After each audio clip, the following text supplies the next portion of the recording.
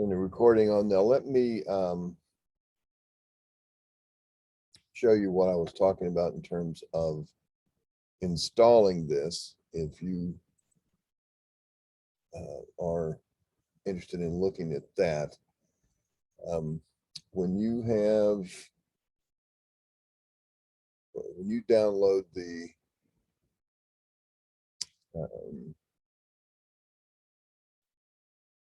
class materials, it's going to be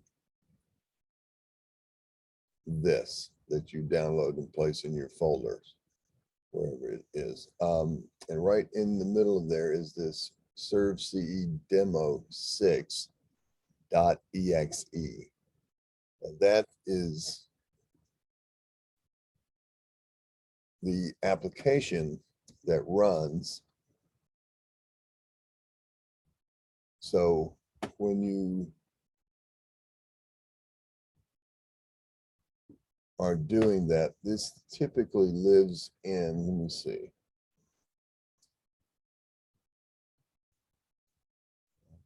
Find the file location. So it lives in drive C, program files 86, then SurvCE demo 6, and then in a folder called SurvStar, and it's called SurvCE.exe. But this one up here that you see that's in the download information, that is the installer, and that will install that, place that where it needs to go. Then there are two folders in here called HTML help and symbols, neither one of which are required, but they will add to this system here, and it adds this. When you are using this helmet menu, and this is again, works just like it does on a data collector. So if you go to, I think it's called SurvCE.com, actually, one of Carlson's little side web servers. If you download that HTML help system and this symbols folder, it will install. If I pull down the helmet menu, choose help, it actually puts, this is the actual help system, and it's really the so if we go to installing the software on the data collector, so this is the actual instruction manual from it's the instruction manual of the software that runs, and it will install it on your data collector. So like I said, it's not totally necessary. You don't have to have it, but if you would like it, and if you ever be finding it useful that you have it with you out in the field, you can always look things up right on your data collector, like choosing survey, store points, offsets, for instance, and it will show you about how to do that. Okay, so that is one folder, and I'll show you where that goes in a second. The other one is this folder called symbols, and you can see within it there are different categories of different symbol types, and if you open up those, you see there's a bunch of things called a tree one.bmp or whatever the name is, but you notice there's a DXF file, which is a CAD file that's been translated to a DXF in that format, and then there's a corresponding bitmap file, and that's the one that shows actually on the data collector screen. And if I sort these by type, you'll see I've got tree 1 through tree 27 as bitmaps, and I've got those same corresponding files, tree 1 through tree 27. And the reason I show you that pairing is that there are ways, if you get into using this software really deeply, that you can create your own symbols for a story with a particular point that you might observe out in the field. Usually these things are quite sufficient, in and of themselves. But there's a way, if you make a little CAD file of that symbol that you want to use, export it as a DXF, and then turn that into a bitmap. And there's instructions on their website on how to actually do that process. But you can create those and install them yourself. But in any case, here's where these two folders go. And those two folders are HTML help and symbols. And the HTML help system goes, let me open up another file explorer here. So the help system goes, once you've installed that SurvCE 6 demo, it will install your software here in drive C, program files 86,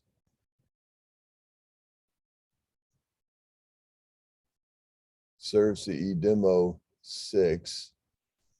Previous versions have a slightly different location for symbols, and I'll show that in a second too. But this new one, it would be SurvCE demo 6, and inside of that folder, you have two folders and an uninstaller if you'd like to take this off the computer at any time. It will do it cleanly.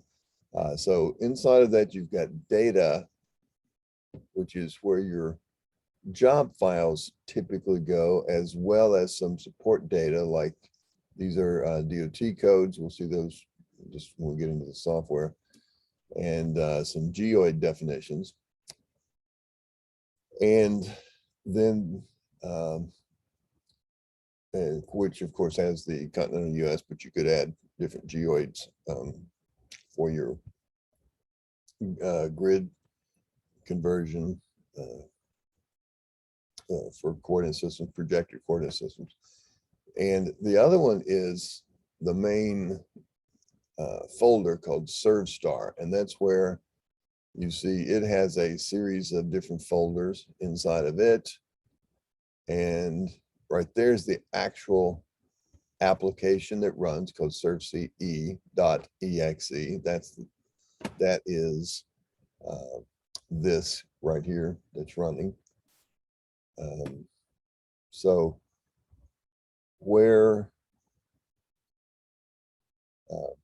these folders live, again, from our downloads, we have HTML help and symbols. So if you take that folder and just copy it into, or move it into this program files 86, SurvCE demo, and then inside of SurvStar, see there is that HTML help folder. Now it has all kinds of things inside of it, including all of these different images that are part of the help system. And then there are all of the different HTML coded pages that make up that help system, or the user's manual. Okay, so that's the first one. Take HTML help and put it in this folder called SurvStar. Now in SurvStar, you're going to also see a folder called user template. And inside of user template then is where this folder symbols gets placed. You take that whole folder, move it into user template, and that's where you have inside of it those different categories of different drawn little mini CAD files and their corresponding bitmaps. Okay, so just bring that into user template. Now, if by some reason you happen to be using, and again, this is the same place that it goes on the data collector.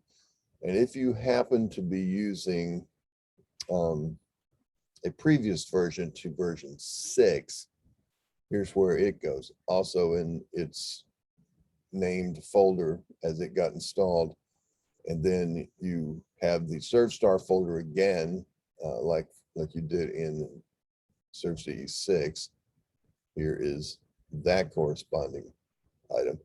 But this one does not have that user template folder in it. but it has the HTML help goes right inside SurvStar, as well as symbols itself goes inside of the SurvStar folder instead of inside of the user template folder that's also inside of SurvStar.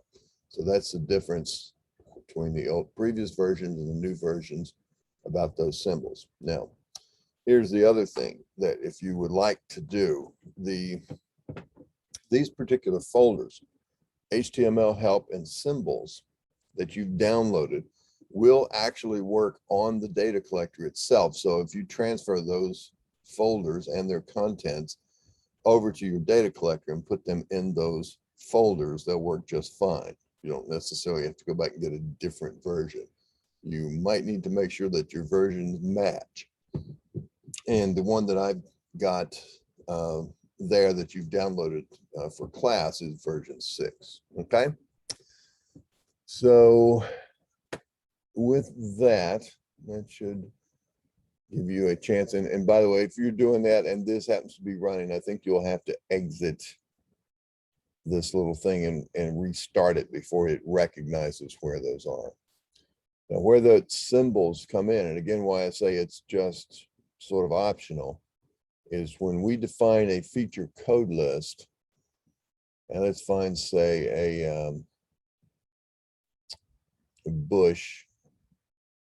See there, right now it says there's no symbol, but I can set the symbol based on different categories, and say choose, a bush or a tree here. Of course, we've got other options. There's points, some more points, and you see they're sort of rough looking because this is expanded up in size, but they show up pretty nicely on the screen, and of course they're small, but they sometimes can help you when you're storing things on the data collector screen so that you can see them. Okay, and make some distinction about them. All right, so again, nothing totally necessary, but that's where they are and what they do. That was for symbols, and then the help system, again, just brings up this. It's not really context sensitive like the desktop software is mostly, but it is that entire code. Okay, so that should be all you need to get that installed and running. And let's talk next real quickly about a couple of things that are available in the files themselves. If I look at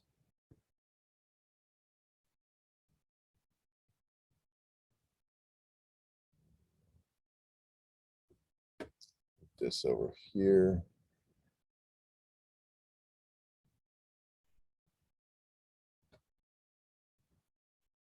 this will be where I have installed the data for it. I've created a folder here called underneath my Drive C Carlson projects. This is on my computer now, called 2021-09-17 SurvCE class. And within that, the only thing I really need is this folder called F2F Quick Start Guide. It's my field to finish Quick Start Guide. And then I've got my SurvCE 6.0 release notes and the SurvCE 6.0 user's manual. So these are actually Carlson publications.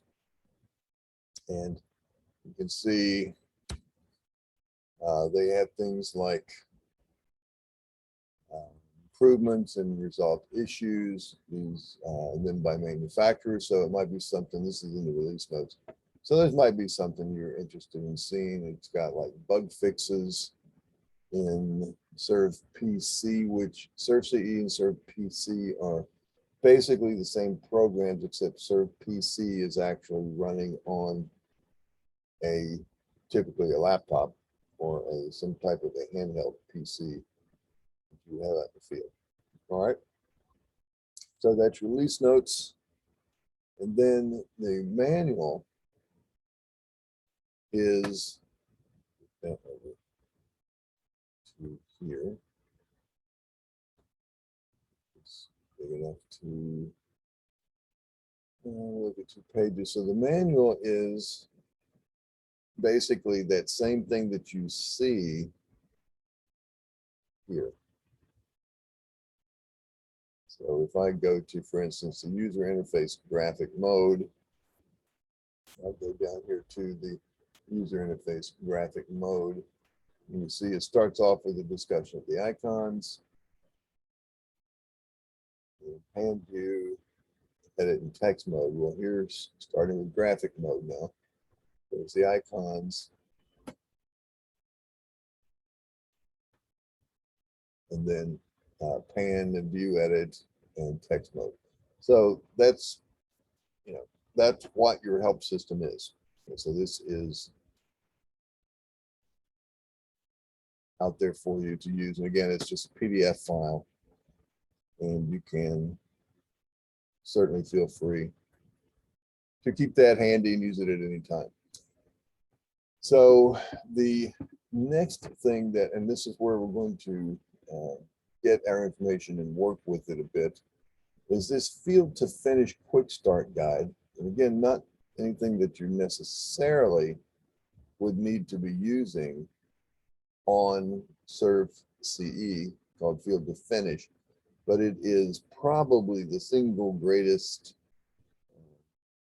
productivity enhancer, I think, that is available in the software. I mean, I've seen folks literally go from even, having used SurvCE for years, and once they embrace this concept of field to finish, I've seen productivities go from where they come back into the office and they'll take a day or two to connect the dots on all of the points that they survey out in the field. Plus, they're still out there in the field drawing sketches in a field book, as they go along. So, and sometimes also getting multiple observations on things where they're getting much more data than they actually need to collect to try to come up with their end result deliverable back in the office.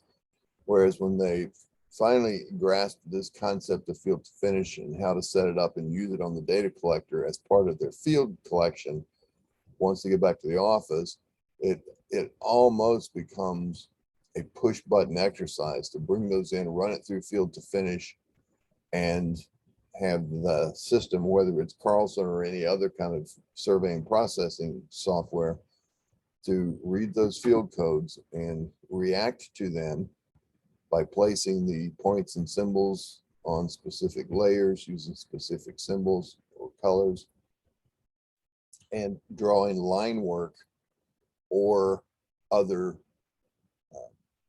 symbols or anything that helps make that toward a finished map, or something that you can use data wise in terms of like 3D line work to use as break lines, that sort of thing. Okay. So this is provided for you as part of this class because it's something that you can get a lot out of. Now, what is in here that you're using? We're not going to use these necessarily in terms of class time as let's start here on page 37 and go step 1, step 2, step 3, but they are arranged that way, and they are two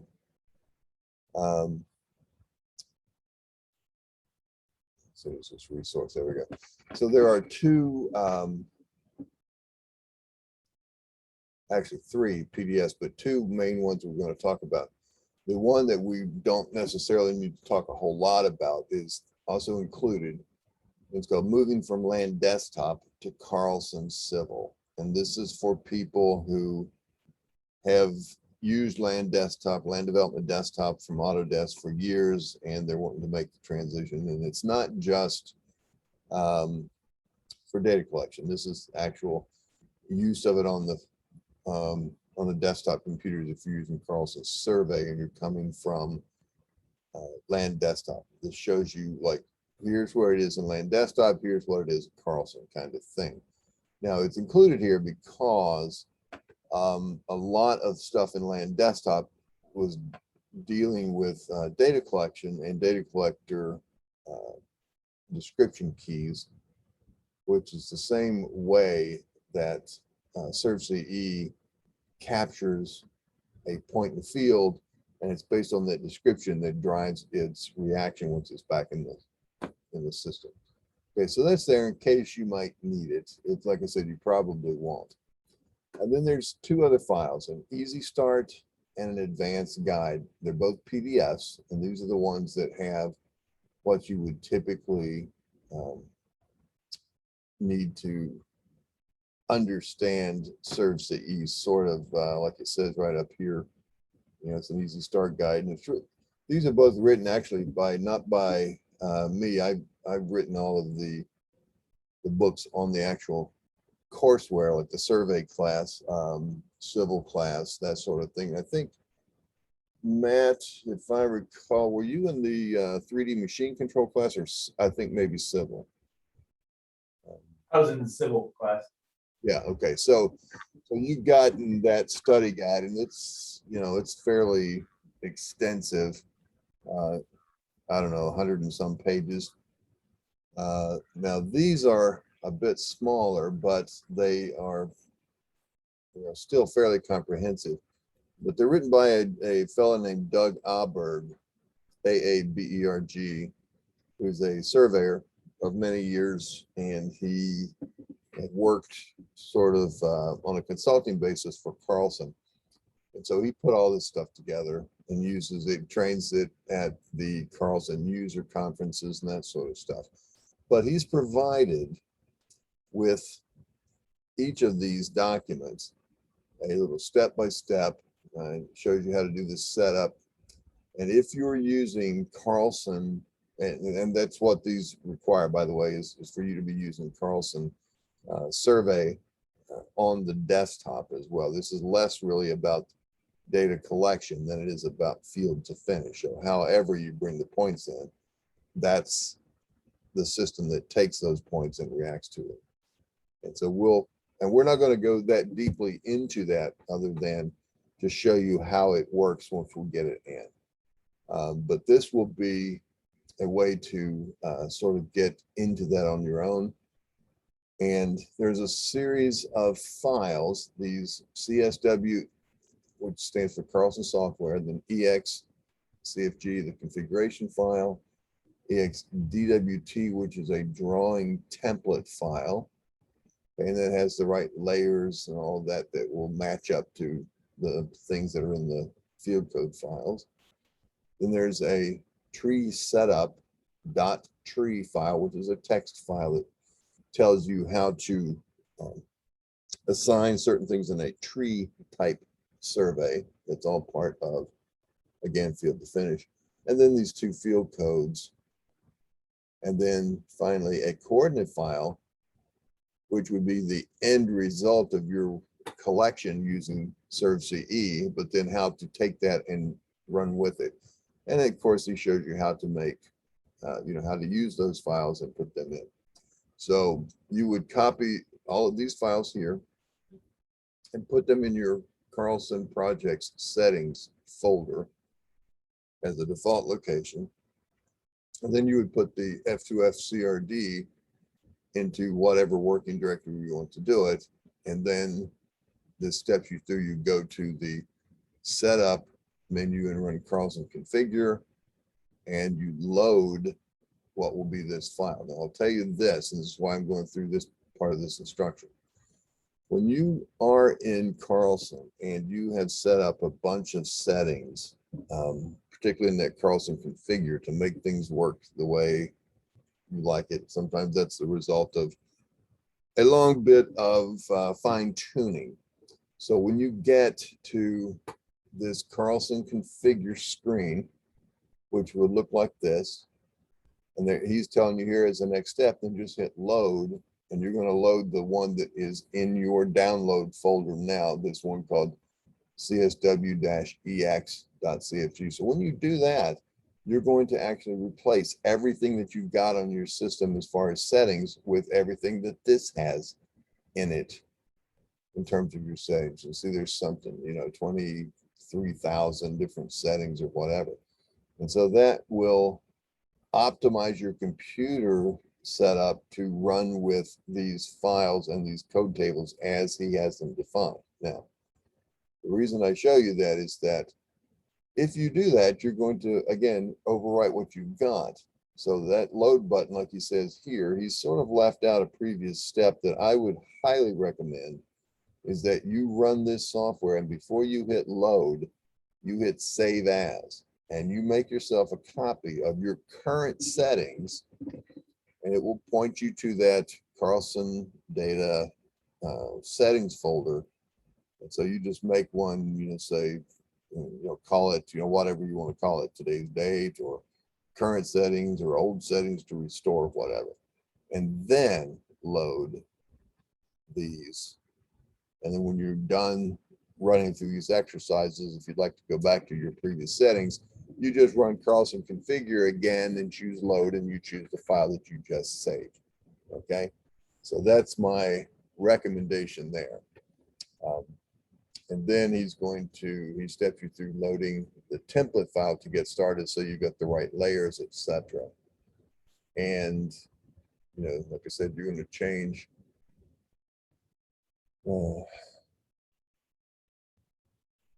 that configuration based on that.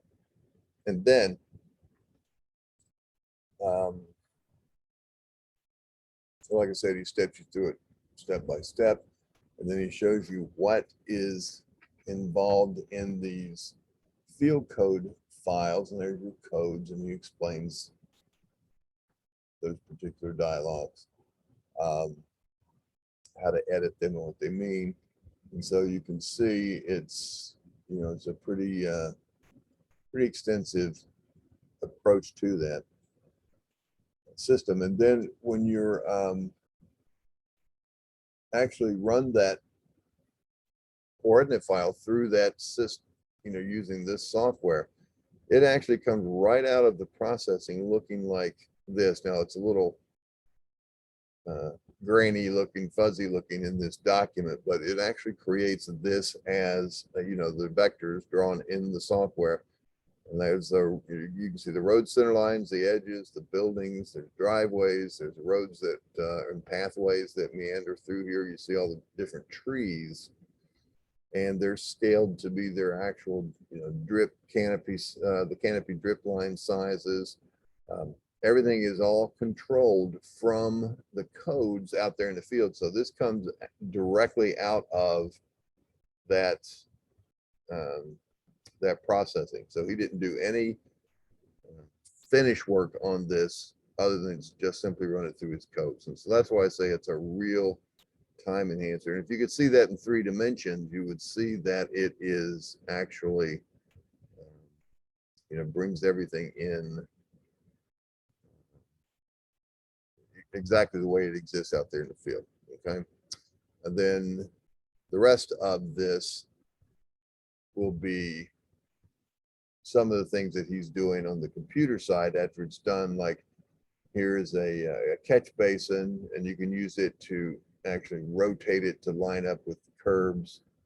And you can do that either after you've placed them in the drawing, or you can do it as you're collecting them in the field if you want to go to that effort. So, and that's how to do the code table modifications, get your reports out, what are these, some monuments, etc. And he explains now back in the appendices, attributes from these points, like point number, elevation, description, as well as a symbol. Contrast that with text instead of an attribute. Because when you are in your code definition, you can have it put into the drawing, either a text label that's just static text, or when it creates a point, it adds those into the point attributes and they can be displayed. So he explains the difference, when to use attributes, when to use text, and what the advantages of. And then finally in Appendix B, he explains the special codes. These are the modifiers that drive all of the behavior from those, like right up here, you'll see this BEG and END, PC and PT. Those are modifier codes that if you're, say, surveying the edge of pavement somewhere along a road, you're going to have a code. Your description might be EP. So you would say EP for edge of pavement, and then you might put BEG if you want to start drawing that edge of pavement. And as you go down the road, you pick up things like, you know, MH for manhole or HYD for hydrant. Then you go back and you shoot the next connecting edge of pavement shot. You would just call it EP because you've already said EP began. So it's starting to draw, and you do a EP, EP, EP. When you hit a curve, where the curve starts, you would put EP space PC. That's your modifier. Starts the curve. Then you do EP, EP, however many points you want along the curve. And you get to the end of the curve and you want to go back to straight line, you would say EP space PT. And then you do more EPs, EPs. We get to the end of what you're surveying, you would say EP space end. And then maybe you go over and you get another part of the parking lot, you get another round of EPs, you would do another EP space BEG to begin, to start another one. There's also a way to, beyond just using begin and end, you can start one EP, and then if you say that's working on the west edge of the parking lot, but then you haven't finished that particular drawn line feature, but then you're over on the east edge and you want to pick up some EPs over there to keep from drawing across the parking lot to connect the previous EP point, you make these EPs have a different suffix. So you would call these like EP2, EP2, EP2 begin, EP2 PC, EP2, EP2, EP2 PT, EP2, etc., and then EP3, EP4. So you can have those going on, as many as you need at the same time, just by putting numeric suffixes on them. Right. So that's what this little document here says. It's sort of your quick start guide. Most of the explanatory stuff is in the appendices, that Appendix A, which talks about the difference between text and point attributes, and then Appendix B, which are the special codes and line work. The rest is how to set that other stuff up on the system with configuration files. Okay. And then there's some contact information here that you can get in touch with Doug if you'd like. I'm not sure how current that is, whether he even still has a Carlson email address. He probably does. His phone number may or may not have changed. I think that was from when he lived in, and I want to say Arkansas. I'm not sure that it's somewhere down toward the Gulf Coast. But anyway, so that's that file. Again, like I said, we're not going to go through these, but I do want to show you what they are and encourage you to take a look at them. The other one then is the advanced guide, and that is same deal. This one is in a similar fashion to the previous one, but it talks about, it goes straight into talking about these field code definitions, etc. up front, then how to use the actual editors. So it really dives pretty deep into all of this. And then you can see, and you're talking about using symbols and rotated symbols. That's going to get to where he's in here, for instance, like using hatching to fill in drawn symbols, but multiple point coding. So here's an example of this EP BEG. So I'm going to begin my edge of pavement. I'm going to start a curve, EPPC. Those are those modifier codes. But here I've got a point that is it's EP. So I want the processing to read the previous piece or the previous EP spot, connect it with line work as it needs to, like you see here. But I'm also wanting to use that point because it's the edge of this gravel. So EOG, and it comes in. So this point will be not only an EP, but also an EOG. And here I've used, or he's used, EOG 1. And he comes over here and it's also still an EP. So he says EP space EOG 2. So these follow-on codes are simply nothing more than the same code for a different point. The point of all of this is that you don't have to go through here and survey this edge of pavement all by itself first, and then come in here and get this edge of gravel and try to, make that point stick right on that edge. So if you're surveying these points twice, or you're adding, an EOG point here without it being coded an EP point, then you're going to pretty much guarantee that those points are either going to not meet like they should, or they're going to overshoot and go too far beyond. Either they fall short or go too far. And I'm talking very small distances, but it keeps you from having to try to shoot points twice if you want them to have the code. That's what we call this multiple or multi-coding, multiple coding. Okay. So these are really some good field techniques.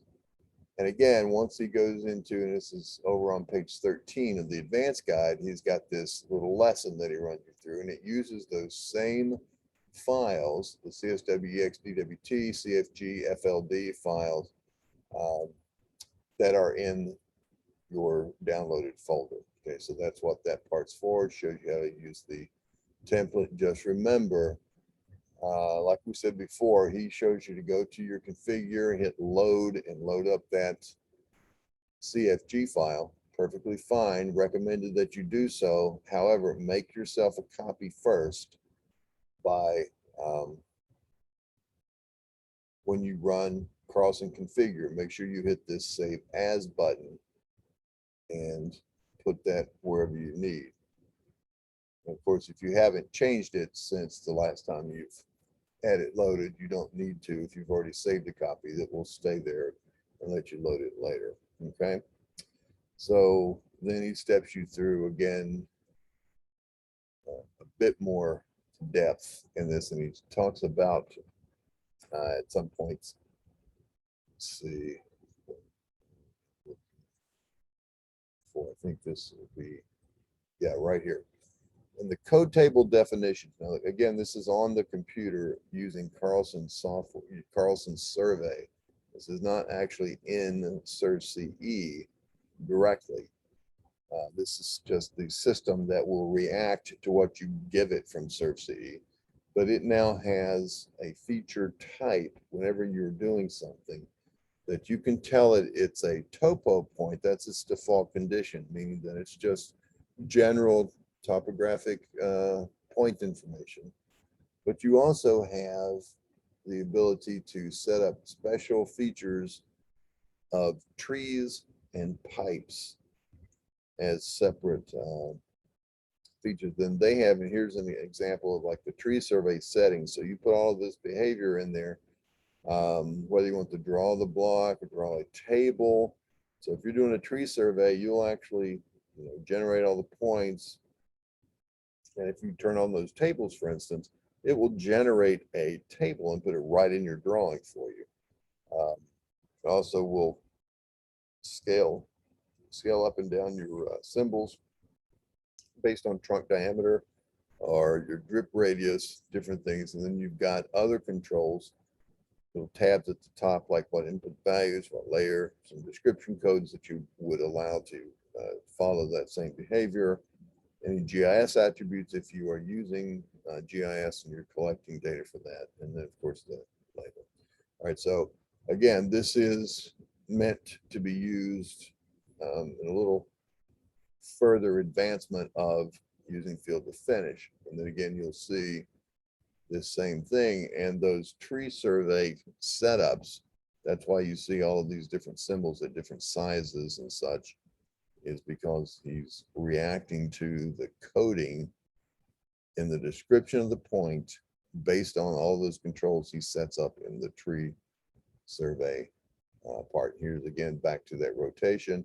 And instead of just showing you how to rotate it on the computer like the last document does, this shows you some more advanced things on not just rotation, but different labeling details that you could put in there. For instance, it shows you its catch basin, rim elevation, invert elevation.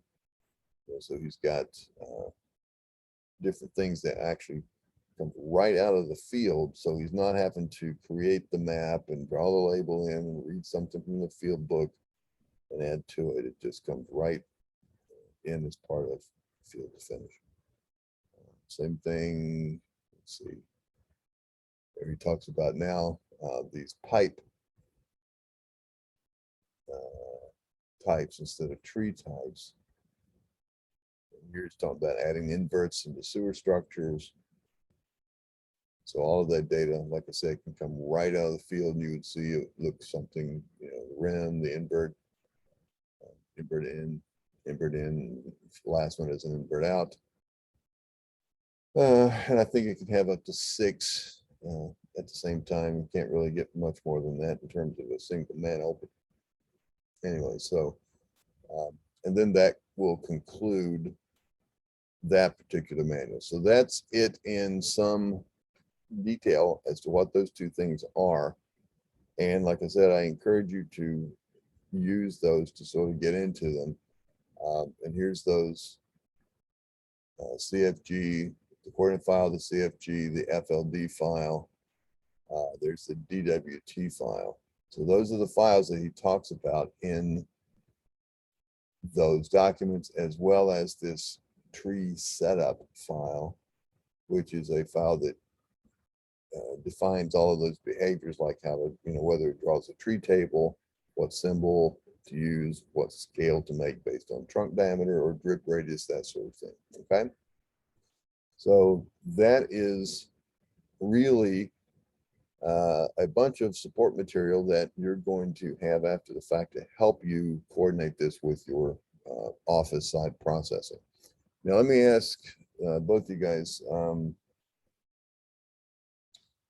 Matt, I don't recall, I'm pretty sure you're using the Carlson desktop software. Otherwise you wouldn't have taken the civil package. So I'm pretty sure. Yeah, I don't have the survey module, but I do have civil and surface mining and hydrology.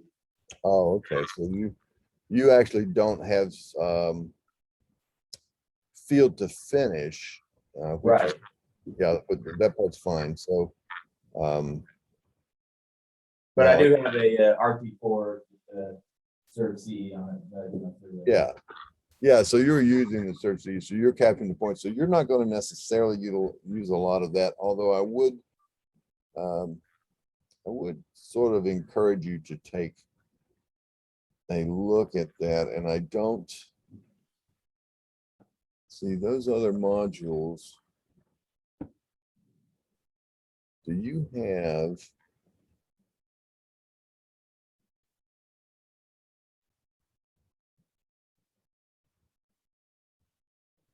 So you've got the mining stuff. You don't have, or do you have construction, which is? I don't have construction, just surface mining and geology and hydrology.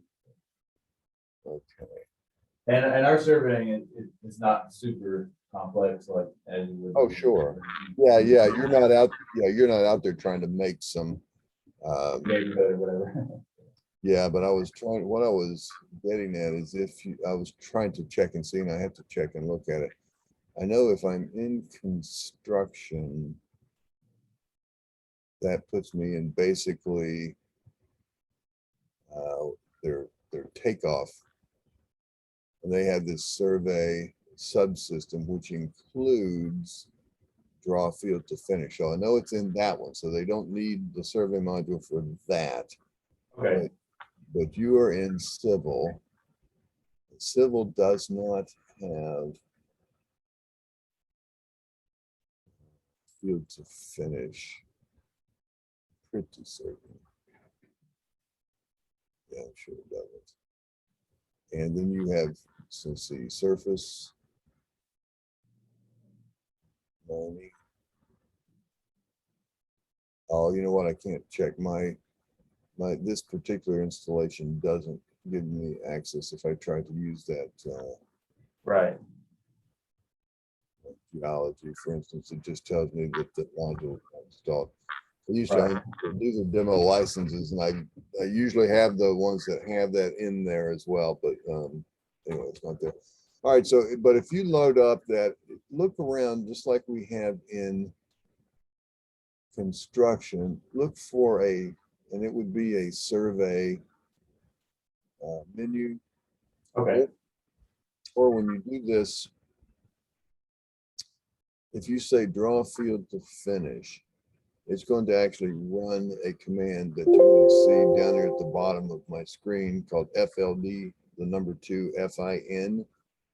If you jot that down, say on your notes, and then when you're running either of those modules, if you type that in and hit enter, even though you don't see it on a pull down menu, if it runs, then that means you've got access to that system. okay, oh, yeah, thank you. All right, so try that and see. It might. Then again, it might not. All right, now how about you, David? Do you, and you can just answer me in your chat or whatever, since you know the microphone. Are you using the Carlson Survey desktop software as part of your operation as well, or just using SurvCE and putting it into something like Civil 3D or whatever, which is fine. But the reason I ask is I don't want to put too heavy an emphasis on field to finish as what we're doing, but I want you to sort of keep that in the back of your mind as to, you know, how we're doing those point codes and how we're collecting things. And the rest of the time we're going to spend using the data collector to show us what we're working with.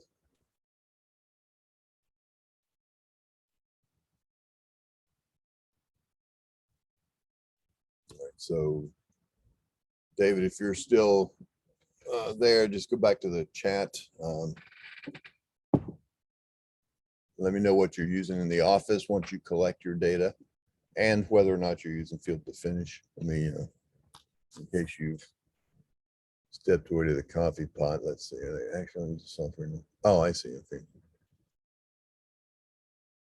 Okay, so you're going to be the one that gathers it all up in the data collector and hands it off to the guys in the office, and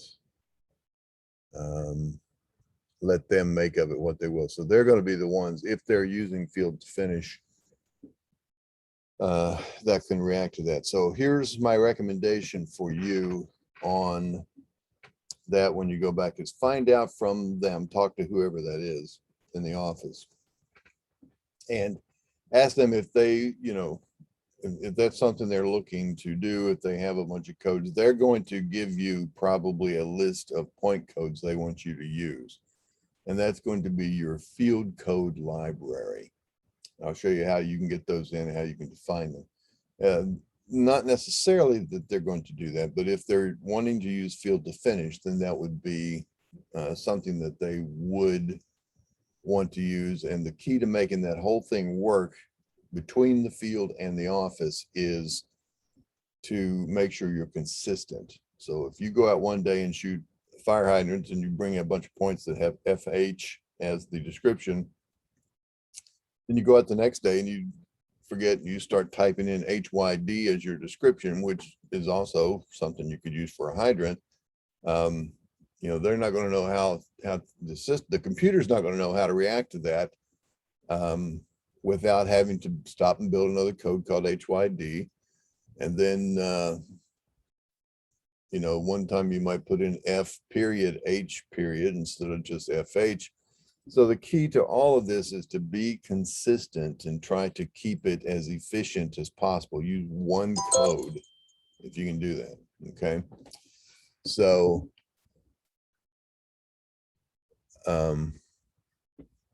anyway, that will be what we'll focus on here. So we won't get too deeply into that other system, but have it there and take a read through that stuff.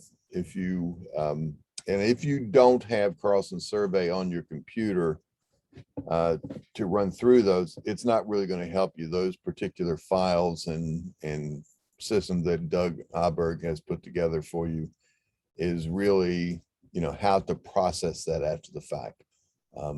But if you do, and Matt, if you find out that you've got FLD number 2 FIN available, that'll give you a sense of what it can do if you're interested. But again, like you and I've talked, and particularly in what you're actually surveying, what you're bringing in is just, you're making volumes of extractable chunks of the earth, you know, so as part of a quarry operation. Right. You don't need to make a distinction between the face of curb and the back of sidewalk and connect those lines. You can do all yours with some just basic points. So anyway, Right. Yeah. so all of that is there for you later. If you, you know, wake up one morning and your company has decided to quit being in the quarry business and they're going to say, hey, you know, we decided we're going to buy a couple of drones and we're going to go out there and become surveyors. Doubt it'll happen, but you know, you never know. So anyway, we'll do that, and I'll use the system here just to maybe illustrate how these things can come into the office after the fact. It won't be anything that you need to worry about having on your system. So again, we'll and I'll just sort of keep that minimized down, and we'll do everything that we're going to be talking about with this right here. Okay. So let's talk about how this works, what it does.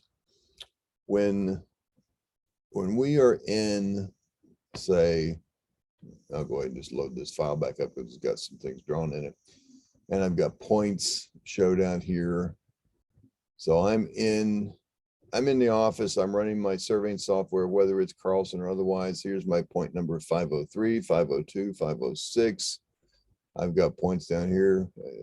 There's a point, there's a POB. Up here are points coded core for corner. So point number 2, number 3, etc. Okay. So those are points, and they are associated with a CRD file, a coordinate file. Okay. Now, that's Carlson's format for a coordinate file, and it's got a point number. You can see these columns: a point number, a northing, an easting, an elevation, and a description. There can also be notes and GIS data, et cetera, et cetera. But so that's what is basically being used to generate drawn graphics in our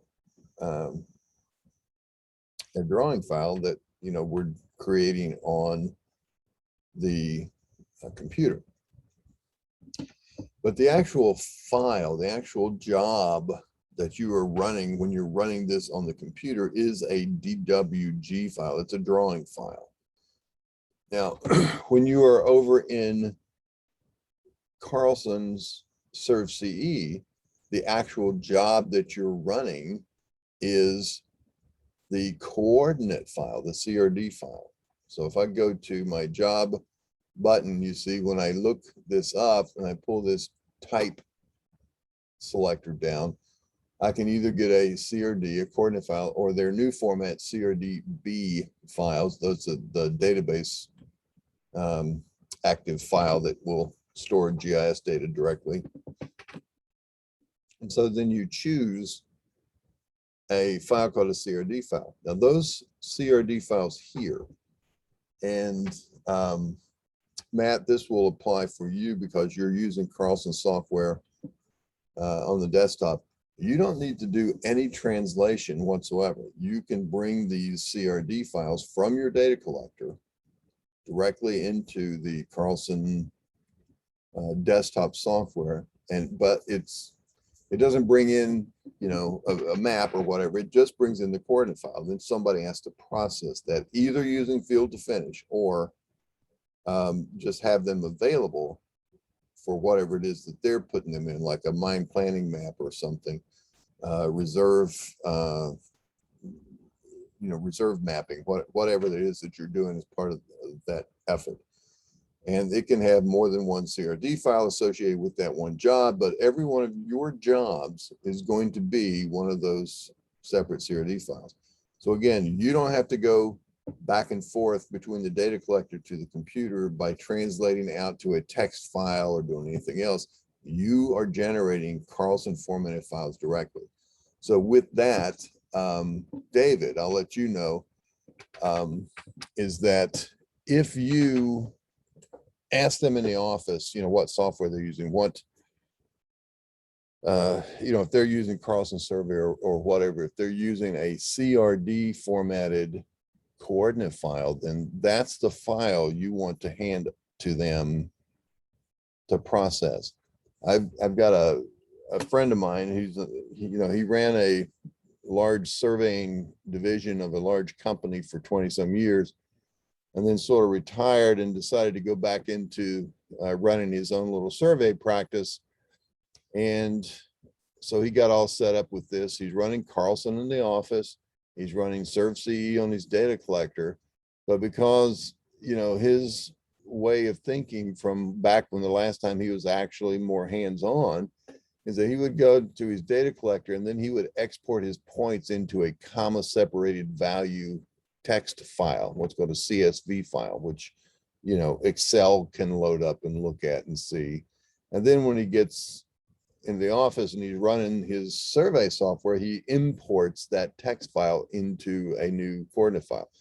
And that works, that's all fine, but it's unnecessary because he's actually creating and working with and using that coordinate file directly.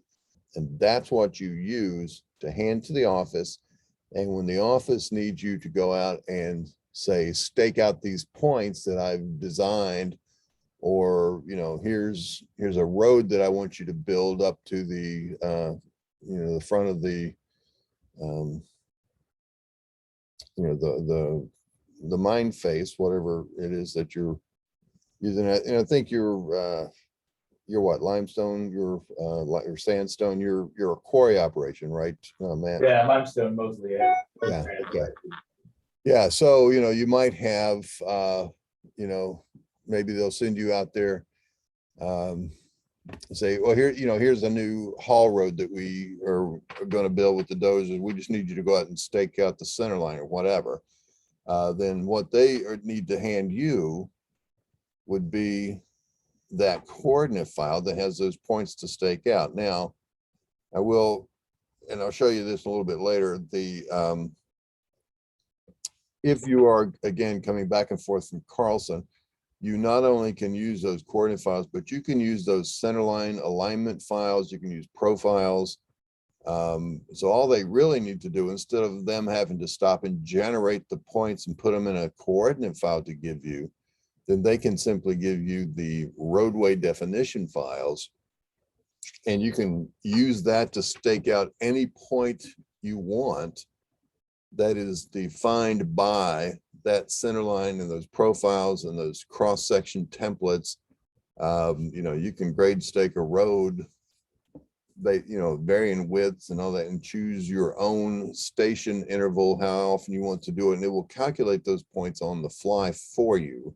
So it has a lot of additional capability, but the basic level and the basic functionality is just like you see here on the screen, built around that CRD file. That is the job. Okay, even though I can read those other files, this is, when I call this job, you know, new job or you know, Smith backyard garage construction .crd, whatever that's called, that's my job that I'm working on. Okay, so that's the basic sort of fundamental difference. Inside of here, the job is a DWG, it's a drawing file, and it's using a coordinate file to support it. And then inside of here, the job itself is a coordinate file. And we are going to potentially use a CRD, or I'm sorry, a DWG file to support that. And we'll see where that comes into play. Okay. So now, a couple of little things about the interface. First of all, if you guys are using this now, are you pretty familiar? I don't want to spend a lot of unnecessary time showing you, you know, what happens when you push this button and what this picture means and that kind of stuff. Are you both pretty familiar with using it, or is that why you're taking the class? So anything, of course, is fine there. I use it. I wanted to, you know, I use it for certain things, but I was interested in learning additional functionality that I, you know. Okay. All right. And David, how about you? Are you comfortable with the interface, like what the buttons do and all of that? Again, I don't want to waste a lot of time, but if that's what you're here to learn, then we'll look at that as well.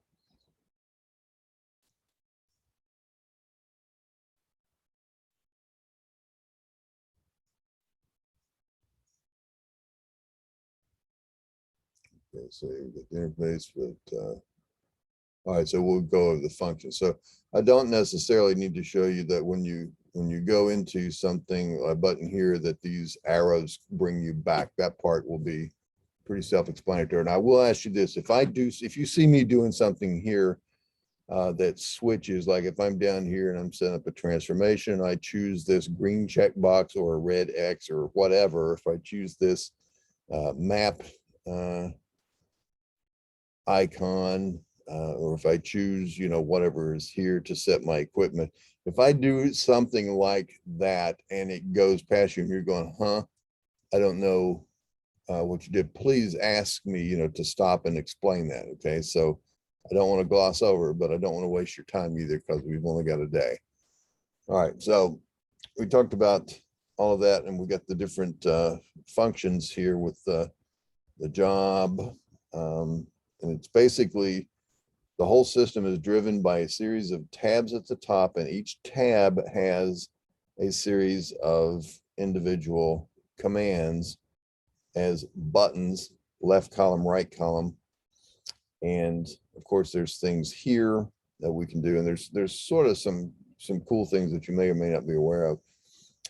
For instance, you know, when you're doing a calculator to come up with answers to something, maybe even you're solving a curve, geometry, and you'll wind up with an answer, you can bring those values, those answers, for instance, or and have them fill out fields. Like if you're creating a point, you know, so northing or an easting or elevation or something, you can populate that. Let's say if I need to find out what some answer is, if I am in something that can use numeric input and I have that calculator available to me, I can use that and bring it back, basically copy and paste in and out of those fields. Okay. So like I said, if you see me doing something up here, talking about there, I will point out that right up in here, this stripe, a lot of times it will report information to you. It's basically just status information. So this tells me I have 0 points.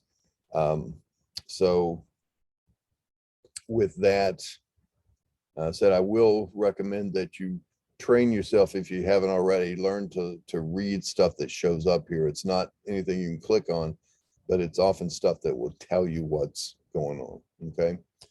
So let's run real quick through The tabs, just make sure you've got things set up correctly and what they're going to do. Again, the job button does exactly that. It just loads up a job. Either it can be empty, it could be new job, in which case you would just type a new name, or you would find one that you're working on. And again, I'm at this point in this Drive C Carlson projects data backup. So these buttons here, of course, work like the Windows system bumps me up and back and forth. So I can actually go into, here's my class 2021-09-17. I open that up and then look in F2F quick start guide and say F2F coordinate. It'll open that up and put me into this job settings where I can tell it what system I'm using, US survey feet, decimals or feet and inches. Feet and inches, by the way, is handy if you're doing like construction stakeout and you've got a bunch of carpenters there that are looking for stuff in feet and inches, or they've handed you things, little things they want you to stake out that they've got dimensioned off in feet and inches, so you can use those. All right, so you can see the different settings you can do there, where 0 azimuth is from, whatever. You use a Pennsylvania South zone, NAT 83 state plane projection, and then I'll say go for that. And now it's going to ask me some attributes. Now you may not have these popping up for yours. I'll show you where you can put those in. If I have this as job number 1, 2, 3, 4. Sorry, my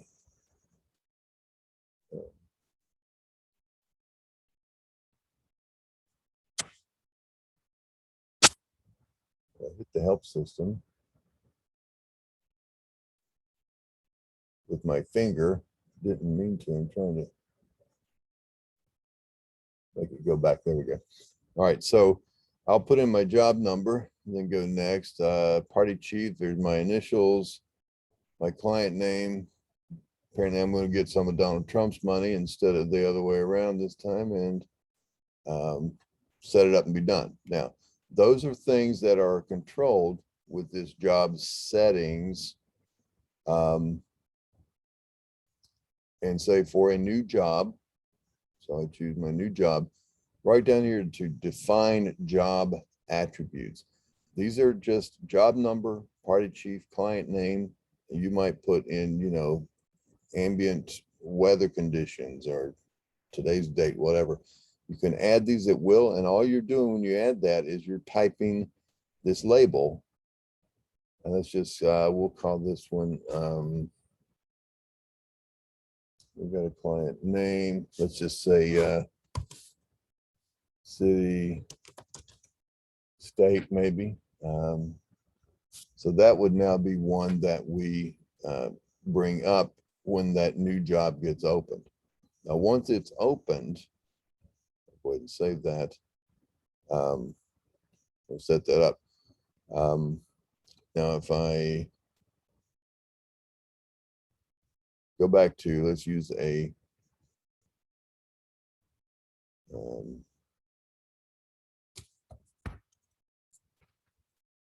let's say a new one. It helps me define all of this. I'll go next, and there's that job number, party chief, client name, city, state this time.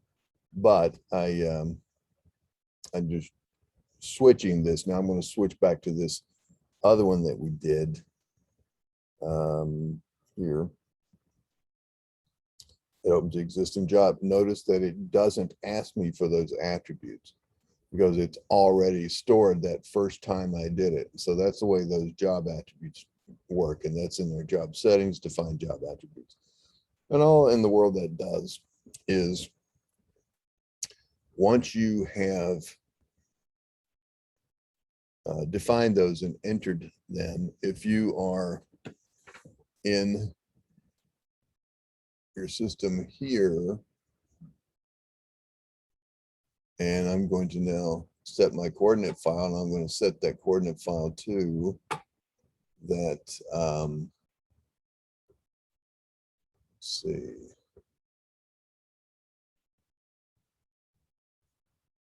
And in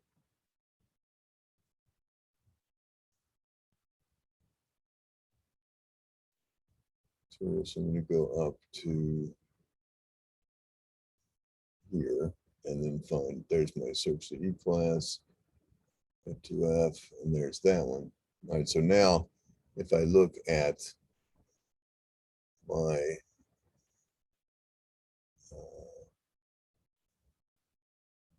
there, I think it's when, if I see, if I look at my job header, and this is in my list of points, for instance, I say, okay, no, let's see, it's in there. Well, anyway, without taking a bunch of time to track that down, all that is doing, those job attributes, is tagging that onto our job settings.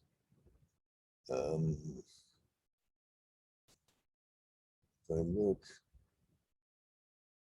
oh, there we go. It stores it in the raw file. Okay. So there's an F2F raw file, and what the raw files are, again, another thing that some people will want to process, and it's under survey.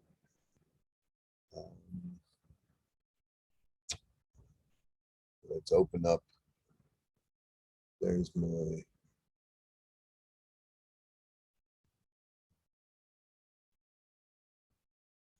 SurvCE quick start guide F2F, which is not going to have anything in it. It would normally, though, it would have my observations recorded. Like if I set up on a point, a backside point, I record my HI, my HR, I turn an angle, shoot a distance, compute a point.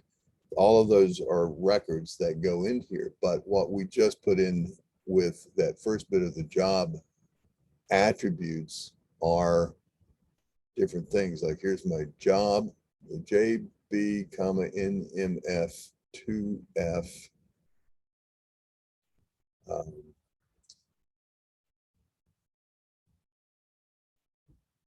See, that's all. Yeah, that's all in that one field. So time is 10/14/32. The date is 09/17/21. The job name F2F. That was my actual job name, F2F.COD. Then you see I've got a couple things that it supplies, telling me what version of SurvCE this came from, what format of coordinate file I'm using. Here's my projection zone, PA South, NAT 83. Here's my job number, my party chief, and client name. So that's JA, job attribute. Okay, so once I've done that and defined it, it's as I create the job, that gets stored into this raw file. To do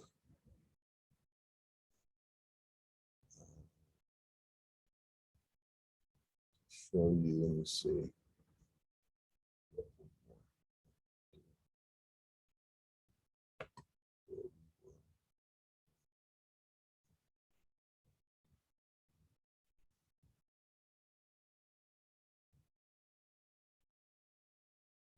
There we go. So here's what's normally in those raw files. It's not just coordinates, it's the actual observations that we've made with the instruments. So if I look at this lot, it's going to jump me up here and tell me that that is a traverse observation. I am sitting on my occupied point 5001. I'm foresighting 5006, and I turn an angle right of 163 degrees, 26 minutes, 4 seconds, gone this slope distance at this zenith angle, and I set my description.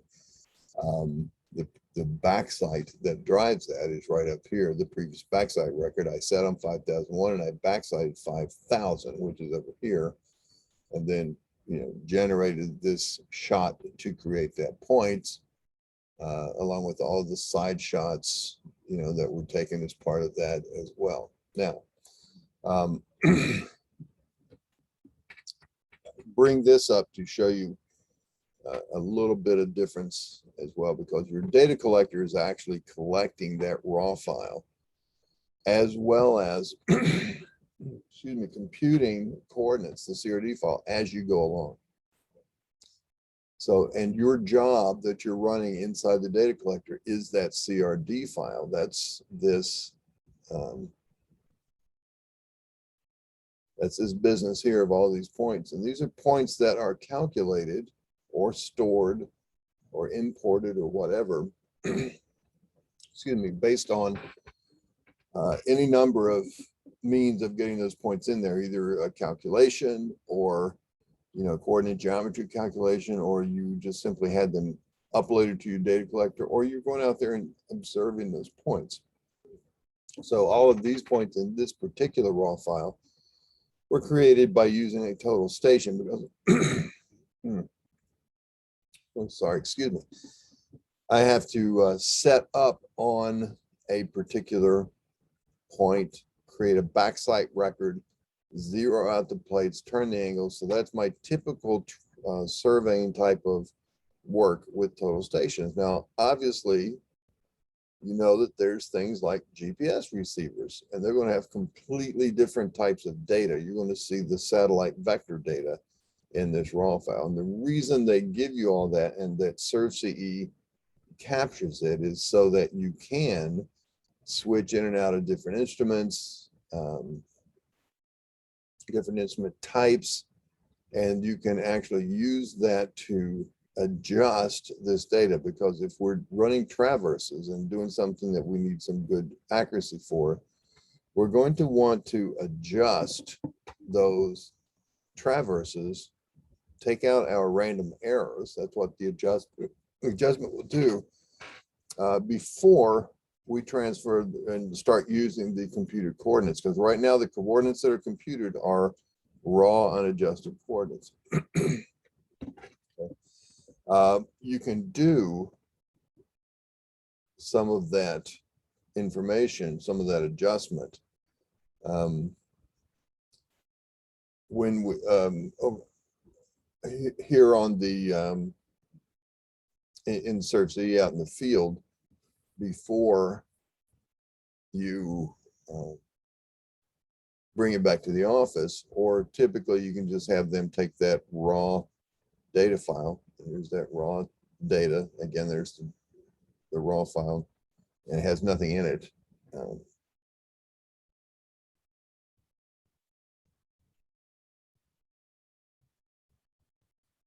But at that point, you could edit the raw file. Again, there's the same one that we saw a minute ago. And you can add, well, that particular one's read only, but you could export that if, for whatever reason, if you need it. But that's the raw file that's going to come into here that you can use to edit that file. Now, if we had one that had observations in it, you see these sort of ghosted out buttons. Well, there's all of those processing things like the angle balance, transit rule, compass rule, Crandall rule, direct reverse report. That'll list out all of your direct and reverse scope observations through a total station. Okay, you can compute a triangulation.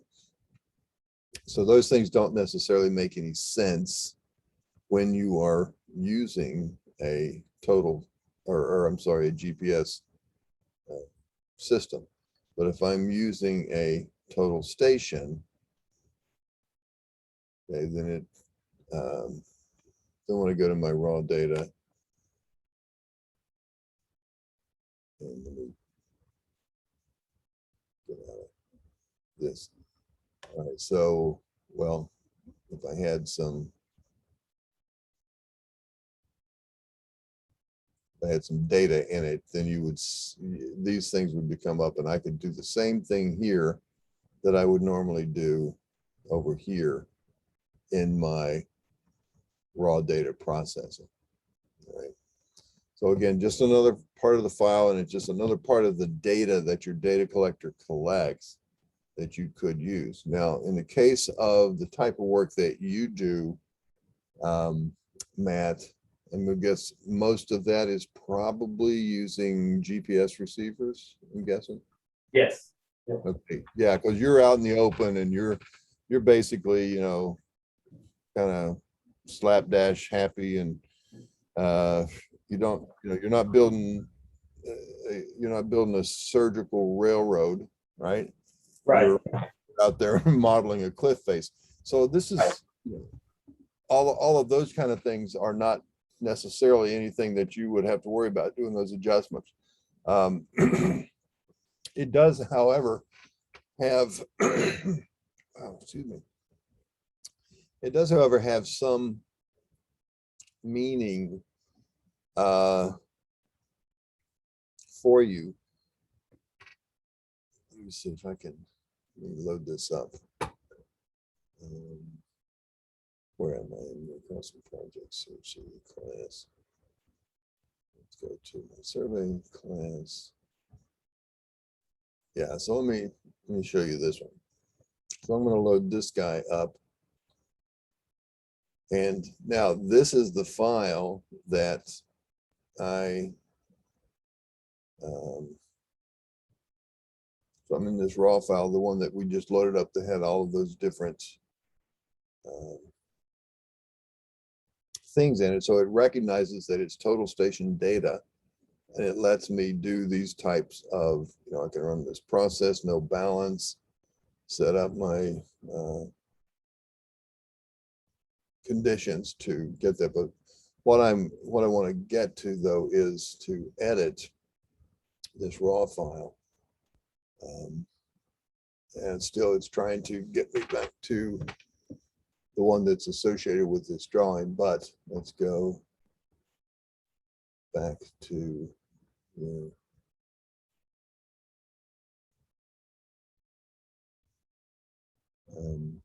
yeah, this is edit. So now here is the actual raw data, and I can edit everything that I need to do there, and I can see that here, my very first one is store point 5000 and store point 5001, where I type in coordinate values, enter description and elevations of those particular points, or they had been provided for me. And I've got things like the temperature and the pressure and all of that. Instrument height, rod height. So if I'm out there recording something with particularly a total station, or not really sure, not a whole lot of editing that you're going to use with your GPS, because you're capturing data, you're not bringing this stuff in. But sometimes you'll have to do things with a total station, like you'll set up your backside, you'll tell it you're on point 5001, you're looking at 5000 as a backside point, and then you'll set that angle, the zero out the plates. Well, sometimes you'll forget to change that to 0, or you'll put in a different point number, or in here's the case for a instrument height, 5.47 for your height of instrument. I don't have a rod height. So if I notice that, you know, I've got some things that are missing a little bit elevation wise, then I could come in here to this raw file and say, you know what, I've got a pretty standard, you know, 5.25 foot rod height, and I've neglected to put that into the data. Just go to this file, add that in. Well, here's one that's 4.95 feet. So whatever that happens to be, you add that in, or put in the right reading if you can find that, and then you just reprocess it. And so all those coordinates get recalculated based on this new information. You're not going to have a lot of differences in like recorded angles. It's not like you're typing in numbers and you can mistype. You're recording those from the electronics, so those are going to be okay. But it's the things that you have to add to it that if you put something in wrong. I think in your rover, when you're setting that up, it probably asks you for your antenna height, at least, or your rod height. So if you happen to put that in incorrectly, you might get some incorrect elevations. Then you could go back to this raw file, put that information in, and then have it recompute as you go along. Okay. So that's, again, sort of behind the scenes, most people never even see that file or know that it's there, but that's being collected, and then it is computing all of these point positions based on the data in that raw file. And again, those are in Carlson format. I know a lot of people that don't use Carlson software in the office side, and they don't know that they can still excuse me, get that file over to somebody on the desktop that can, you know, maybe do some further processing with it. The only thing they've ever been able to do is to export this out as a text file, and the guys in the office take the text file from the points and they just assume that everything's correct. But if you're ever, again, because I haven't got a different job from this one, but so this job is there. I've got edit, but I've also got export, because if I want to do, that's what I can do.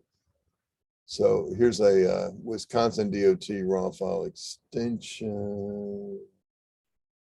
That if I, here's some different, again, lets me load.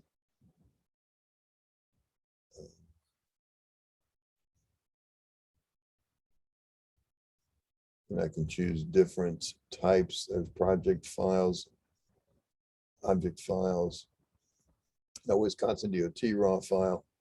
So let me get to the, I'm going to export this.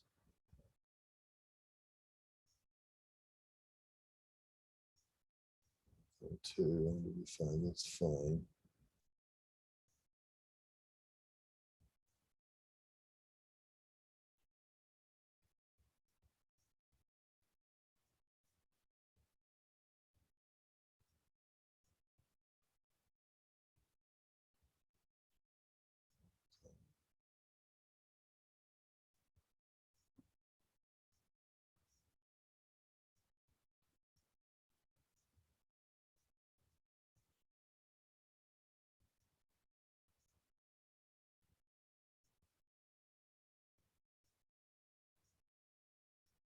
Okay, so if I let's go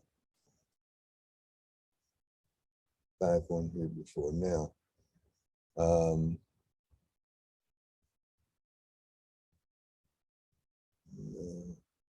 Quick second, let me back this up. All right, so edit or export. So I can make my edits here, but if I want to export that, if I choose here, set my extension is fine. I choose this to export to a different, and I can choose a different file format. So we're going to just call this one exported. And I can put it either in an SDMS project file, which I believe, I want to say TopCon uses those, not sure, or even a Wisconsin DOT that you, these are all typical things you can export these to. So if you do that, then process the slash in description would say no. And that means that I've got description keys in my points that have slashes, which I normally would use that as a trigger to field to finish. But in any case, I've now kicked that out to a different raw file format. And then of those different things I can do here to create those files to then hand to somebody else. Likewise, I can do here when I am edit processing those raw files, I can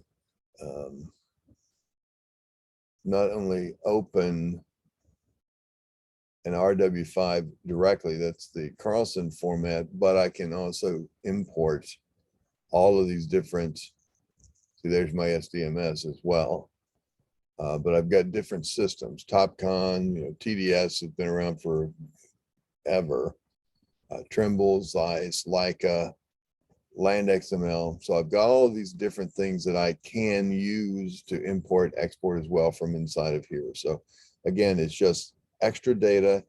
You can think of it, you think of the raw file, just exactly what it says, as a raw data file, as the the originator of everything that the system computes.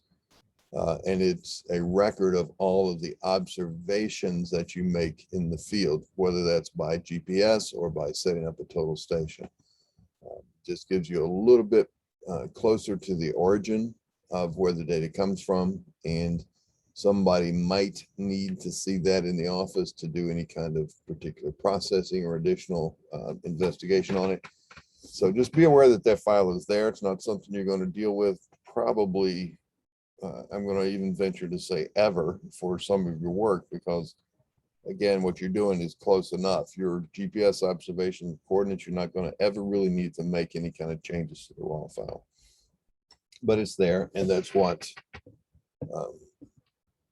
gets recorded as we go along with our observations. All right.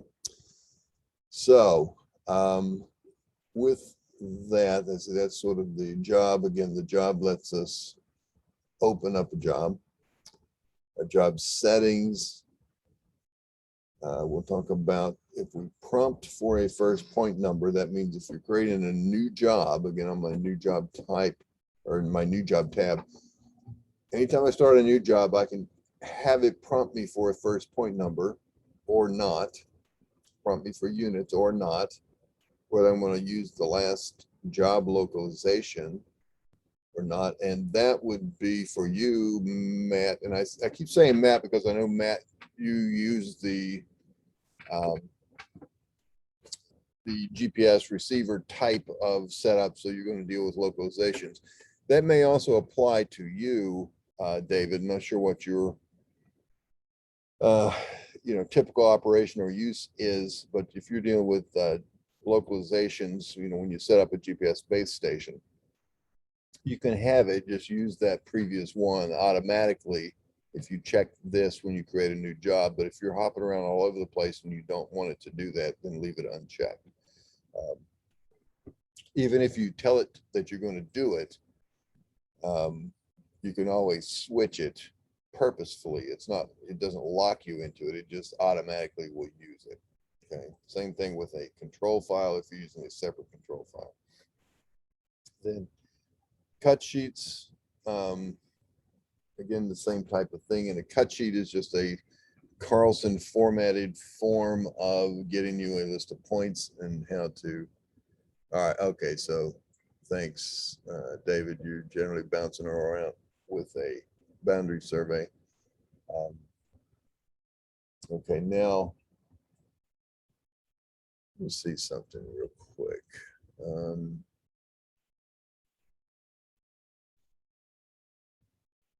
Yeah. Okay. So you're working there.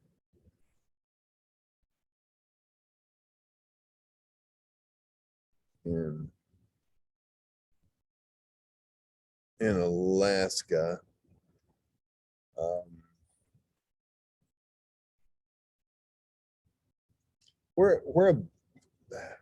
I'm sorry you don't have speakers and stuff to be able to talk very quickly, but whereabouts are you in Alaska? Are you like, how close to the Arctic Circle? Are you inside or outside? Or both, maybe? Okay, in Anchorage.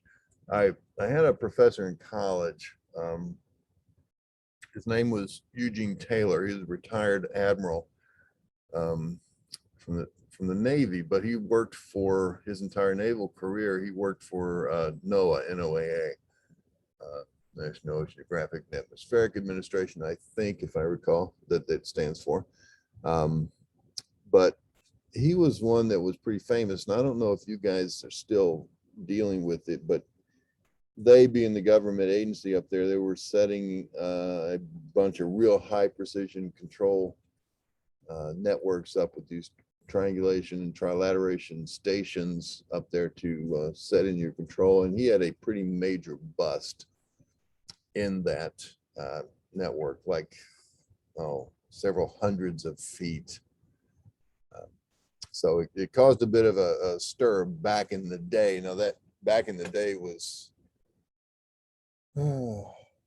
late 60s into the 70s, I think.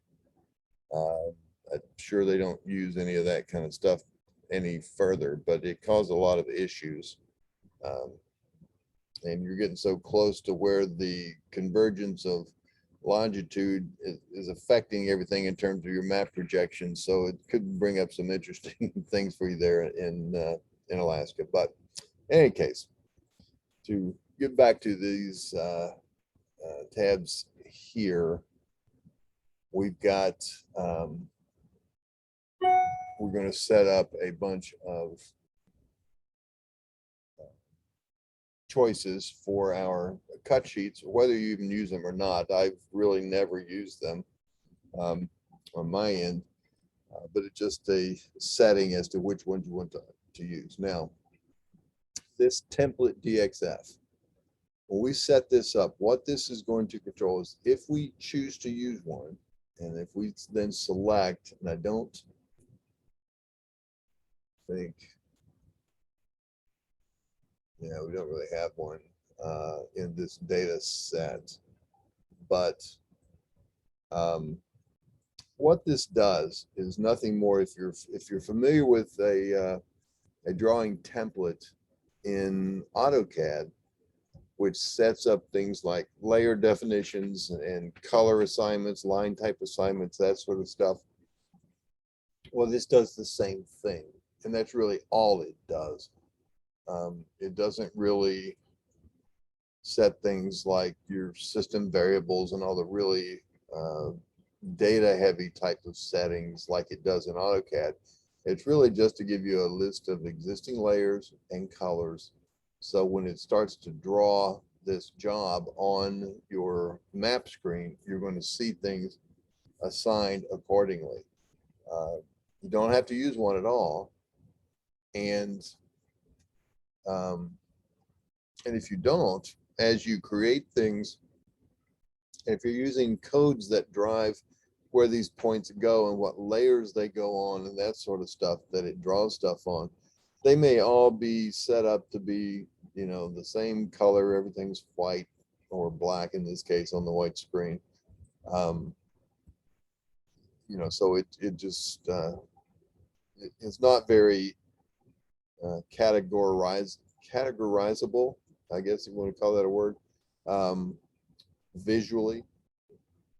So if you get to where you're working and you say, well, I always want my my road edges or my right of ways, I always want them to be red. I want my property lines to always be green.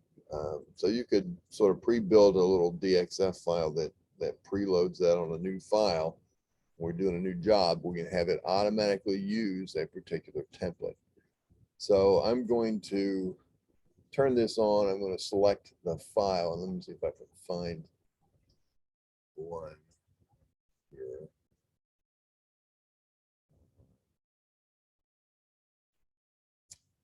I think I need to look under users.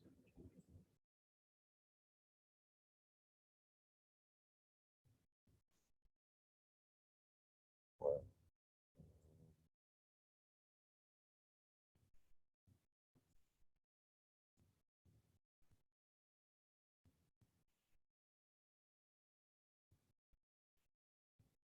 maybe not users. Let's go to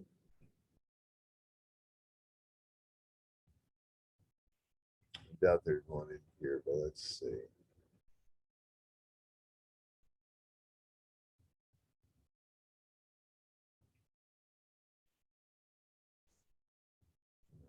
In there.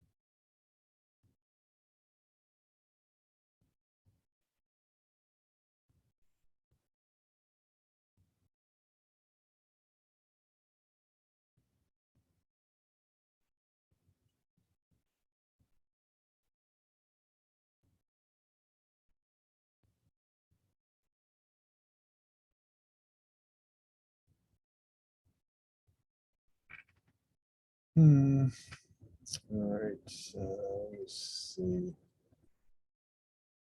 Should be in a place called program data. It's not letting me see it. It's in a hidden folder. Well, I'm gonna worry about it for right now. It's not worth doing, but all it really does is when you load up, when you go into the mapping screen, it will set up a bunch of layers with colors and things defined. Let's see, one more. Let's see if I go into here.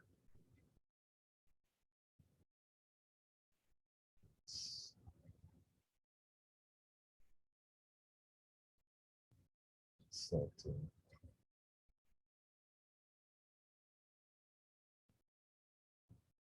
Sources.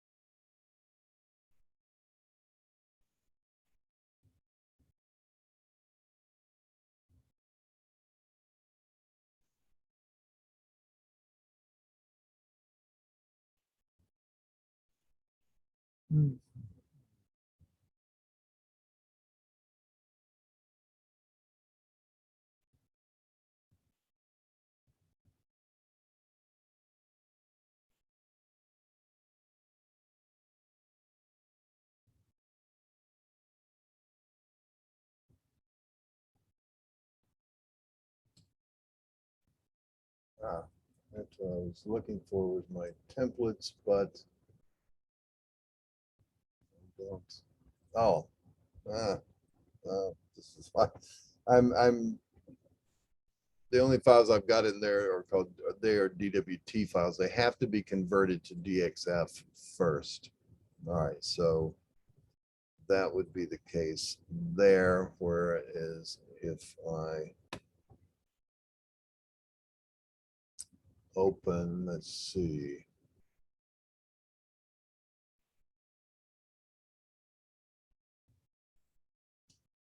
Change this to as drawing templates going to open. That's fine. Let's open.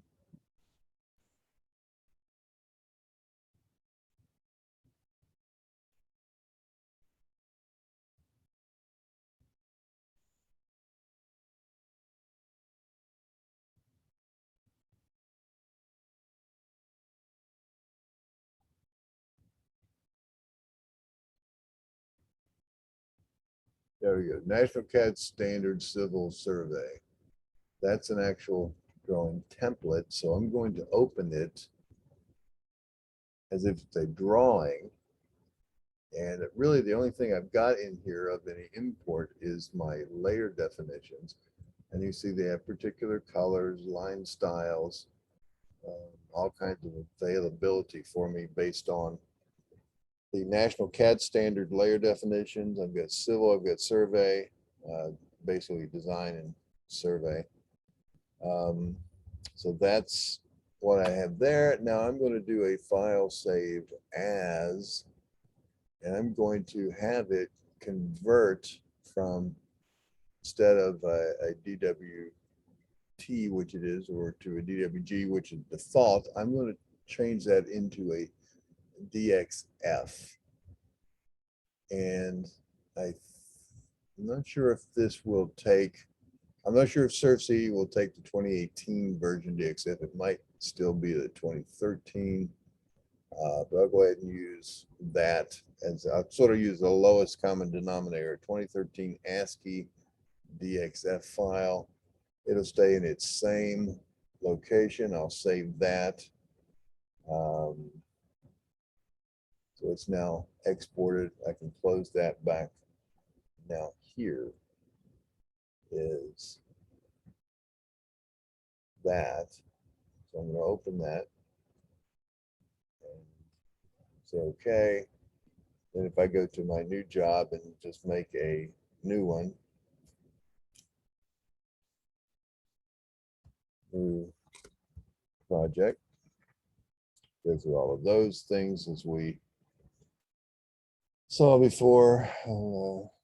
Cycle through those, get those empty, set up my job one. There it is. If I go over to my mapping system and look at my layers, now you see I've got all of these different colors and layer definitions. That's basically all I can do with it here in this system. So if I'm going to use blue, no, turn it back on, all right, and then make it my current layer called C-drive. And then if I were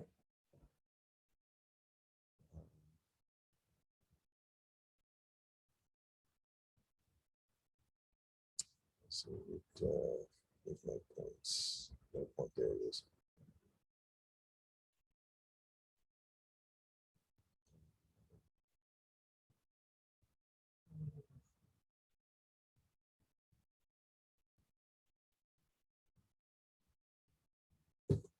So one.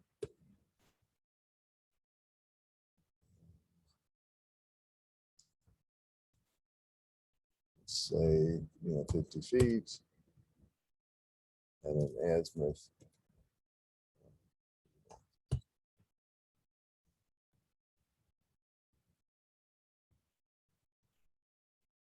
So that's there.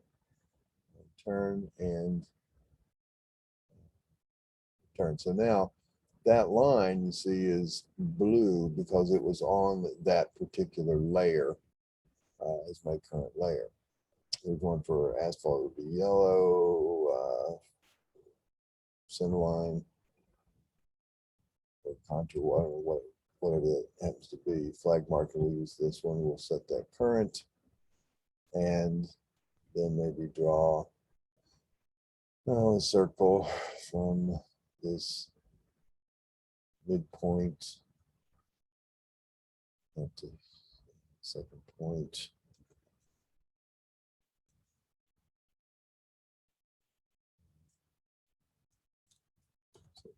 So radius. So we get this to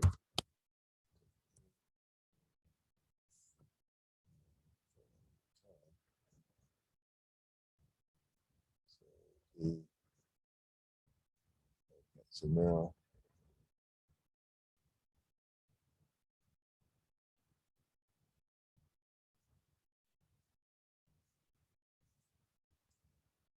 so there I created my circle then, and it's on a separate layer from this part. So you can see these are very simple situations, but if I bring in a large drawing, or if I've generated a lot of large drawings and I've got my information and it's all the same color, all on the same layer, it's going to be sort of tough to keep track of. Now, also remember, when I transfer this stuff to the office, I'm generally going to simply be transferring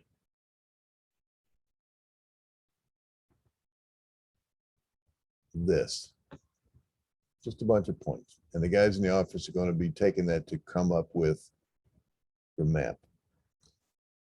Now, once you get adept at this and you're using, maybe field to finish, using codes to generate things on the proper layers, and it creates additional drawn information beyond just the points.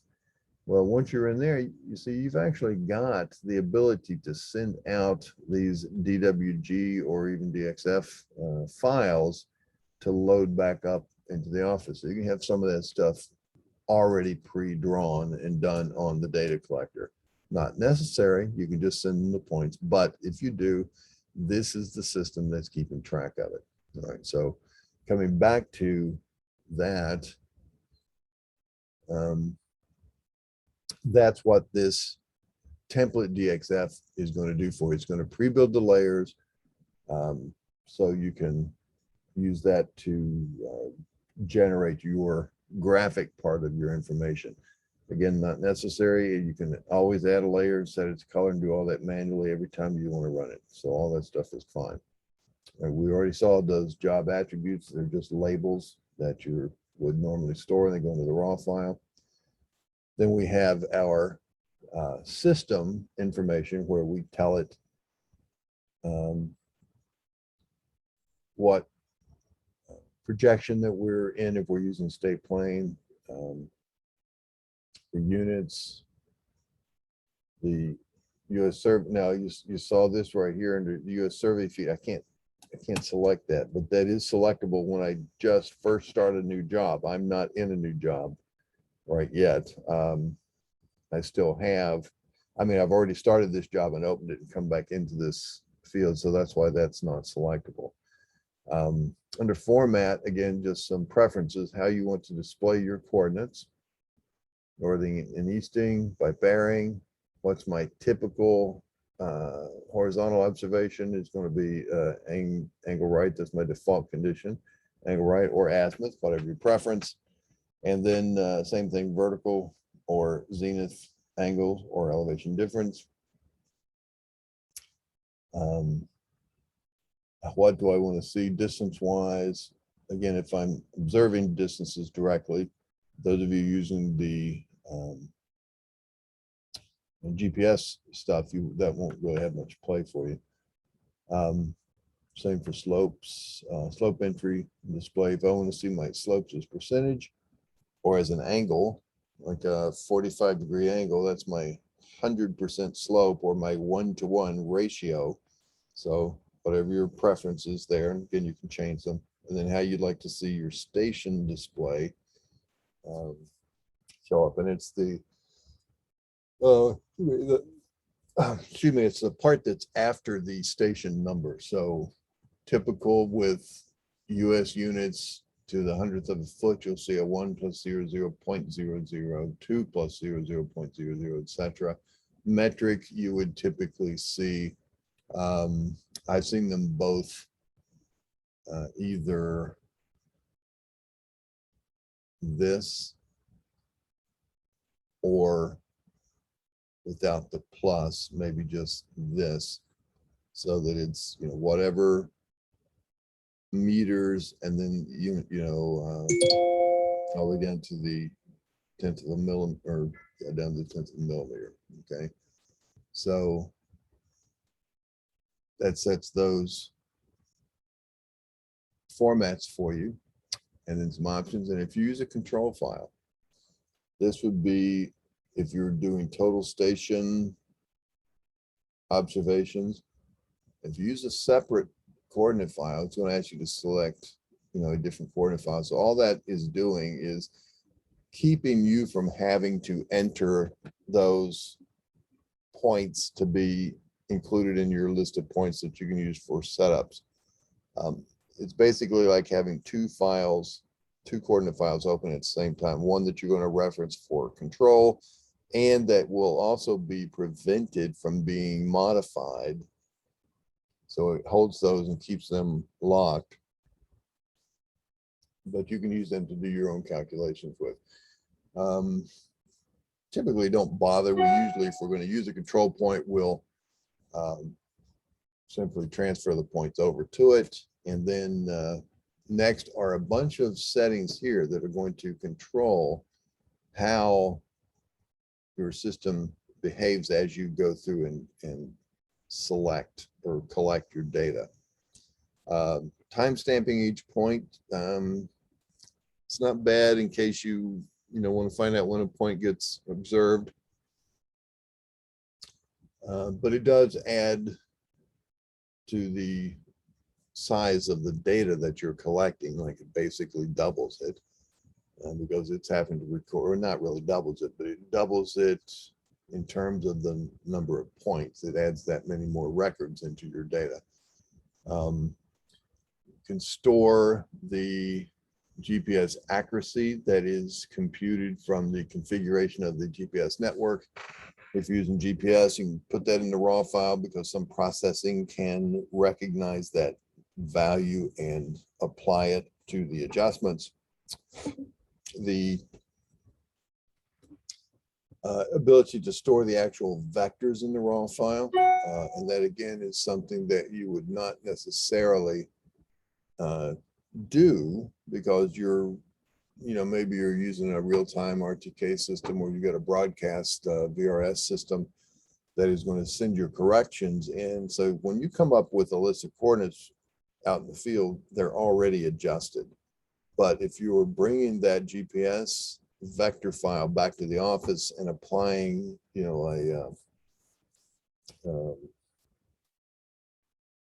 an after the fact processing or post-processing system to it. I'm drawing a blank right now what that's called. It's a subscription service. You can send it off to anyway. I'll call it. I haven't used it in a number of years, but so it's whether or not you need to get and have access, keep access to those vectors. Now, using feature codes for descriptions, what this is doing, and we'll see how that plays later, is I'm telling it I want to use those, and if I don't have it checked, then I just use anything for descriptions, and it could be a feature code, it could not be. But if I have it on, what's going to happen is it's going to come up when I enter a feature code, let's say FH for fire hydrant. If I type FH and hit enter, if I don't have a feature code loaded that says FH, maybe my feature code table has HYD as my feature code, then if it's on and I bring up a code that is not defined, it's going to warn me. It's going to say, hey, that's not in your field code table. That's not one of your feature codes and your definitions. Do you want to create it now? Do you want to add it on the fly? Or is it possible maybe that you've misspelled or mistyped something and gives you a chance to correct it? So that's, again, something that's going to help keep you in the world of consistency. And then recalling job road files, that's only if you are using SurvCE with road features. I imagine, Matt, that you're not. But what about you, David? Do you know if your SurvCE has the roading module attached to it, or as part of your licensing?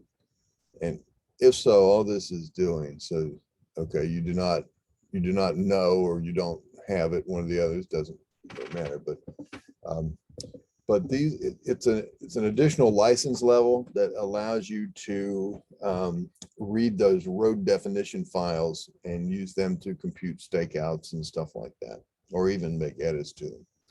So that's what these road files are for, and it will recall the previous ones that you've associated with that particular job.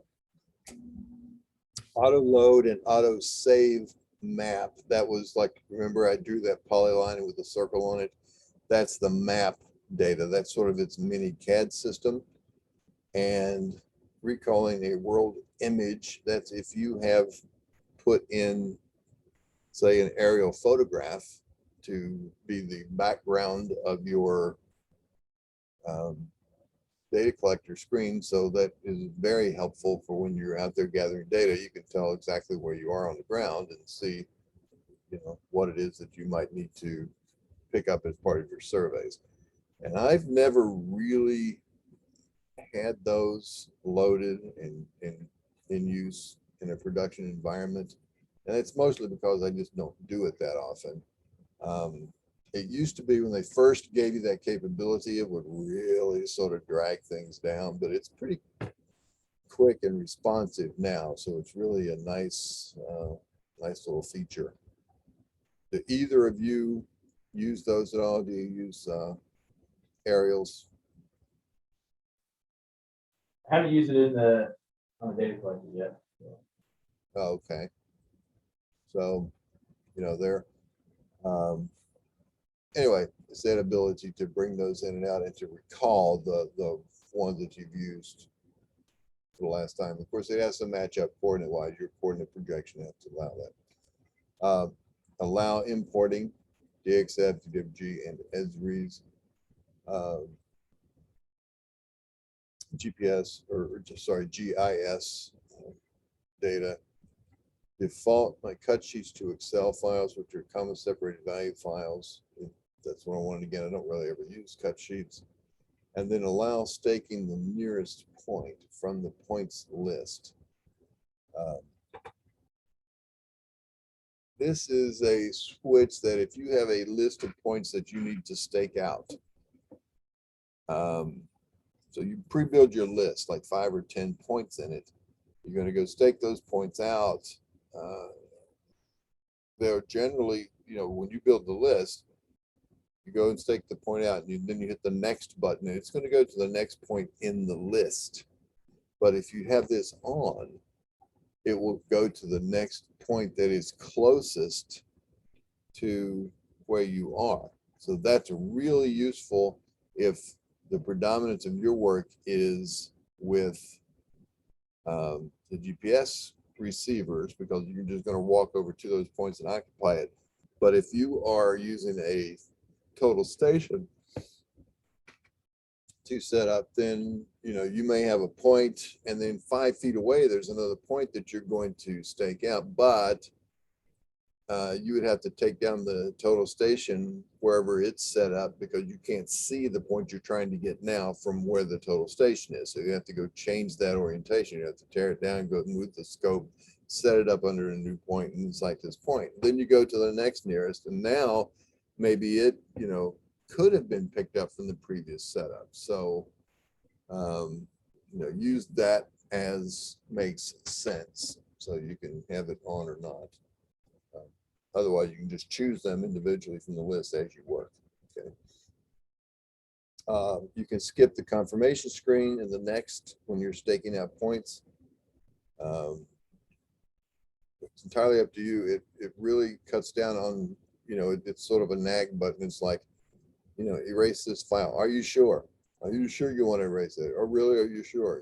How many times do you have to confirm stuff in Windows, for instance, to get rid of a file or whatever? So this simply turns that little nag screen off to have you tell it that you're absolutely sure you want to go to the next point. Okay.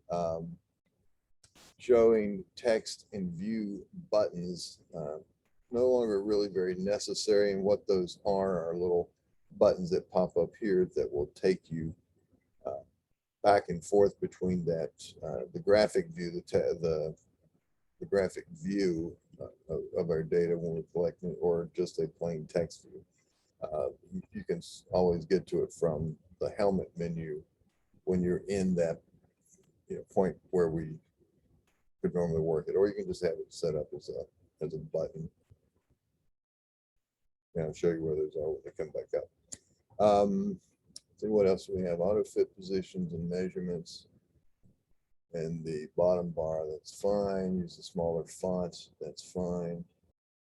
Now apply GNSS to the average identical GPS points. All right, these are already close. Yeah, wouldn't hurt. It's not going to have any effect. Some duplicate points to process.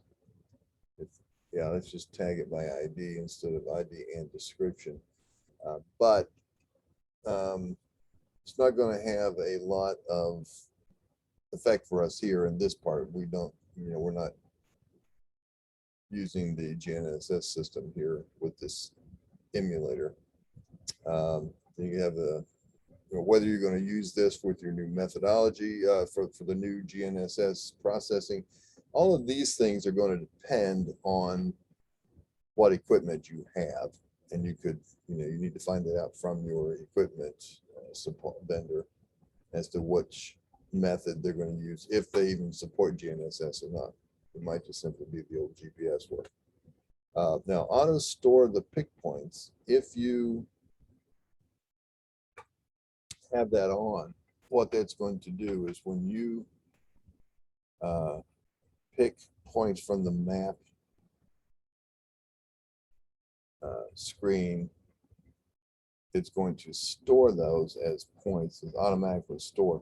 If that's not on, then when you have that pick point, it's going to show you, it'll compute the point, show you what it is, but it won't automatically store it. You would have to hit a specific action to store those points separately. So again, just something to maybe cut down on some time for you.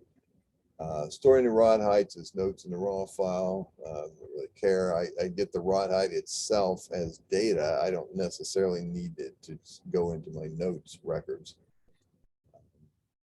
Point blocks in the current DXF on save. Now that has to do with if you are storing points and you're using symbols to store those points, those would be a point block, and it's over in the map view as you're using that to draw this little DXF. And then if you plan to send that DXF out as a CAD file to the office folks, you can tell it to include that little symbol as part of that DXF. Otherwise, it just comes across as a point and you're just getting the graphics. And tag the photo information if you are tagging photos into your points. Not something we typically do unless we're, blue booking a control network and we're trying to capture the recoverable, what do they call it, the recoverability or whatever of a particular control station. All right, and writes the more unit records to RW5 as a note. Again, it's just the record actually goes into the RW5 as data, and that's just whether you want it to also be as a note, which I'll just leave that check there as well. And then finally on staking, so this is when you stake out points, you're going to tell it, how tight you need that precision that you want to see. Now you would go to the nearest hundredth on that. You can use voice prompting if you have your, if you're running this on a Carlson data collector that has a speaker in it. It's a bit annoying, I would tell you, because you're looking at it anyway as you're working along. But that's tell you, so okay, keep 5 feet right, 5 feet, 3 feet, 4 feet right, 3 feet right. However, it will just keep talking to you. You can store the stakeout data into a note file. Again, I don't find much use for that. I can tell it to use an automatic description for the point. I can tell it to increment my points up or down. Remember, I'm doing a stakeout. So as I stake, let's say I've got point number 137 that I need to stake out. Well, 137 already exists. When I stake out this point, it's going to drive me to the position it's reading point number 137's data. It's going to drive me to that spot on the ground, whether I'm using a GPS or a total station, doesn't matter. It takes those continuous movements and tells me where to go. Once I'm ready to establish that point, I simply hit the hit the enter button on my data collector, at which point it creates a new point. All right, and then it puts this description in it, and it creates that incremental point ID, whether I want to start at a certain number and go up with them, or start at a certain number and come count backwards. Let's see here. The description show turn to 0 for that, but these automatic descriptions, if I look at my offset descriptions, we'll come back to some of these, my alignment descriptions, my automatic descriptions. These are the ones we were just talking about with this setting right here. And the cut sheets, that just sets up our cut sheet related data.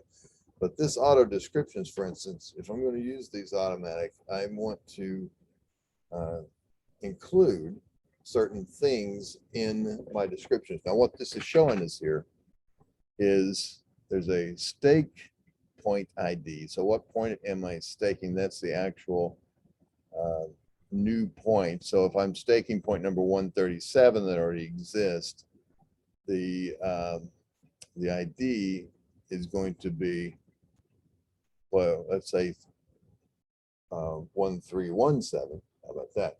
So I might be on point 5026 as my new point that's going to be created, and the description is going to be, it's this stakeout point ID. And you can see down here in the bottom, these two lines, they're just little previews of what would be in the description of that point, 5026, whatever number I'm on. And if I'm staking out point number 1317, I have my stake point ID, whether it's on or off. I'm just double clicking it here, or you can select it and choose on and off. And I can give it a prefix. So an STK as dash as a prefix. So that means, you might want to put SO dash. Update the items. That would mean stakeout 1317. Like I'm just going to put STK without a dash. So I'm going to stake 1317. Yeah, anything that you want to do as to whether that goes into the description itself, and you don't have to type any of that, it just automatically goes in. The next one for stationing is, this is if you're stationing roadway points, and it makes the descriptions of those points. So if you're looking at your road files, you've got your center lines and you're at a particular station, you're finished stationing that entire cross section. You hit the next button, it goes to the next part of that road system that you want to stake. Part of that includes a station and center line, and whether you're left or right, so that's the amount of offset, and then the amount of cut and fill, based on whether these things are set to be on or off. So if my station is off, I don't want to use it. It just says center line left 10, but I might want that on. Stake description. So this point number 1317 that I'm staking out, is its description is CB number 22. So catch basin 22. If I want to include that in this description, you can do so. And the distance and the amount of cut and fill.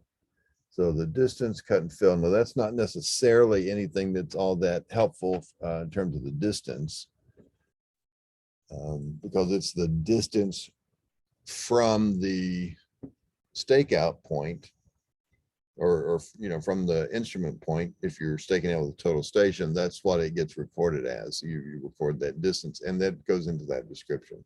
So it's really sort of redundant, superfluous data. So I'll leave that one off in this case. Then I've got offsets left and right. That's what you see down there on the second example line. It's whether you're left or right of the center line, and then the amount of cut and the amount of fill.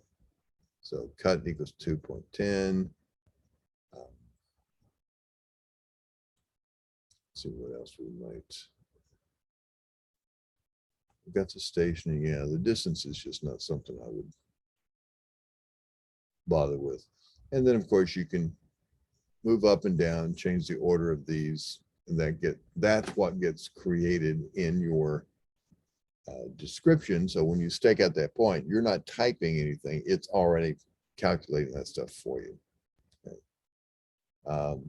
Stake offsets, this is again for roads. You've got these various points of your road cross section: the left curb, left ditch, edge of pavement, center line, the right edge of pavement, ditch, curb, whatever that you define.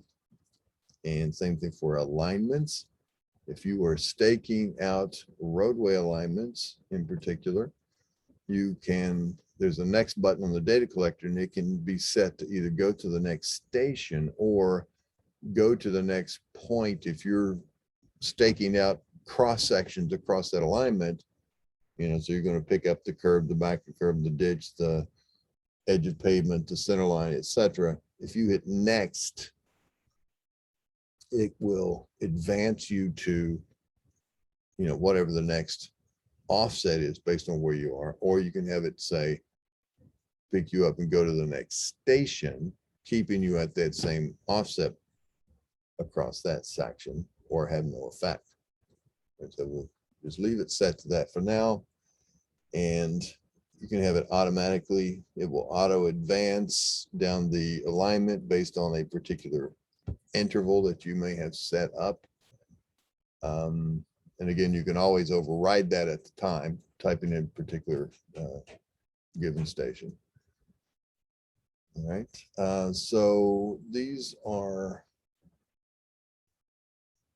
some of those settings that you're going to use. Again, if you do a lot of road staking, or if you're working for the railroad, you want to make sure that you use railroad curve definitions, particularly if you're going to read the road files, where you're going to read like the curvature data off a curve. You need to know, you know, which definition that is from, so you know which type of geometry to stake. If you're just staking a list of points, it has no effect. If you're not using the roading module, it has no effect. So, but again, just some default behaviors. Okay. Now, alignments, a couple of things I won't show about all of these, but like this extend alignments. Now, what alignments are going to do is, if you look at this situation right here, like I've got a well, maybe this back line of lots in this subdivision, I may define that as an alignment. So that would be from 0.503 to 0.517. And then if I'm over here staking out features, I may compute those based on stationing. So if this starts at station 0 and it goes all the way out here to station, let's see, to station 495.80. So 4 plus 95.80 would be out to this one. Then if I've got a point over here, say the end point, the corner point of this rectangle, if I'm going to stake this point right here in relation to that as an alignment, we say I'm past that alignment. So that switch that I'm looking at right here to extend the alignments, it doesn't actually, you know, change the drawing or anything. It just simply says, if you need to extend the alignment definition mathematically to go beyond it to pick up this point, then do so. Otherwise, if it's unchecked, it won't. It will just tell you that it's not accessible from the alignment. Okay, so because you may have points out here that, you know, by the time you swing up and around to this side, you want the offset to be in the opposite direction. So just depends on whether you want that to behave that way. Okay. And if you're staking out alignments, do you want to actually also include the starting and ending stations? And the center line alignment points, that's all of the PCs and PTs. Okay, so when they have curved geometry, they would be involved. Or if it's not curved, it would be, of course, the PI locations, but those automatically get created anyway. But PCs and PTs aren't terminus points like those PIs would be. Right? Any profile points, you know, where the vertical curves start and stop, or any high and low points. I typically would have those on if I'm doing like roadway work, because you know, especially with low points, it lets me make sure that I can coordinate in the field with making sure I get catch basins, drainage structures, that sort of stuff put into the right place. Okay. Temporal series, apply station equations, offset gap type. See, if it's center line. And I'm going to turn that on to allow it, but we probably won't get a chance to look at that with today's work, but that lets you say create points or even calculate things like maybe culvert start and stop points based on not their own alignment itself through that particular structure, or let's say sewer line, because the sewer line would have its own alignment. But if we allow a reference center line, then we could compute the stationing and offsets of those sewer structures as related to a separate alignment, either a construction baseline, or if you're in the city of Pittsburgh, for instance, everything is tied to the center line of the street that defines that grid in that particular local block. So a manhole in the center of let's say it's in the center of the sidewalk on property, number one, and it goes, at an angle maybe, and goes under the street and gets centered on the sidewalk in front of another piece of property, but on the other side of the street. So that's its own alignment. It's that diagonal alignment itself. So it would be station 0, 0, 0, offset 0, left or right on that first point. It moves to the second station. It might be 350 feet away. So it would be station 3 plus 50, again, 0 offsets. However, if we're, like I said, in the city of Pittsburgh, if you're tying that to the roadway center line or to a construction baseline, maybe a property line, then of course, manhole A might be at, station 0 plus 47.5, because it's 47.5 feet in from the property line, or from the start of that of my center line definition of the road center line, and it might be 15 feet left. So that's the reference center line. So if we allow it, then it can read those values, and it knows to tie them back to a separate reference center line and not to the line itself. Okay. Loading section files and profile files. If we've established station equations, we can have it strip those station equations out. I'll leave that unchecked because I'll do that, control that myself manually. And then force the section template use per CRT job. No need to really force it. I don't. I'm trying to see if there's any particular reason why you'd ever want to do so. In terms of forcing it, because you can always add you can always control that manually. So I think I'll leave that as well. Now, you can also, remember, we're in the staking settings, so we could use a station and offset list. We would choose a file, and it would just be a file of a particular format that has, you're going to stake out these points. We're going to define the alignment. We bring in the alignment data in our data collector, and that's all that it holds. And then it would read this list, and that list will tell it, what station, what offset. And so it would step through that list, and it would compute those points on the fly as we need to tell me which next to go and stake out.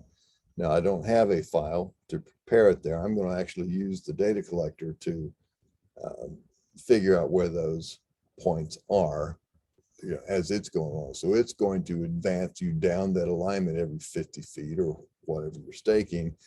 And if it needs to pick up a specific station in between those intervals, such as the start of a curve or whatever, then it will do so on the fly as you go.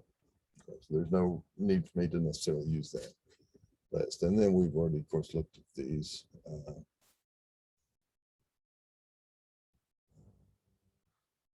settings over here in terms of what makes those work. Right. So I'm through with those.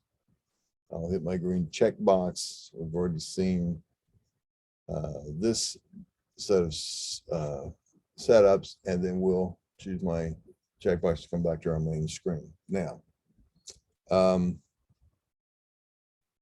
let me ask you, and I do realize, gents, and I apologize, we sort of had blown right past our mid-morning break, so we're going to actually go to lunch here a little bit early.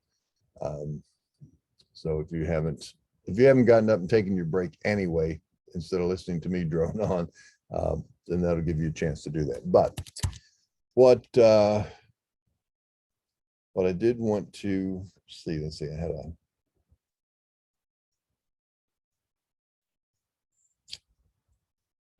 a question here.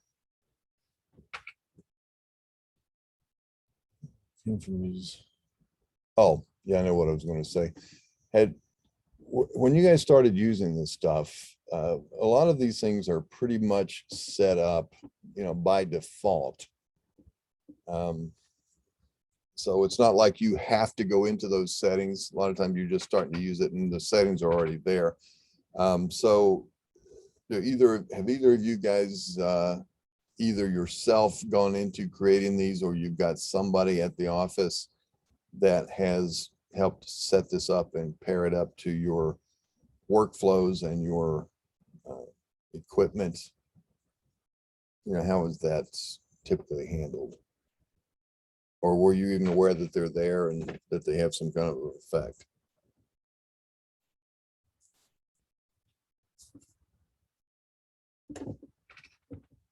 Okay, Played with so a few of the settings, but yeah, that was helpful to kind of go through, having considered some of them, know what they meant. So.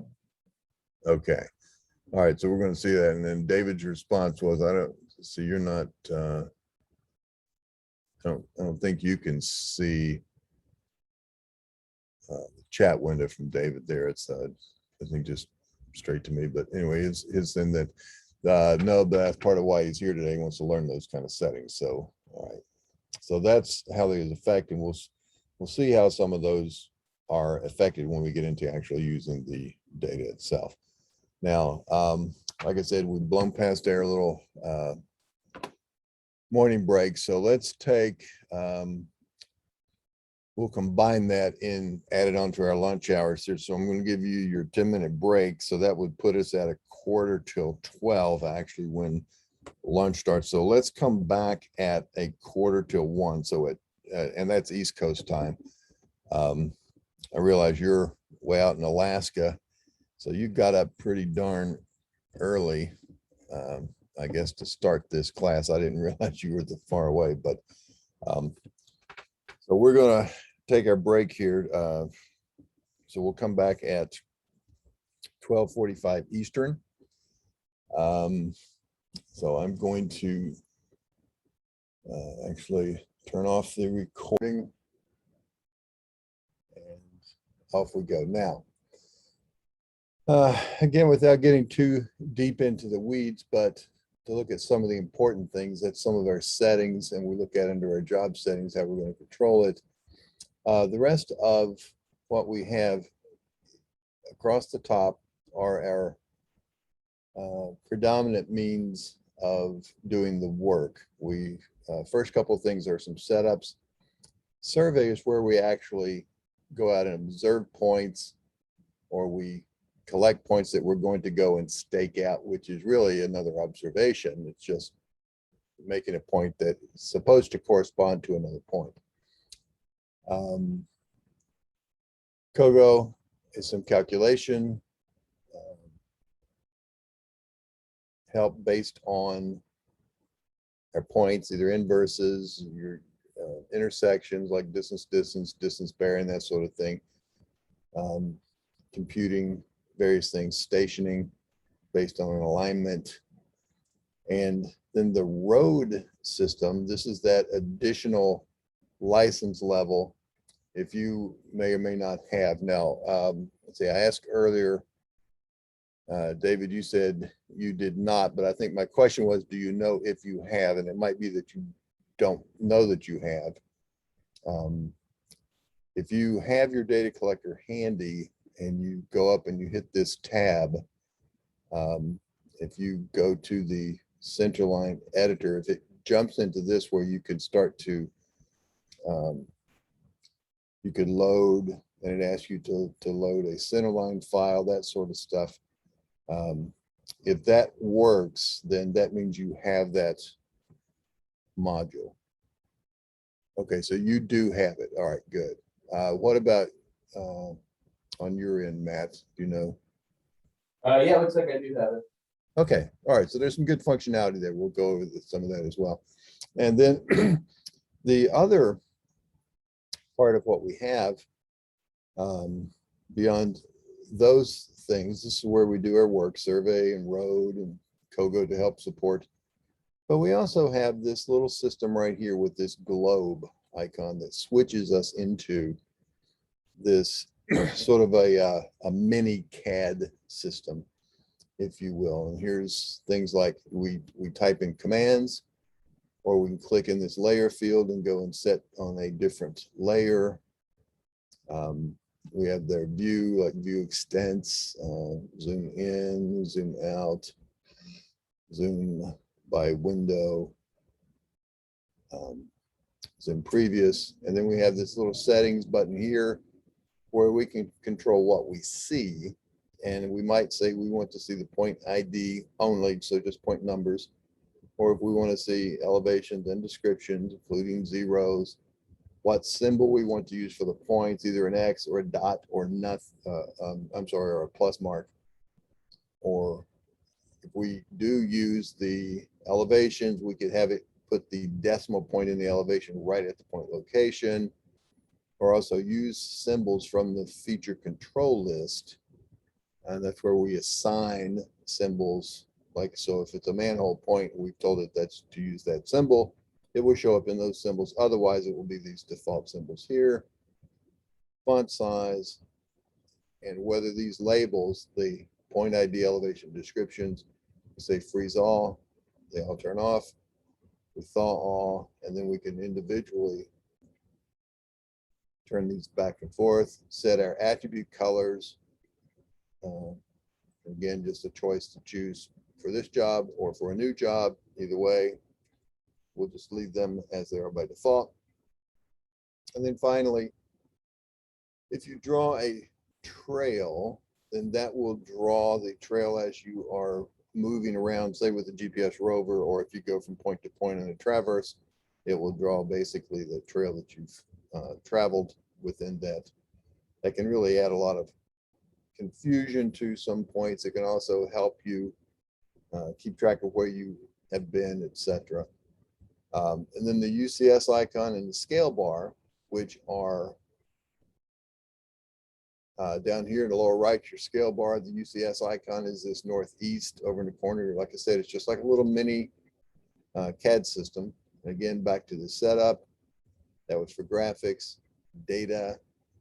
Intelligent zoom means it's going to, when you set a new point, it's going to go to center that point. GIS inspector, we're not using GIS features here with their data collection. If we were, it would allow you to look at that data within that view. And then some traversing, traverse default, you're going to ask for a prompt for an instrument rod height, vertical angle, whether it's prompted. You say no prompting, or you choose a vertical angle, which means 0 degrees means it's level, or a zenith angle, which means 90 degrees means it's level. So 0 degrees would be straight up at the zenith. Okay. And then whether or not you turn on your raw file. Now this applies to, like I said, I showed you the raw file earlier. So it's always recording, but this applies to when you are in this system here. And if you do things like a COGO traverse, where you set on a point, you backside a point, you turn an angle and go set another point, or side shots, any of those kind of things, creating points at specific locations, then those commands then get captured in the raw file that you can go back and edit later if you wish. That's just some of those things that you might want to have on or off. And then finally, the display. The only choice I've got there now in this one is south as a reference, which, see, it'll show south and west as opposed to north and east, which is typically what we see. And that has been added. That's a new feature. I'm trying to think of, there's certain countries south of the equator that actually use south as the 0-degree mark for azimuth. It's talking about using south azimuth. So it's just a matter of whether you want your system to use that. So I would say we probably here in this country would not be using it. There used to be in the older versions, I think this was whether or not you wanted the screen to be white or black as a background. So then within this, and again, we're in this map view, it shows us right here, this map view.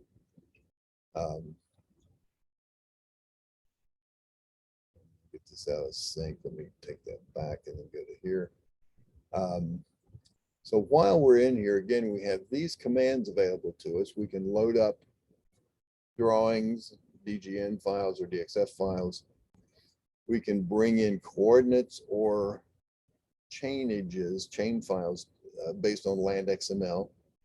We can bring in shape files from Esri GIS data or export to them. Bring in surface models, either from a DXF or from land XML, which would be our predominant means of transferring surfaces. And we do that so that when we're staking out points, we can assign the elevation for that point to be not necessarily the elevation on the ground, but the elevation on, say, an alternate surface, a design surface, for instance. And then it can calculate and show as part of that point description how much cut or fill is at that location to reach that new surface. An example for that. We have some preferences if I choose that. Okay, here's how we've got the graphic screen style. If I choose reverse, it looks more like a CAD system. I'll put this back as it is here. One tap zoom, sketch options, menus on or off. If you turn your menus off, for instance, you have to exit and re-enter. So if I go out and come back in, see there are no pull down menus. Okay, I'd have to know the command and type the command or click this button menu to turn it back on. So we exit, come back, and now they're back. So I like to have them there myself. The little setup icon here will allow you to set a particular scale. So if I don't want those to be quite so large, I can set that down, tighter spacing, set the number of decimal places, and the Carlson point block type. This is the attribute layout for displaying those points. That's my preference there myself, to choose a point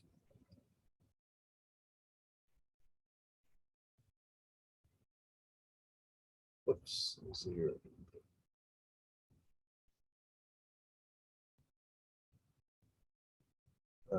Just want to, if I click the point, it will bring me that point up. It reads me the information about it.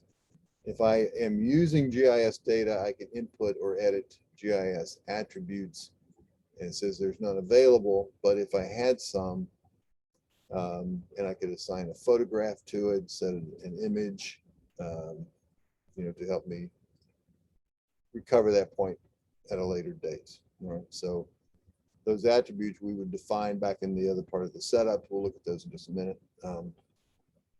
So not seeing that's the attribute layout I want to use. It's not shown correctly though.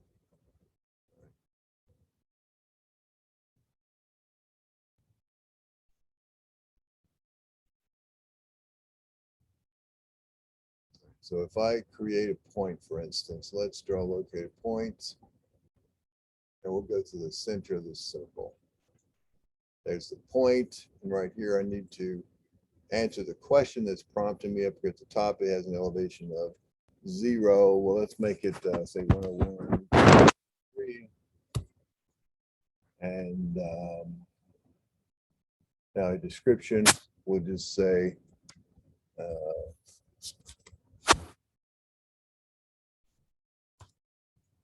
draw dash locate point.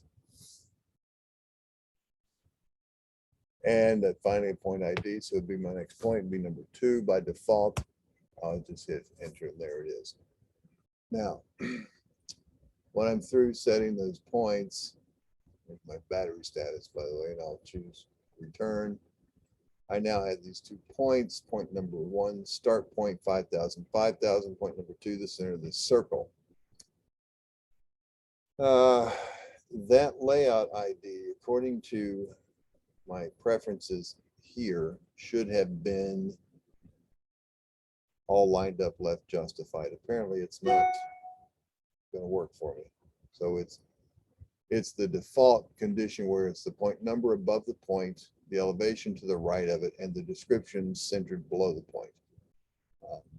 Either way, the part is just fine, shouldn't matter. Okay. So what else is under our system here? Again, we have some command aliases. These are, if I want to do a 2D polyline command, I can just type 2DP. And these are just basically text substitutions for those commands. If I want to do a copy, I type COP. Circle, I type CR. You might want to change that to say just be C for circle. So whatever helps you. If you are a command typist, you can do that. I don't typically use them. And these are things for the mapping, things for line work codes. I'll show you this when we get into it a little bit later for our fields code settings. Here's the beginning of a line. Here's an end of a line. I'm going to go ahead and type this in to be END.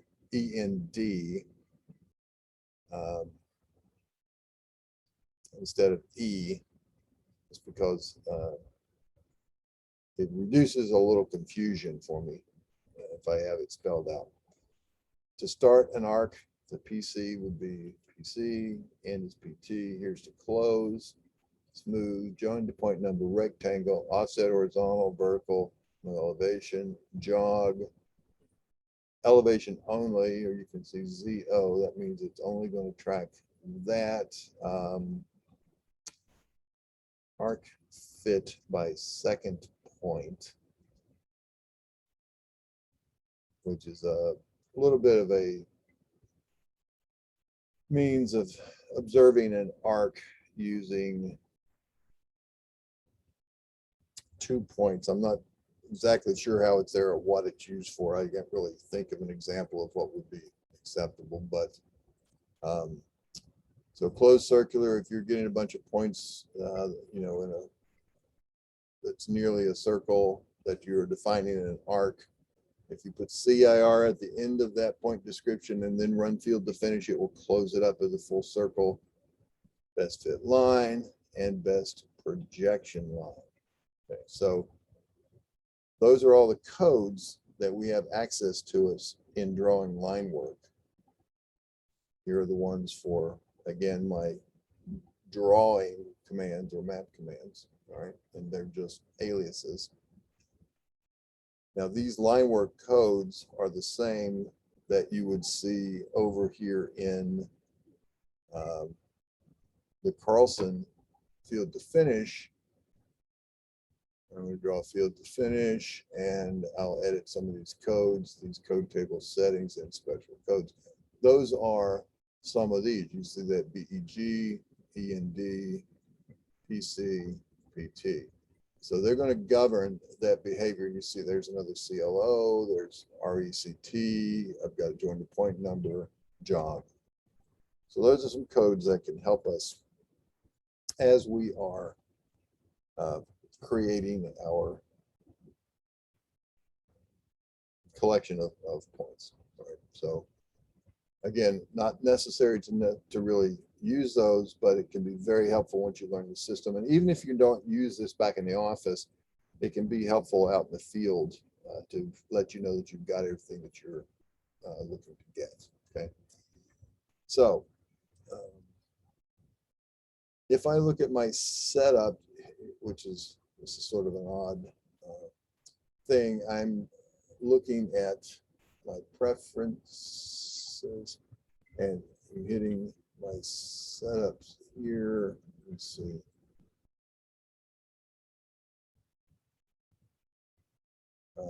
Under command aliases, these are those codes where I do my text substitutions. And then I have a setup under here, which basically takes me back to the same screen. Notice my choices here. That's the same thing if I go all the way back out and I choose my equipment configure. So some of my settings here, that's not really where I wanted to show it. Let's go to,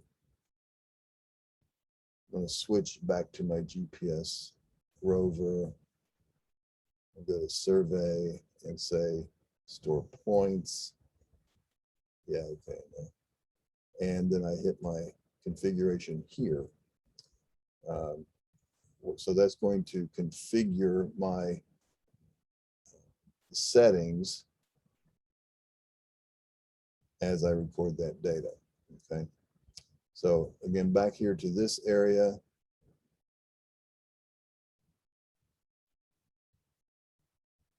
So this works with my codes. Let's see. I come back to feature code list. Special codes. There you see those same special codes again that we had. Different state DOTs.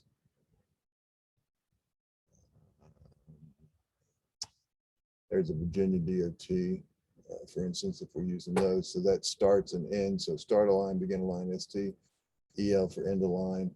So that's just going to set you up to match something that's, typically by default. So that those match. And it doesn't really matter. All it does is read in a list of these things and apply it. It doesn't change its behavior at all. So if I hit that settings here, now at this point, I am on my file tab, my feature code list, and I'm looking at special codes and I configure those. That is the same one that we saw back in the map area under those command aliases, and we're starting to look at those line work codes. So that jumps me to this very same subset, okay? If we are tracking GIS data, for instance, we go out and we shoot a telephone pole, and we want to have information with that point that is additional to our northing easting elevation and simple description.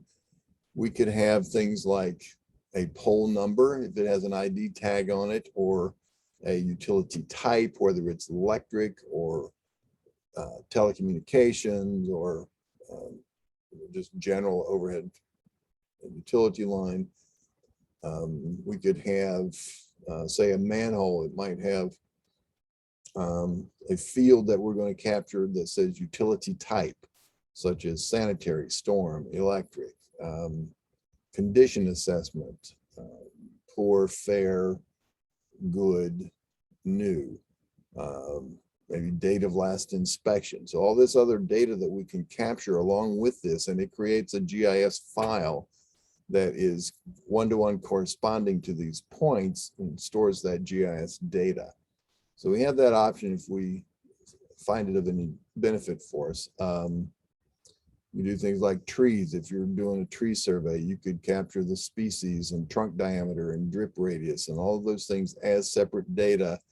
Or you could, just type all that stuff into the description of the point, whatever is the easiest for you to manage this information. But if you do it as GIS data, the GIS data by default stores with the point that you are creating.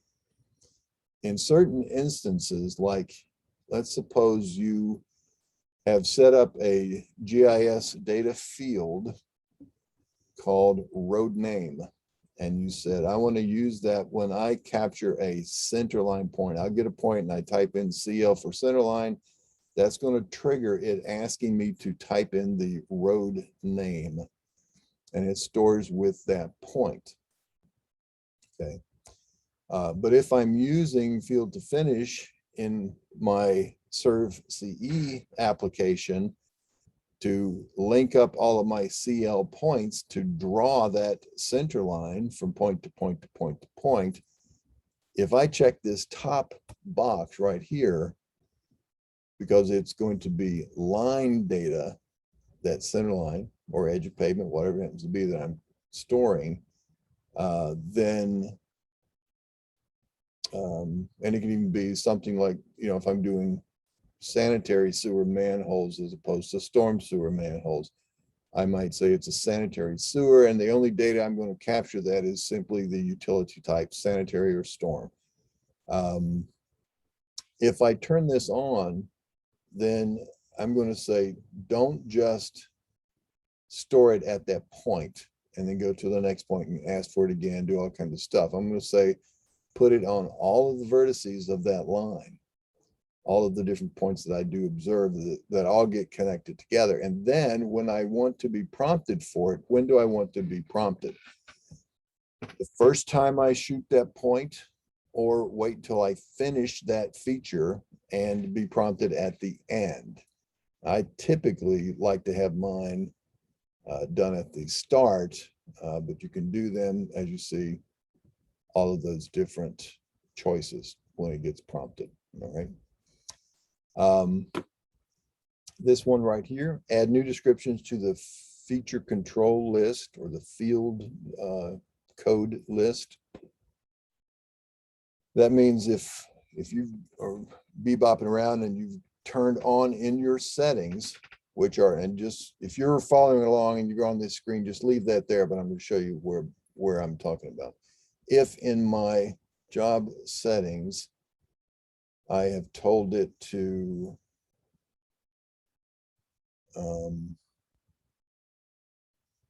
use feature codes for descriptions right here. That means it's going to look for points. When I type in a description, it's going to see if it's in that list of feature codes and warn me whether or not it is or not. And I can have a setting that says, if it's not in the list, don't use it. Or I'll go back to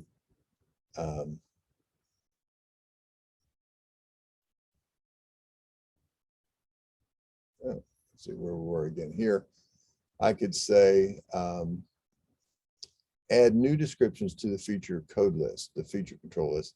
And if that's on, what that means is if I've got a list of codes that are allowable descriptions, and I say FH for fire hydrant is one of my codes, and I'm bopping around surveying and I go out there and I get another fire hydrant, but instead of typing FH, if I type HYD for hydrant, the first checkbox that you saw in the field I was back at was to say, check that description, see if it's in the list, and if it's not, issue the warning. Okay. And then based on that, it's going to tell you, hey, it's not in your list, you need to change your description. Or if this one is checked on, because this is a new description, and you're going to say, add it to the list. So it will give you, after that warning, the opportunity to add that into the list. So you can either correct it or you can add to it. So let's say you're out surveying around and you get a bunch of mailboxes and you want to use a code called MB for mailboxes, and you haven't done a mailboxes at all, it's not in your list. You've got it set up like that. You've got this one done. You go to survey to point, you type in the description of MB, it gives you the warning, says you want to add that to the list, and you can choose, yeah, go ahead and add it to the list. And now it'll be there for the next time you use it. It won't give you an error message. So if you don't have it, however, excuse me, what you have to do is go back and edit that list first so that it is available to you if you want to use it. So this is probably the, a good one to have turned on. And I'm not even sure if it's on by default. I couldn't really tell you because I typically set it there myself. And again, here's talking about some other GIS. To save only one GIS feature to the stored point. So if you have a point that serves double duty, let's say it is the, let me get a good example. Say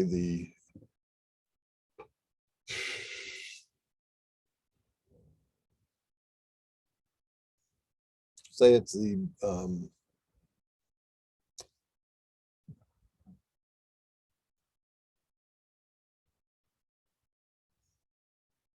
I'm trying to use something that's going to have a typical GIS. All right, so maybe I'm using a back of curb point. Okay, so if I survey a point, I call it BC for back of curb. And if I have defined GIS fields to be calculated or to be captured with that, and one of those fields might be curb material, concrete or asphalt, okay, that sort of stuff. Okay, so that's fine. But if I'm surveying one time and I choose that and it says back of curb, and then, but it's also the edge of a sidewalk. So I might have SW for sidewalk. So it's going to have essentially two definitions. But if this switches on to say save only one GIS feature to the stored point, then it would only store the GIS data with that first code and it would ignore the second one. It's just a way to limit the data that gets associated with that particular point. Okay. You can also tell it to store that attribute, and that's the GIS attribute is talking about to the raw file. So I usually turn that on, and so use notes only if you're storing points, and that's for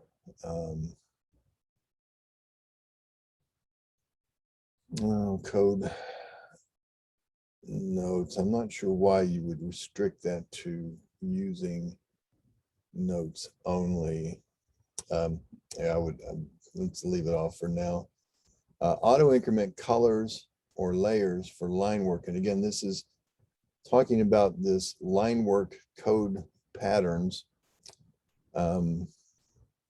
So if we are drawing like edge of pavement and we're saying it's blue line, and then the next edge of pavement we do, if we want it to be a different, it's still edge of pavement, but it's in a different location, so it's a different line. So we're going to bump up to the next color available in our list. Same thing with layers, and we would typically just put like a 1 after the layer name. We would call it, road edges, and it would be road edges 1, road edges 2, road edges 3 for each one that's different. But it helps you keep those features sort of managed separately, but it can also be quite a headache. It's just some organizational help for you. If you do this color thing, I think the color number is what gets incremented. So it's not necessarily going to be another shade of blue, but it usually is. And then recall the last point note and the last point, save the last point note to the note list. So that creates a running list of notes that you can choose from if you want to add a note to a point. And a note is just some additional information that goes along with that point. Not really like GIS data. It's not attribute data. It's not a feature data. It's just a note. You might say, you know, point is found under the mulberry bush or something, you know, just some kind of something that ties to it. It doesn't really have any geometric effect. It's just information that helps you later on down the line. But this recall last point note is, let's say you put in a note for this point that says, you know, maybe you call the description TRAV for traverse. And then in the note field for that traverse station, you entered wooden hub and tack. You know, you used a metal tack driven on top of a wooden hub. That's your note to tell you really what it is, but your description only says TRAV. So you go by and you say the next point is another trav point, and this will bring up that note and allow you to attach that note to the next point, and then the next point, the next point. Of course, you can, you know, cancel it at that point so it's no longer in play. But this is just a way to help bring it up so you're not having to type that stuff constantly. It's just always there available for you if you want it to be. Okay? Now, if you automatically create line work based on field to finish codes, if you turn this on, it's going to put that on a layer that is the code itself. Let's say EOP is your code for edge of pavement. So it's going to create a layer called EOP. And then your code definition might say, put it on a layer called roads or road stuff or roadways information. So it would make a new layer called EOP underscore roads or road information, whatever layer your code defines it to be. So that's a nice little way to, you only build one layer, for instance, called roads, but you might have EOPs as a code, CL as a code, you know, face of curb, top of curb. So FC, BC, or TC and BC for back of curb, but they're all road type features. So, but you would get a list then of EOP underscore road, CL underscore road, FC underscore road, all of those types of things. So that's, again, another way to help organize and keep things separate if you want to use them. Usually, though, we'll just define a specific layer with the code and let that handle it. So the rest of these, I'm going to just let you leave them as they are so we don't get, like I said, too deep down into the weeds here. It's usually about storing some GIS data. We're not going to really do a lot with that one right now as you're getting started, but let's see, automatically recall the last GIS values, same thing with notes, but this is for GIS data. Apply field to finish in elevation difference. Again, just some filtering. Let's see, warn on repeated code. So if you are using the same code from before, I don't know why you'd want to be warned on that, because that's a good feature. If you're going to repeat the code, it's going to come back up and have it available, so you just hit the enter button. But anyway, if you have this guy on that says use PC without a PT code as your ARC definitions in your feature to field to finish styles, that means you would only put in the PCs, and then you would take the PC, the next point, and the next point. It takes 3 points to define the ARC, and so that third point would automatically be the PT. That's a little bit limiting. The only thing it will help you with is to keep you from having to put in a PT at the end of that point.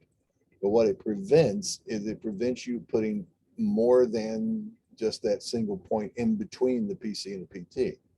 So if you have it off, make sure you use the PT, and that's really the best practice anyway. Okay. So I'm just saying a few when the user edits the math. All right, so I think we're in good shape there. Auto detect your code pattern, which would be those code suffixes that it can recognize and apply those. So probably a little helpful there. Again, all of these things that we're setting, we can typically override at the time that we do something that's affected by those. Okay, so if I hit my setup buttons now, some additional settings, you can tell it to fit the arcs based on the PC and the PT only. Okay, and that means it's going to require that you have an incoming tangent and an outgoing tangent. So you got points, you got 1 point behind the PC. So you come up to a point, and then you go from this point to a point over here and call it a PC.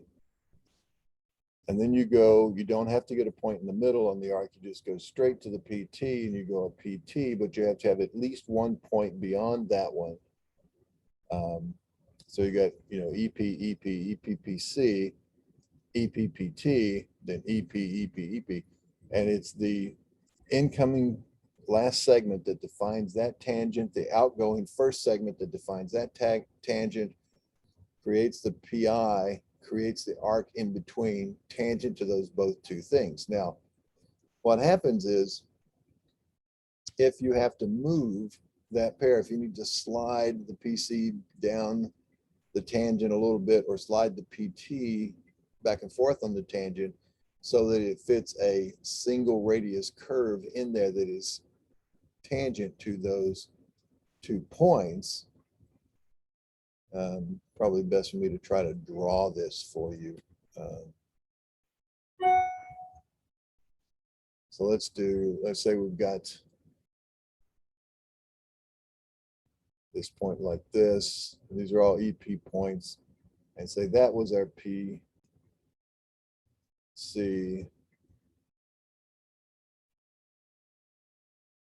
So this point right here would be marked as a PC. This point would be marked as a PT, but there's supposed to be a tangent curve in there. So if that's going to be tangent, now see, I can fit, any number of curves in between those 2 points. In fact, if I simply convert that to an arc, you can see that looks sort of tangent, but I can make it like this. We don't really know. So wherever it's going to be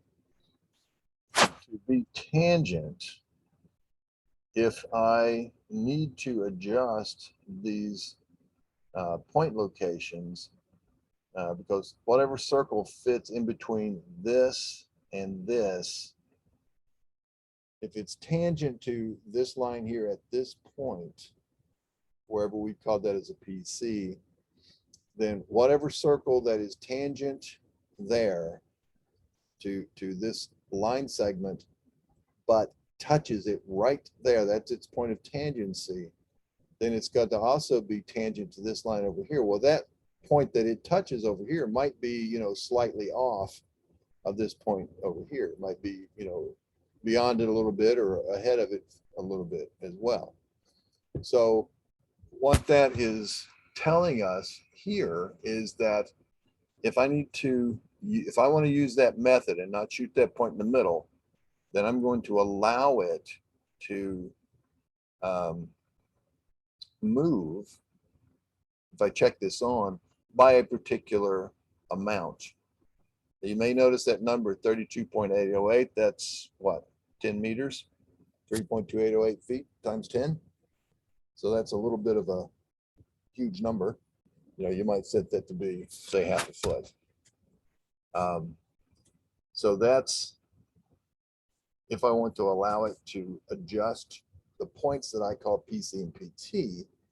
But if I don't want to do it that way, I can do it another way. I could fit those arcs between those 2 points using a minimum radius, and you would define that minimum radius, let's just say a 5-foot radius. And then you could also set to do tangent in and out fit for smooth curves. You have a maximum deflection angle and a maximum cutoff value. So those are probably things okay that, and they don't have to be used. It's only if you don't have a point between them. So I would turn them on, set some values for you here, and let that those settings. Okay. So we'll come back from that and say, okay, we'll say green card. And again, this is from our code list. We have a code list now loaded up called demo that we have loaded. And that's typically, you can have all kinds of different codes and different code files.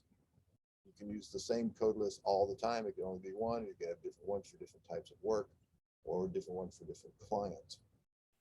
You can do loads and save as, etc. And so that was on our special codes.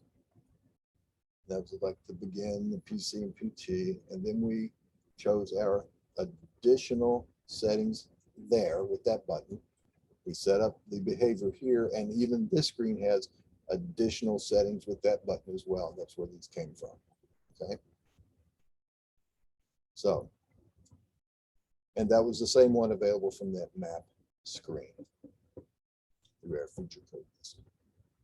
Now, again, our work being done here in Survey and Kogo after we do our setup, some road stuff, or within our little mini CAD system that we can use back and forth. Now, this is not to be confused with when we're surveying. Let's say we're going to store points.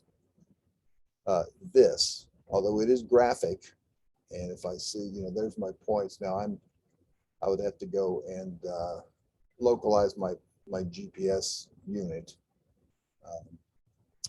Back on the switch to total station. Yeah, that's going to total station. And now I'm going to say store point. So I'm going to occupy point 1. I'm going to backside point 2.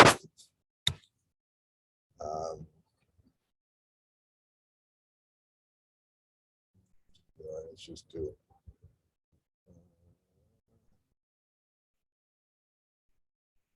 So 2.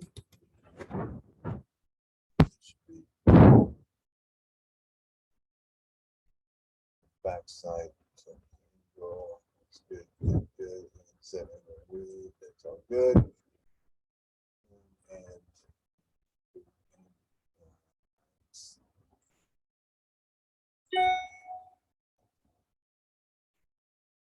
just come back to that. All right, so I'm sitting down here at point number 1. I'm backside at point number 2. Now, this looks exactly like what you saw when I was in that little mini CAD system. Okay, I had those pull down menus and such, but you see what I've got is something completely different over here. I've got these same icons, but over here I've got my controls for my data collector and instrumentation. And you see this button right here that says text. If I click that, it switches me to this text view as I'm collecting the points. So I never see the map, I just see the text. But I also have this button up here is my map button, so I can switch, or my graphics button. Now those things used to be down here, text and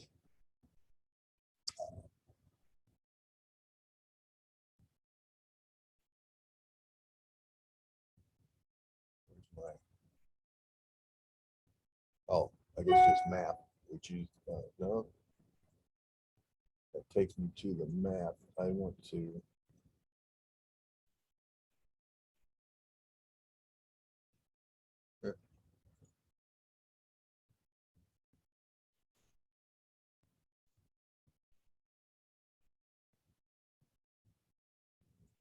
I guess I have to use that button. It used to be that it would have a text button and then it would have a graphics as opposed to map. So I want you to be aware of that difference. Anyway, the graphics is where we're seeing the graphics as we are doing the surveying work. We're doing the store points, and that works. It's very similar to and looks very much like that other choice, but we now have this text button and this map view or graphic view button for that. I'm going to cancel that before I store a point, but this is a complete little separate CAD system. I can come over here and work on this, when I'm sitting in the truck. I don't have to be surveying a point. I can create points. I can do all kinds of stuff, using coordinate geometry tools, drawing tools, Okay, so you can see all of those different things. And then once that's done, then I can come back to and process with my codes to drive this field to finish concept. Okay, so I can see what I'm doing now. So again, those setups, our work is here, where we store and stake. Here we calculate or enter data. And here we have a specialized store and stake based on roadway items. Here's our separate little CAD. So that's our basic stuff. We've looked at our settings under job settings under our file tab. The equipment is where we tell it, we configure the equipment. So I choose my total station, for instance, and I would choose, you know, whatever I happen to be. And I'm going to, at this point, say, I don't know that it will give me a robotic simulation. Not sure how that would actually work with this little system. A manual total station, I'm going to go ahead and leave it at that so I can type in my readings and you can see what that's going to do. If I choose the information, let's say if I go to and say Carlson robotic, it's a CR2, CR5, so this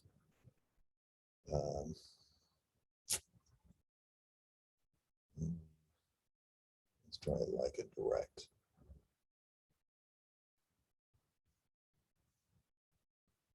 All right, I think what this is going to, I have to be attached physically to the equipment. So if I connect it to something, whatever it's being, if I click this button, it's going to read the signals that comes from that total station, the electronic signals, and try to identify it based on this list of, excuse me, all of these pieces of equipment. Now you should have no problem if you've got your equipment and you're running SurvCE with it, then it should be set up correctly and everything good to go. But now what you can then have set up, you need to do some configurations of the particular equipment that you're using. So right now I had set up my total station. That is up here, that total manual total station. It's because I'm going to type it in. If I had a particular total station, that would be one that's defined, different GPS base and rover, a hybrid unit, or a GPS simulator. So I'm going to use my manual total station. Again, just that's for my simulator. And then I'm going to come down here to my configure button and choose configure. And this would be how you set up the way you survey with that equipment. You've got a coding style. And right now our choices are, you know, no particular style, or a classic one touch, so that the store button will store the point, will read and store the point. So that's our typical way of doing it. If I'm using GPS, excuse me, if I'm using GPS, I want to store a fixed solution only. I'm not going to let it get some crappy data. I'll wait till I get a fixed solution before it stores it. Prompt for a total station setup. So if I pick up and move to a new point, it's going to recognize that and prompt me to enter the setup information. You know, what station I'm sitting on, where I'm backsighting, etc. Same thing, prompt for height and description, prompt for point notes if you're using notes, prompt if a duplicate of backside or last reading on total station. 3D mode is going to be what lets you record elevations. Now, David, you said you do a lot of boundary work, and if that's really all that you do, and you're not really doing much in terms of construction staking or existing conditions mapping, where you're going to have to develop contour maps and things like that, then you could turn that off and it would never bother to record the elevations. Now, I'm going to recommend you leave it on, even if that's all you're doing, with, you're never using those elevations because the points are observed at elevation. The equipment is recording slope distances and vertical angles, and it's resolving those to calculate the point position. So it doesn't, reduce any complexity at all. There's no real advantage to it necessarily, other than your points no longer have elevation records. They all just say 0, but it's there if you want to do that. So I'm gonna say, even if you don't use them, I would still leave it on. Now, this virtual keyboard, if you guys have ever turned that on and tried it, you can see it's a little keyboard that pops up on the screen of your data collector. Not real handy, gets in the way. It's not real handy in these big Carlson type data collectors where you've got the full keyboard sitting there that you can, physically tap each letter. But it was useful in some of those real small mini data collectors. And you can even get this to run on a Windows-based smartphone and connect to your equipment, control your equipment. And that's a case where that pop-up keyboard might be helpful. Same thing with a joystick. If you're using a robotic total station and you're out on the smart end of the stick and you're going to need to turn the total station to point to you, you have a robot or a joystick control that will pop up if you want to use it. Now, this use graphic icons in survey. Right now with that on, and you can leave this up here for a minute, I'll just go back and show you where it is. So when I'm in survey, store points, that'll be my setup. I'll go, okay, now these are the graphic icons. This is my measure. This is my, read. This is my store point. So I'm taking the point and I'm putting it in the data collector. This is my stakeout, I think. I'll complete the set to go. No, that's my, I'm set up to run multiple sets. Let me get out of that. This is to compute an offset point. So if you're shooting a tree, but you can't occupy the tree, you're gonna, you know how to do the offsets. Then some back to that configuration button. And this means a new setup. Okay, so we're going to use the tripod setup. Those are our graphic icons. So if we don't want to do those, we would uncheck those. And what that means is, what we're doing there, survey, read, store,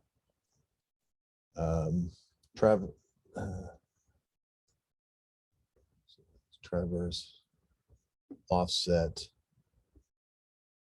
configure, and then that one stays, lets us do a new setup with this one. So, so it just uses letters instead of graphics. So I think the graphics myself are a little more easily understood. Plus, it lets me, let's say if I go to if I switch to my GPS and then hit configure, or not configure, but survey, store points. See, I've got some different icons. I've got this one that says take a number of readings and get the average, as opposed to read, and this is read and store all in one shot. Okay. So that's what our equipment does. Again, we match our model that we have. Once it's set, we set that up here, we can do our configure to control how we work that. Okay, and then audible alerts. If you're tired of the thing beeping at you, you can turn it off here. If you say new job, you want to use the alphanumeric format that lets you give letters into the point name. So that's always fairly useful. It really should be the default condition, but it lets you not use it if you don't want to.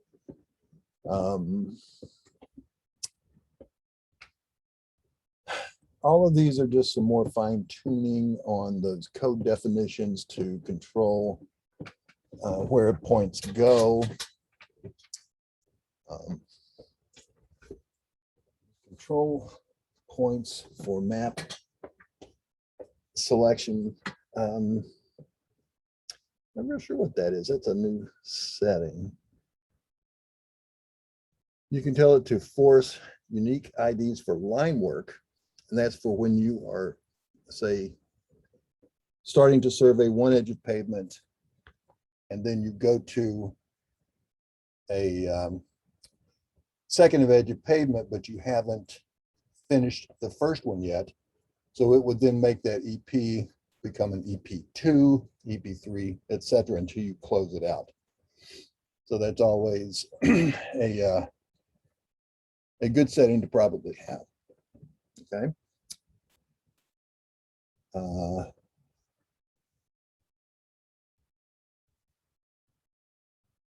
Let's see here. This plan is statistics.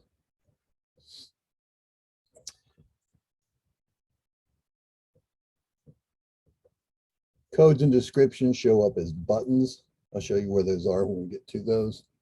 So that's a good one to use as well. Okay, so let's see. Let's take us a little 10-minute break here. And we'll come back and zip through the rest of these settings. We won't really go into a lot of depth with them, but we'll show you their effects as we get into using some of our examples as we run through storing some points. Okay, so let's come back at 2 o'clock Eastern. So that gives us about 11 minutes, and give you a chance to take care of some emails, etc. So, go on. So, so what we're looking at is on our equipment tab where we set up our different equipments and we configure that equipment. So what you need to know too is that when you switch between equipment, the configure controls are going to be different based on what you are setting up. Now, there's a lot of overlap, a lot of things are there together, but this is their general configuration on setting those up. So if I'm, say, with total station, I've got that set up, and I've got things like my localization, I've got check level. So that's not with that one. Let's see if I can use a simulator.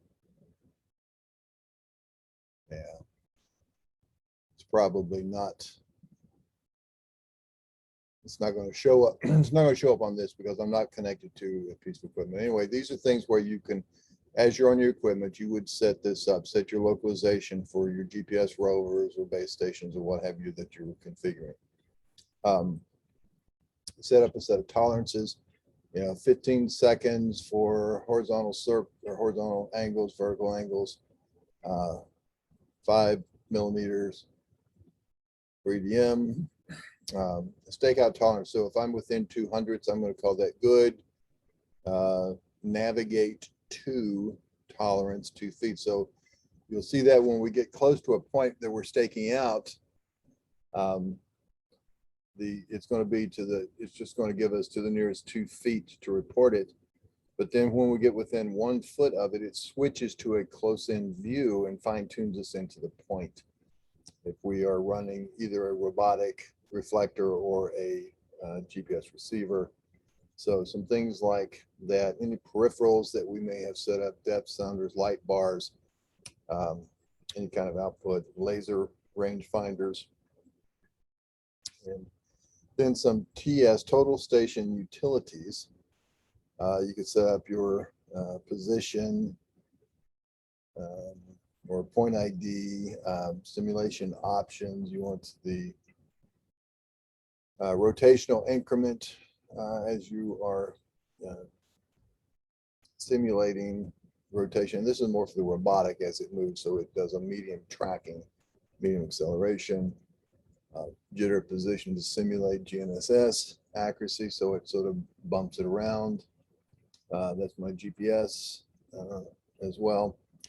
So if I switch then to my GPS simulation, see this, the buttons switch. Now I've got monitor and sky plot, and it will do, you know, a simulated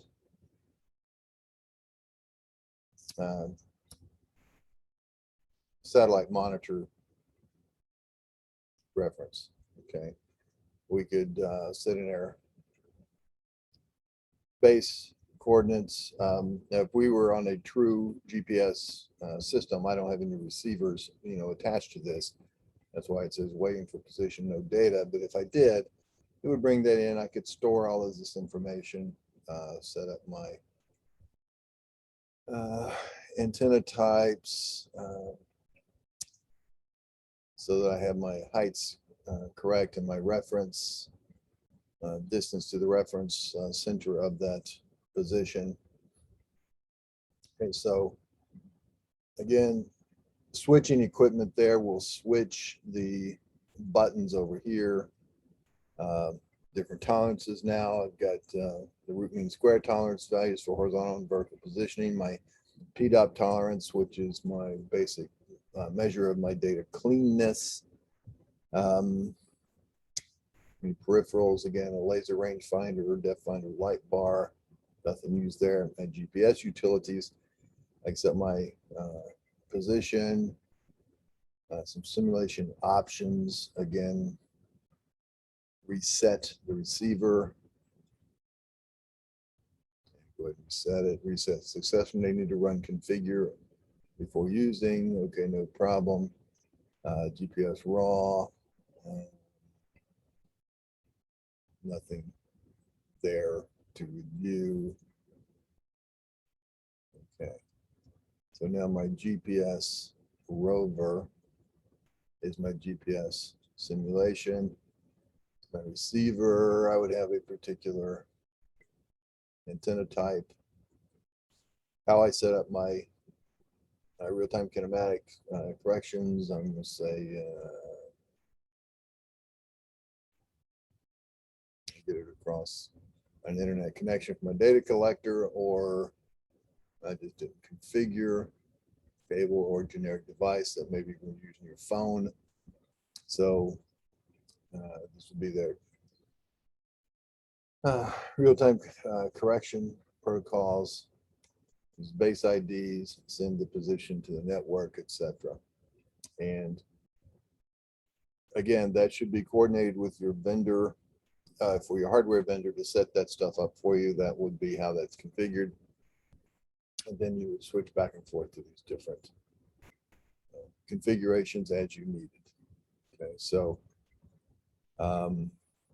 that's really all that you would do there. But back to our configure on the bottom half of this, after we get through all of these little prompts and part of the interface, magnified view and staking points or direct total station. If you turn that on, it magnifies up so you can get closer to it. But down here is the number of readings to average. If you say total station, you want to take 2 readings. So when you're traversing with your total station, then you're setting the next traverse point, it's going to prompt you to flop the scope and turn around and get direct and reverse it, that sort of stuff. Okay. Or, you know, you can just say, just give it 1. Oops. Sorry, configure general. Here we go. So 1 reading instead, or if you do 2, it's going to have you, you know, read to the station and then close the horizon, and then read to the station, close the horizon, both in direct and in reverse reading. On the GPS readings, we go and we hit the store button, it's going to take 5 readings and average those readings and then store that value. And then finally, these two down here is how to control what happens when you hit the enter or store icon, either the enter button on the data collector and the store icon for the total station. You can have it read and then store, or store and then read, which means it stores the previous one that you have read, and then it takes the reading for this one and then waits for you to make some other changes. Read and store is the more prevalent one that we typically use. There's also a case for read or store, and you can find out about those things, for instance, here in the help system. Let's see if I can find that one. Equipment.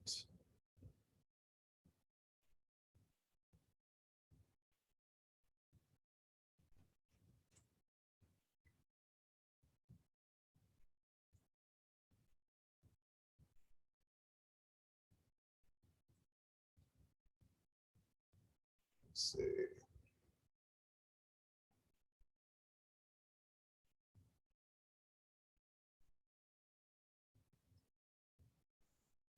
I think it's under instruments.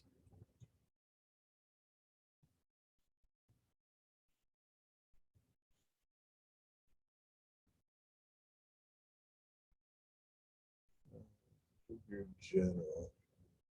Yeah, this read and store, read and store.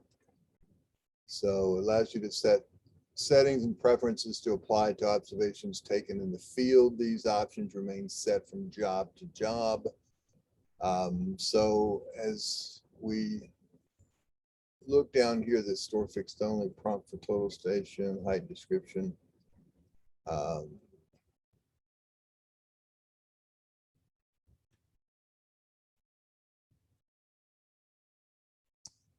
Number of readings to average right here. That's what we were talking about. That specifies the number of readings that will be taken and averaged on each observation, values between 1 and 9 for total stations, or 1 to 999 for GPS. If the tolerance is exceeded between readings, a warning screen shows up so you can take it over again. And the number distance reading settings does not apply to a manual total station mode, so that won't help us in our session with this simulator. In this mode, you can use the calculator to average distances. When prompted for slope, distance, enter a question mark to bring up the calculator, which is scientific. And so that wants you to, put those values in. We're not going to bother with that part in our manual. We're just going to put in single readings, single angles, and single flat distances and let it go. Enter / store icon. So the enter key is convenient, popular way to take shots. In the store points command, it allows you to specify the effects of that key. So that is the enter key on the data collector itself, not the icon. Which if you use the icon, it does that function. If you use the enter key, it lets you define how that behaves. Okay.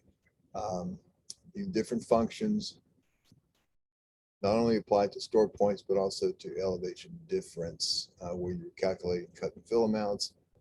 And it's set separately, total stations compared to GPS, described below. Most users choose read, then store, which means similar to the effect of the read on the original collectors. After the backlight, the first time enter is used, it takes the shot and displays the results. Then when you foresight the next point, enter will store last, read next, which means it stores that thing that it just displayed for you, and then reads the new pointing. Okay, it's best used with the above height description prompt on save turned off. If it's on, then we need to turn to the new shot and press enter. The new shot doesn't take right away, but instead prompted for the target height and description of the previous shot. Can cause some confusion. So read this over as to how that works, as to how you want it to behave, or if you're comfortable with it the way you have it now, then that should be, you should just leave it as it is. read then store, it always takes the shot and stores the point. Works very well if there's options on. Enter key takes the shot, then displays the results and provides an opportunity for editing, just like store points does.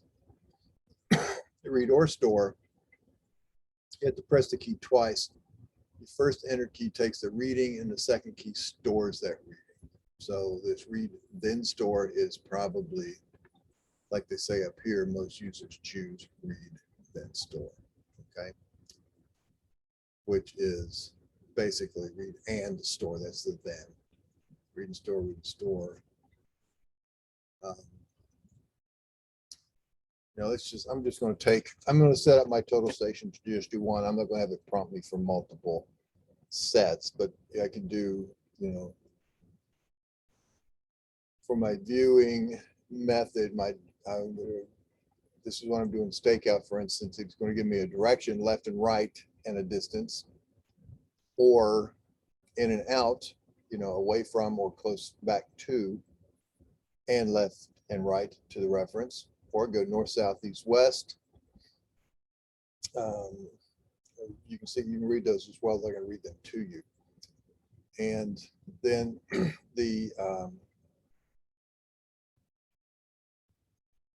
checks at the bottom are use centerline for a reference object when applicable. So if you're in the road module and you're trying to stake out station 3 + 25, offset 10 feet left, then it's going to prompt you with that, tell you to move,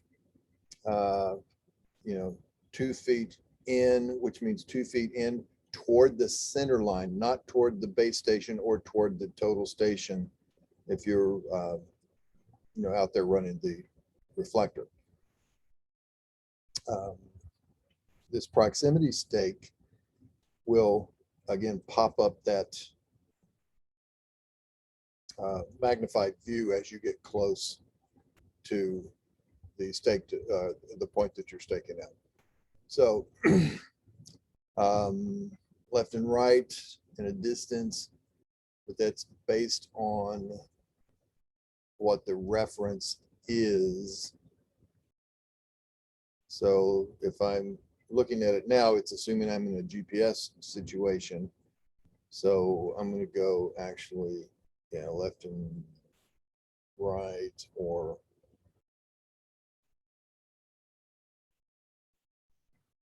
direction left, or deflection left and right. All right, so then when I go ahead and choose the check mark for that, let me switch to my total station and configure that with view.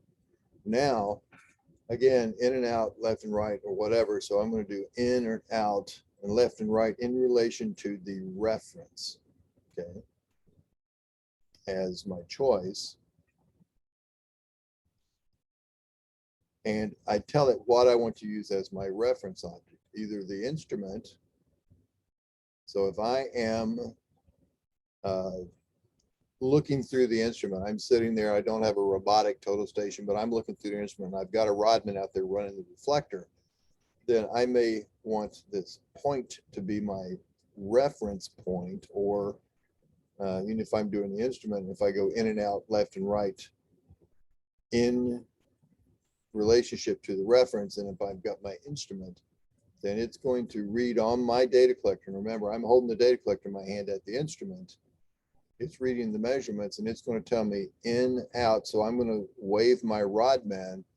If it says out, right, it says out 1 foot, right 2 feet. I'm going to wave him further on 1 foot and over to the right 2 feet. And it's the right as I'm either as I'm looking at him or it's looking back at me. So, and it is to move relative to the reference object. And that's the case. So if I'm sitting at the instrument, I've got the data collector, I've got the rodman out there, running the rod, in and out, left and right, means how he moves in relationship to me. So I'm looking at that point, sending him away or toward left and right as I look at him. Or if I say in relationship to the rod, then it's going to be backwards. It would be as if, you know, how far in and out. Again, my reference being the instrument, it still comes back to the instrument, but how far does that relate to where it is with the rod? So how would I have to move that? It just switches that direction around. I can also make the point, the reference object, and give it a specific point that I'm choosing. It doesn't dynamically change to what you're staking out, but you can give it a particular point in your network as the reference. So let's say if I'm the reference object, this move relative to, may have this backwards. Let's see. If I'm running the rod with the data collector in my hand at the rod, my reference object is the instrument. So I go in and out, left and right in relationship to that instrument. That's what that choice means. In relationship to whatever the reference is. In this case, the reference would be the instrument on a move relative to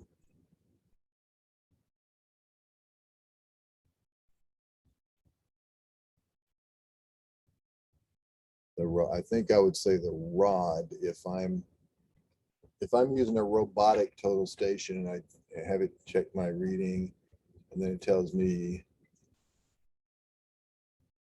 right or left. I'm sorry, I may have that backwards.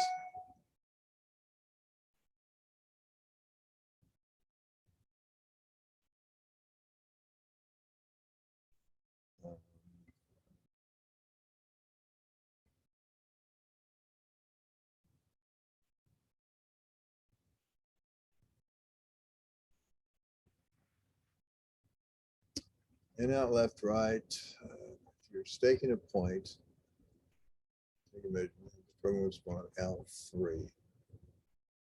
Then out and select the reference object and direction from the reference object to the stationary point below its direction of reference. Instrument oriented point. If it says instruments, then left is defined as left of the line between, this is if it's instrument, left is defined as the line, left of the line between the instrument and the rod. So that's as if you were standing at the instrument, you would choose, it would tell you left 3 feet. So if he shoots a point, if he's 2 feet away from where he should be on the right as you're looking at it, it's going to move him to the left. So it's as you standing at the instrument looking at the rod. Okay.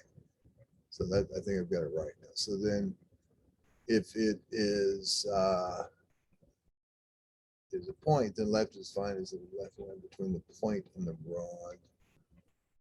Second, and that's again a specified point. If directions from, whether direction are relative to the stationary point selected or to the moving rod. It doesn't really.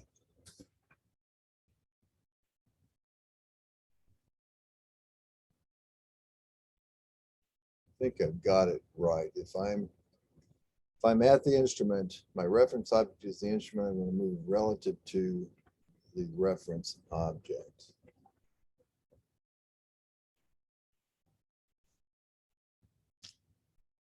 But if I'm at the rod, I want to make that motion there. So my line would then be from the rod to the instrument, and it's going to tell me right 2 feet, which means as I'm looking back at the instrument, I'm going to go to the right. So it's actually, if I were at the instrument, it would be on the left. So that would be how that part would work. I'll put this back to reference object as if I'm standing at the gun. I don't have a robotic. And now the sets button for total station is when you do a backsight, if you want to read direct and reverse, you would turn this on. Otherwise, it lets you just set it up once. I typically do when I'm doing backsights, I would turn those on and read sets. And I would also do them when I'm doing traversing. I'd also do that for resections. Any kind of topo or stakeout or calculating that I'm not, well, yeah, let's go ahead and turn off reciprocals. But any kind of stakeout or just reading some general points, I would not necessarily collect sets. And then down here are the options to control those set collections. I can review the readings, review the sets, store the raw data for duplicate points. And when you do this, it lets you further go into your desktop office software and reprocess that raw file to check on that set reduction. And so here's your set order: backside direct, foresight direct, then foresight reverse, backside reverse, whatever your typical way would. So if I go to my backside and direct, turn to my foresight and direct, I would then flop the scope and turn back around to the foresight, and then keep it in reverse and turn back around to the backside to close the horizon. That's one set. And then you would do however many number of sets you do is determined by this. The other option is backside direct, flop the scope, flip it and spin it around and reread the backside. And then you do the same thing, flop the scope, turn to the foresight, flop it, reread the foresight. So you can see what those all mean. Okay, with that, I'll go through each of those. All right. So for now, I'm going to uncheck this backside and traverse because I'm using a simulator. I don't want to have to type numbers in all the time. I'm just going to take one reading and let it go from there. In fact, I'm going to actually go back to my GPS simulator as my equipment, and I will localize my localization button, and I'm going to turn it to none. I guess not. Oh, here's something that's a little confusing sometimes as well. When you're setting this up, if you haven't actually done this already, haven't figured out to do this yet, under this projection, edit the projection list, and I've got this pull down. Right now I've got PA South, PA North, West Virginia, South and North, and North Carolina. Now, that's not, so if I get hired to go do a job over in Ohio, I'm sort of out of luck here. But what I have to do is to edit this list, okay, and I can then add either user defined or predefined. And the thing is, the predefined, when I choose from that list, that has all of my different states, all of my different projection systems, even all over the world. So if I do a USA county or just continental US, North American datum 1983 or 27, so I'll use this guy. And then of that, I would scroll down here and say, find the one I need. In that case that I just gave the example, it was, these Ohio versions. Add another predefined. I can even type, find my zone. If I'm, connected to my instrument, it would read where I am, or I can select by state. Ohio. Starting south now, so that's now there.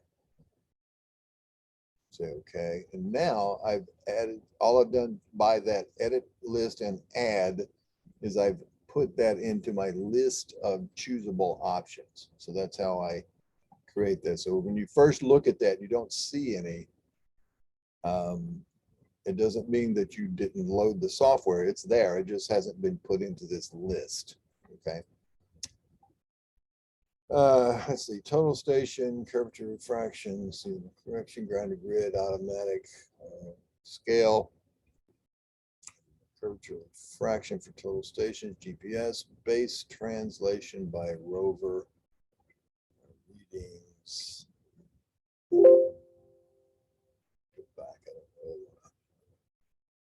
do that part. Multi-point method, no scaling rigid body plane similarity, or a 7-parameter Helmer transformation, which is the most rigorous. I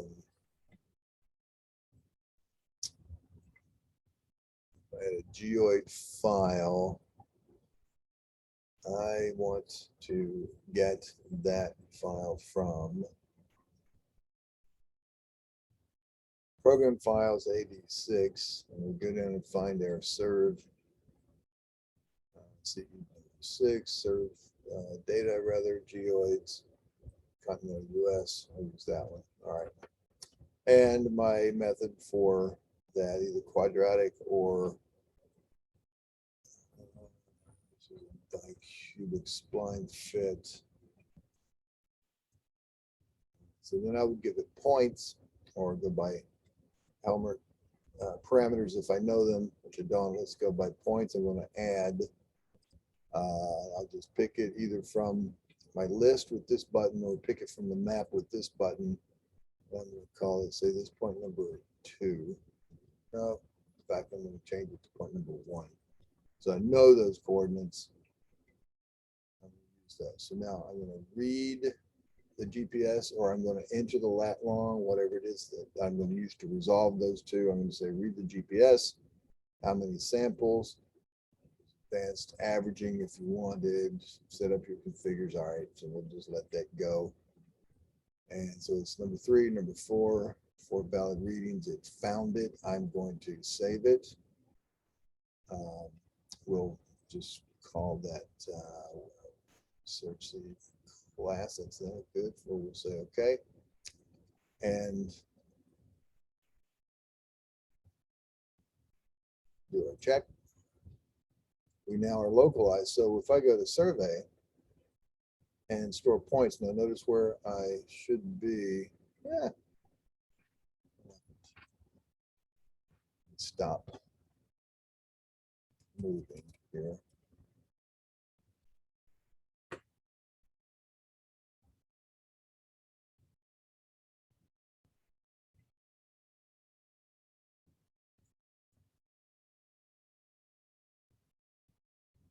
Yeah, I'm way too far out. Go back to localization. Yes. Points.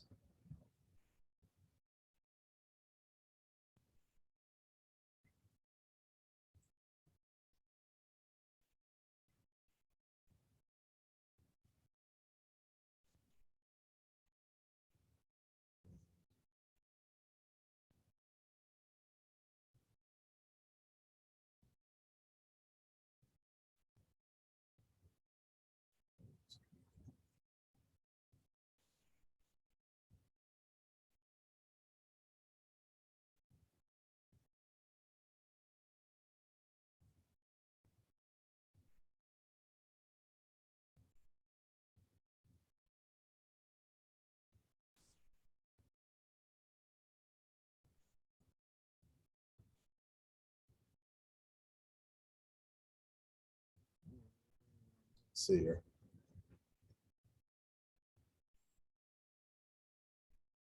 I don't know those.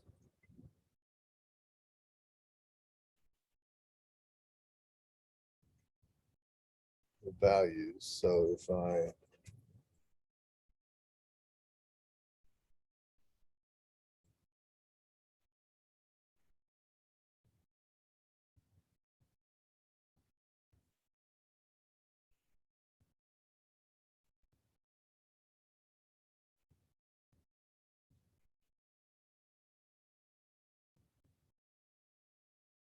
delete that, re-add it.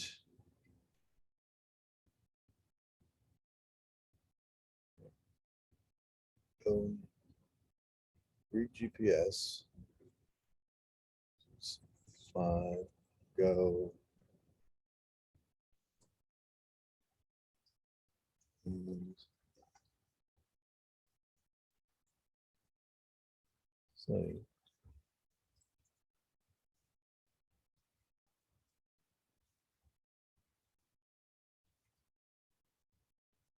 See, it puts me at like 236,000 and then 1.607 million is trying to put me in that state plane zone.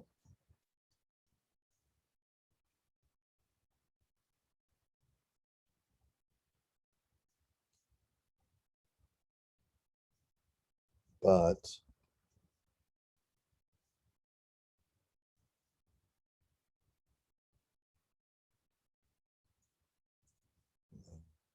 I'm going to be there anyway. So point number one, 5,000, 5,000.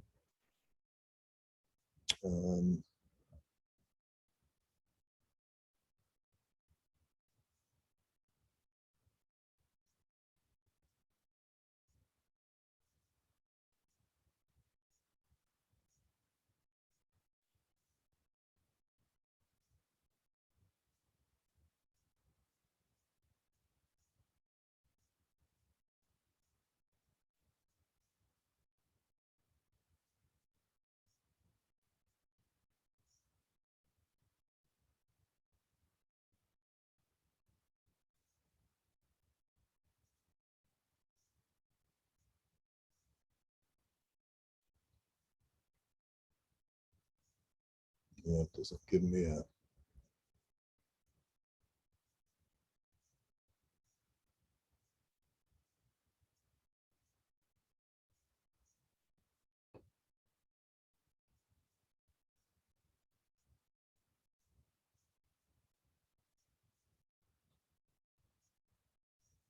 yeah, so it shouldn't matter what projection I'm in. If I'm going to take this point and read it,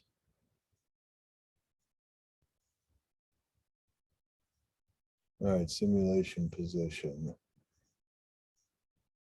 one.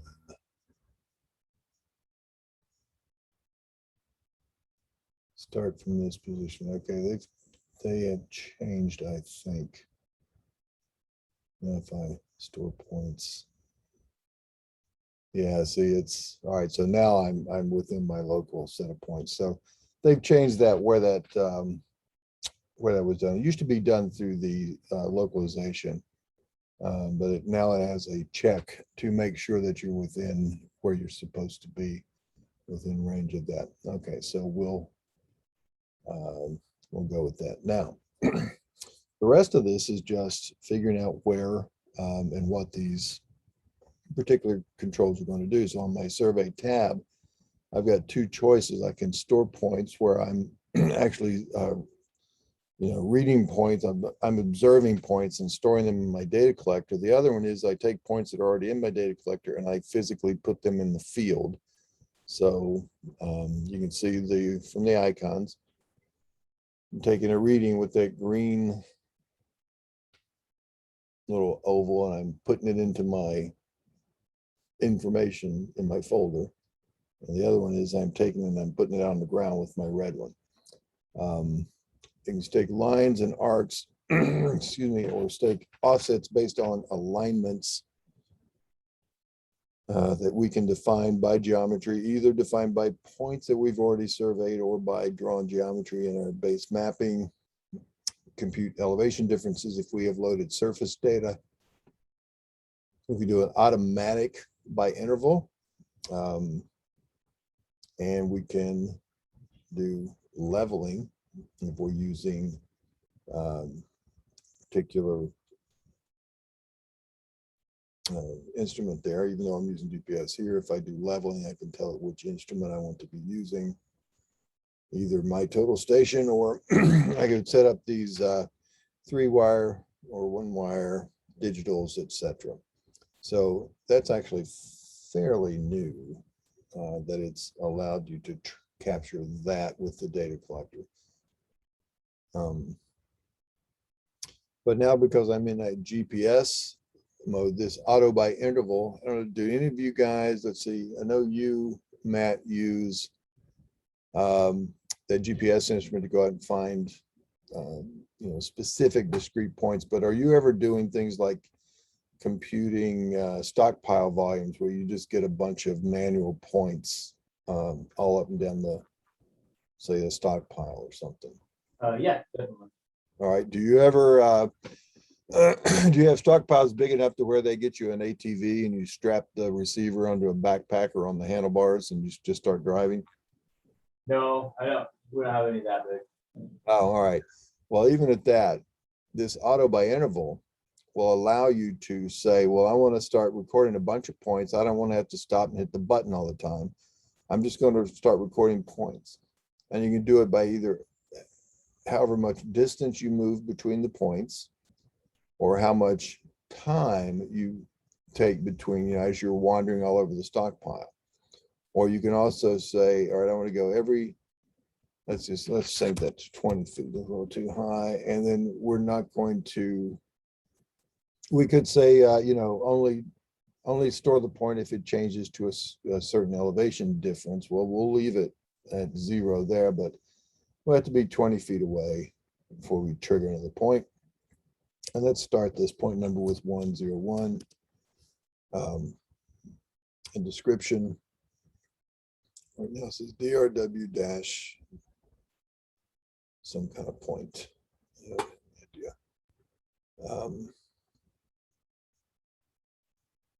Let's use just a miscellaneous point. And a maximum number that you want to record, you can turn it off after a certain while. We just hit enter. And now as we move around, and I'm gonna use this little simulator.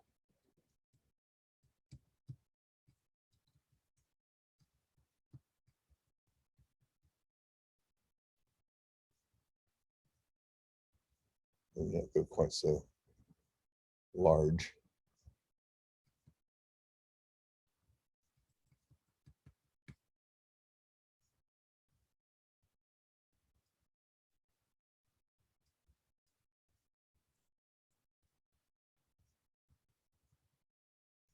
And then when you're done, you would hit this stop button. And now I'm going to just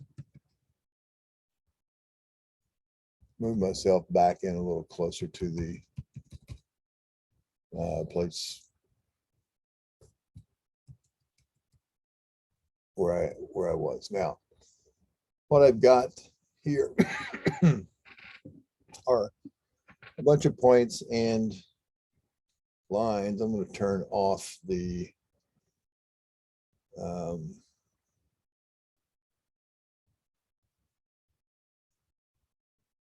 all that extra stuff so I can just see the point numbers. So I've got this just by walking around. Now, I didn't do anything. I didn't hit any buttons. I didn't do any of that kind of stuff. I just carried the receiver. And as long as I moved by 20 feet, it dropped the point and it let me collect it. Now, I can do that same thing here. I say go again, that stores a point. I'm in average mode. I'll then turn it off because I didn't move. It just brought me a few things there.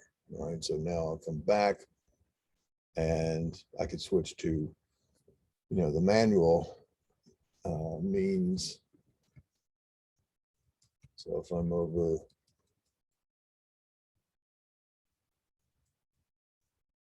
here, say, and I hit my store button, it's taking those averages and boom, there it is. And I choose, whatever the description is.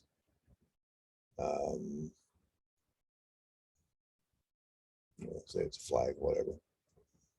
Okay, so it's now stored that point with that description. If I turn those descriptions on,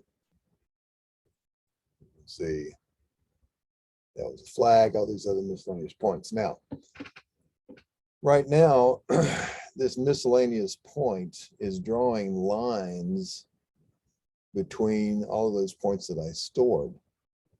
And that would indicate that there's the code miscellaneous. And I'll go back to my file tab and look at my featured code list. And let's find, there's no category set, but if I find my miscellaneous and edit, see it's set to draw line work. Okay. So it says, yeah, put them on layer miscellaneous. There's my description I want to use. Let's set our color to be, say this purple. And if I draw just a point or 2D lines or 3D lines and set the actual line weight, but let's change that code. Instead of being line work, let's use it as a random or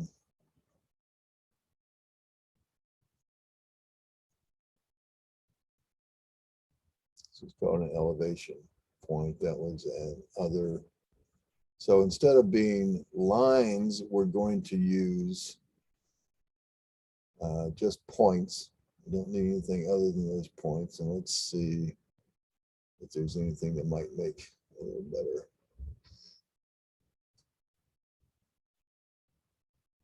Don't really think so. I think there's other. Well, let's use that. It looks like a benchmark anyway. So we'll say okay. We'll say okay. So now change them to save them yes. So we say what's going on?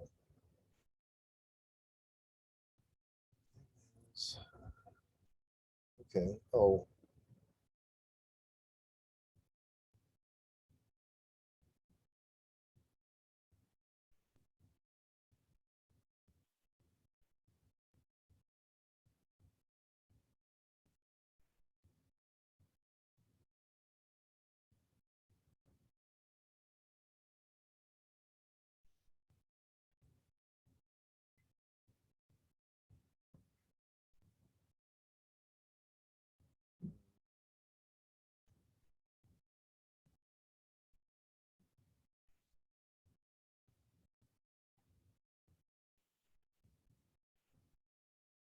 Carlson. PC, okay.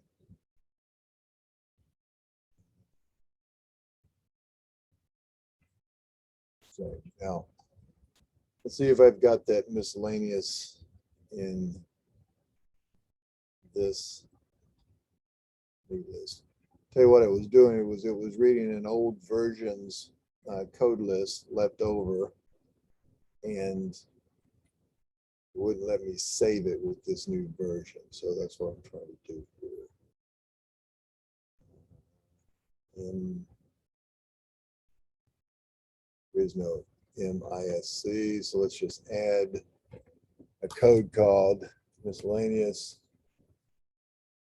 Category, we'll set the symbol to be that.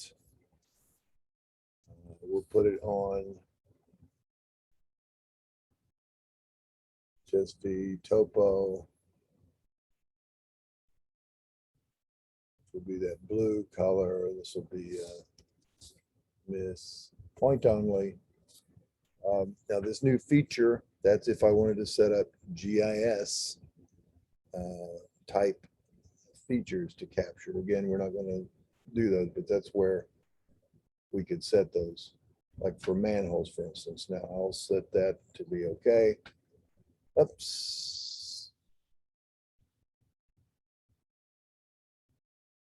Oh, I didn't see it before. Oh.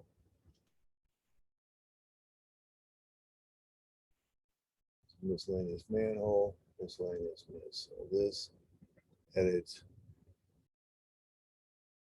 point here, layer, the topo. There we go. Now we go back and change them to save them now. Yes, error writing code file. Don't know why. Let's see if it applies though. So now we're back here and we have this miscellaneous that used an X and drew this line. If we now want to reprocess that because we've changed the code, we don't have to go back and reshoot the points. We just come down here and say field to finish.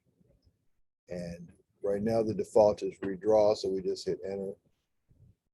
And it tells me I've got a code that was set to draw a line called flag, and I'm going to end that. It tells me that it's active, so it's I'm really just wanted a single point there. So now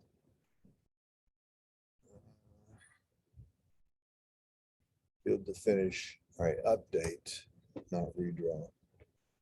And that should have, but apparently, let's see.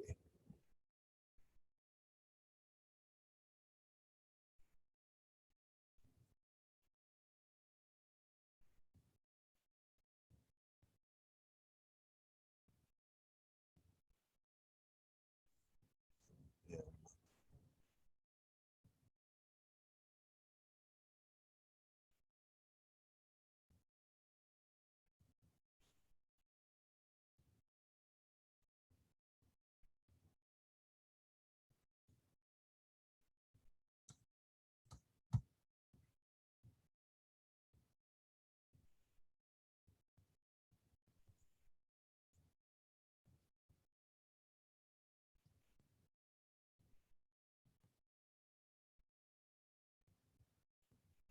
Let's see. Layer V topo. This symbol point.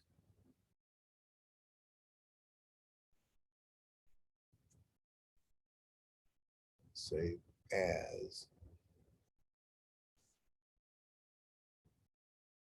Let's call that Carlson -mod.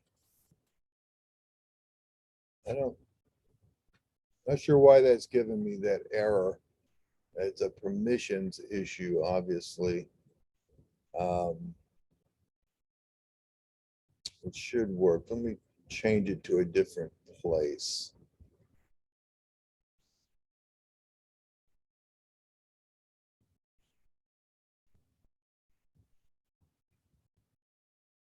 Come here. That was it. So I wonder if that might have then.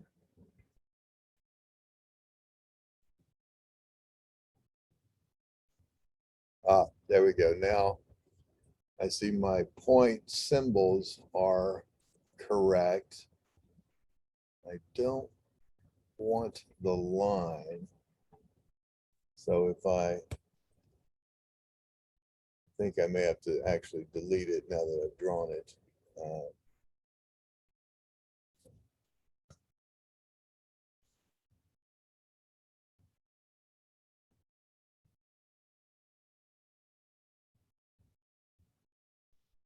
Yeah, so I need to go to my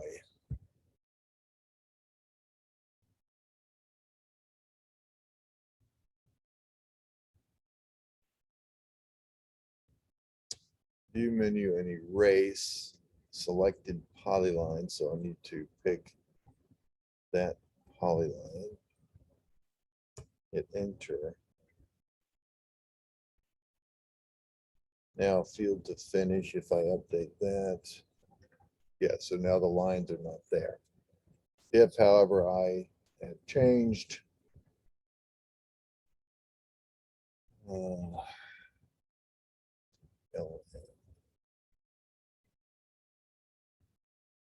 lot of codes here.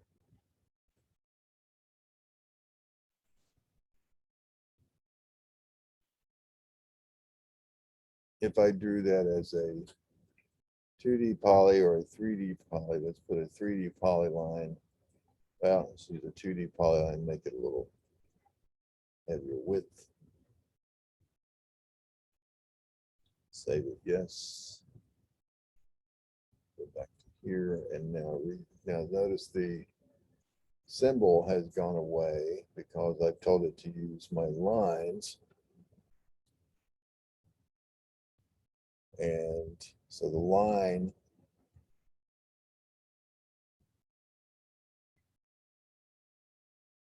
back there with a, that weight, the symbol weight.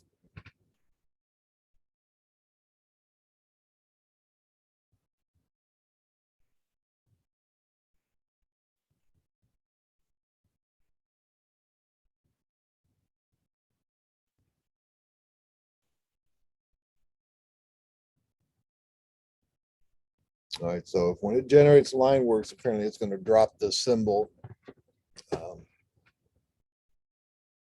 So if you're using trees or manholes and such, they need to be set to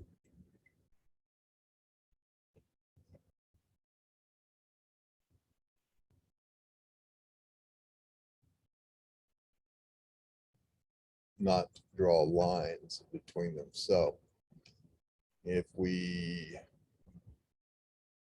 just chose those to be those miscellaneous spots, maybe this SPT3, come back from that, save our changes. We'll simply come back here and now reprocess.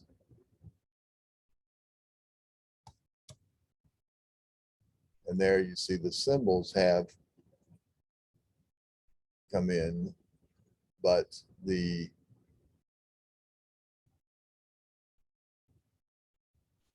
line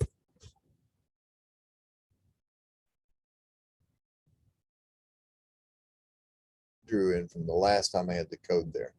So the point to that little exercise is that as you're collecting this information, you don't need to, if you're using this field to finish and you're trying to use it to generate part of your mapping that you're doing here, you don't need to have it. You don't need to go back and re-observe those points. You just choose field to finish and it will reprocess. That's what this update review business does. Okay. And there we go. Redrawn, and that comes back. Now, so let's talk about a couple of other things that we have here on our file tab. Again, you saw our job. We set that up in our settings. Our points lets us list and even edit points. So that was my draw locate point that we did. If I edit that point, I can type in particular values. I could say maybe even if I type in a question mark, it's not going to let me do it here. Let's see. Yeah, I could get my calculator up.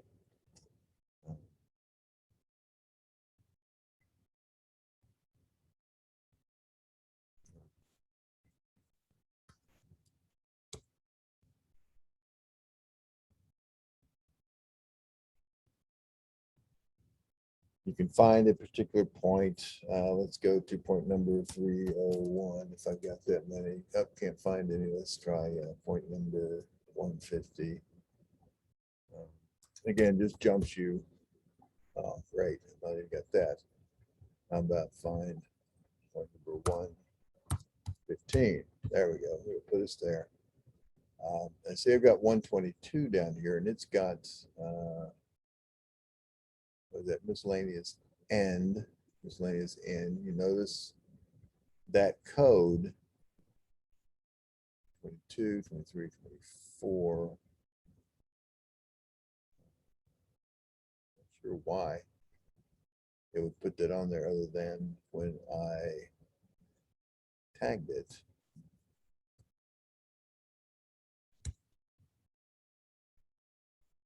Just a random point, but that end was possibly what was forcing that to be a draw or line work part. Now, while I'm looking at my points, a couple things that I've got available to me. Up here in the top, it tells me I've got 27 points, and the highest point number is 125. So I'll go to 1 to 2, and then start at 101 and go up to 125. I could have used that instead of hitting those numbers before, but I forgot to look up there.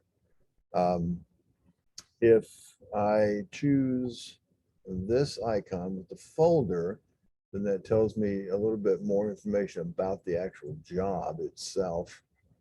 So here's the actual coordinate file, the type, highest point number, used points. So I've used 1 to 2 and then 101 to 125. So that would identify any gaps for you.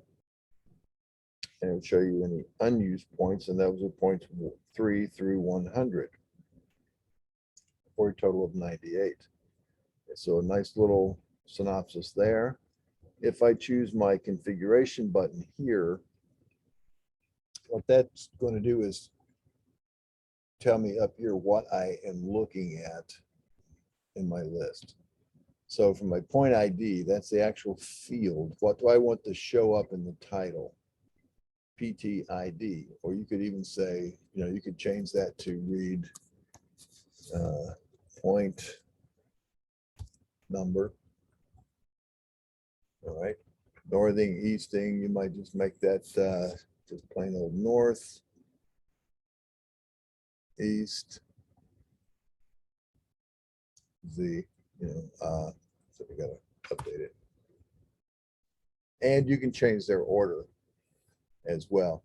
This is the number that you want to add to the next point ID as you're incrementing points, and always go up and start with the highest point ID if you wish, and come back. And so now you see I've got these new titles and the description. Then it always repeats the point ID over here. And I'll put that back.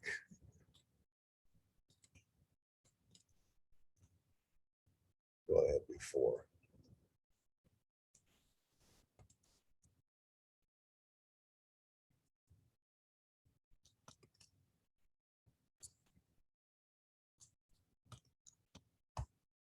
Oops.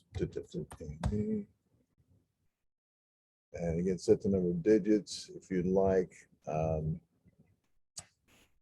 And you can change their order. So if I've got the point ID is first, if I want my, say I want my description first, if I move that up,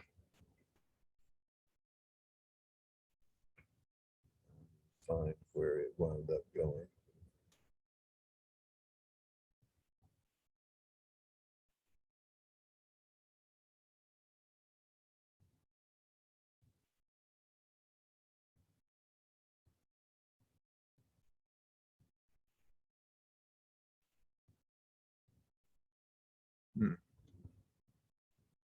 Seem to have lost it.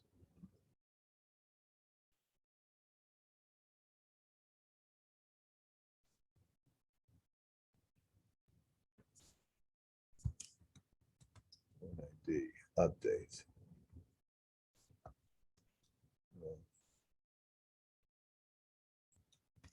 East.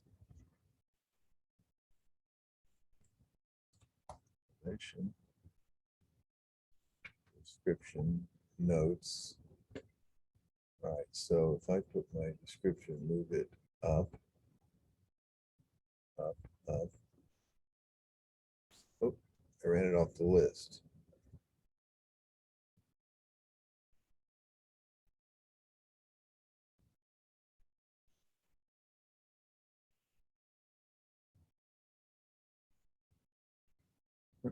All right, I'll do it again.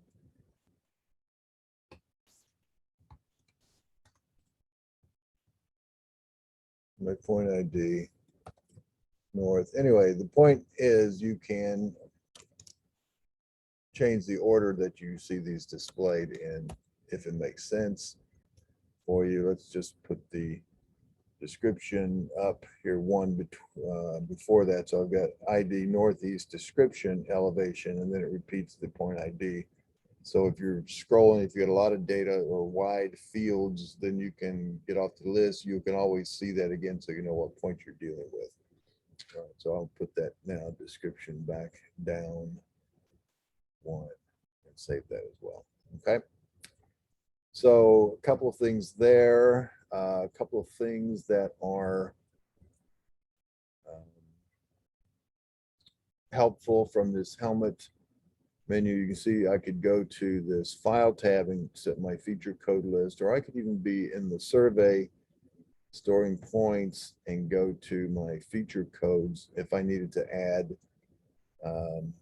you know, a new feature code, just like I was doing before, and then come back to wherever I'm doing before. So this menu will give me access to a couple of those things. Some inverse from the Kogo package, for instance. Let's see, some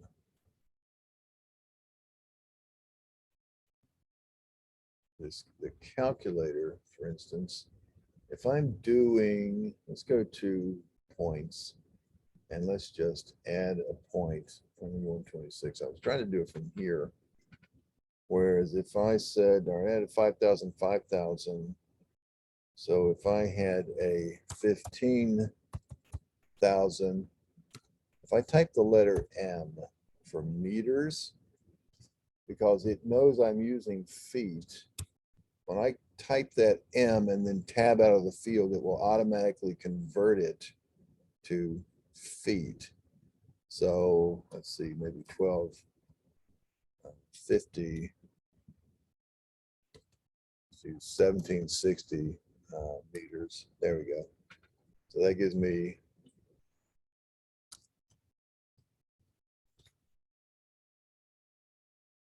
a conversion from back and forth. And it could be anything. Let's say, that's 240 inches.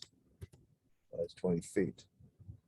Okay, or 285 IN. Okay, so if it can recognize the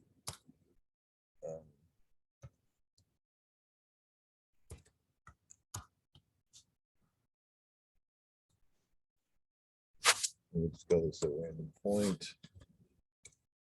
So if it can recognize those as units for distance, it will automatically do that transformation for you. All right. So if I'm picking, if I'm out here, let me go back and turn on my point IDs. If I want to see what, all right, there is a point.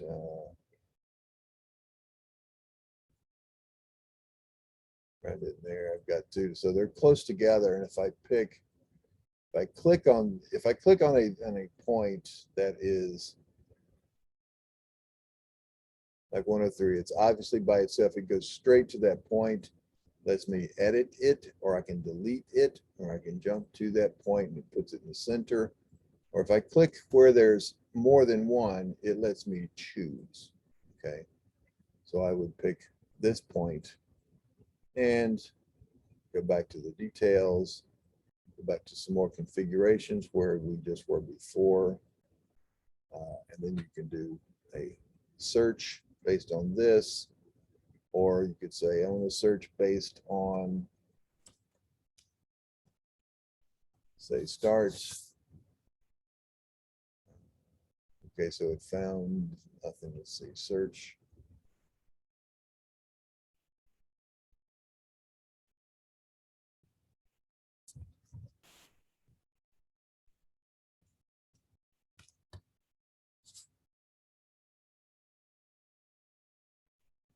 Yeah, that was that.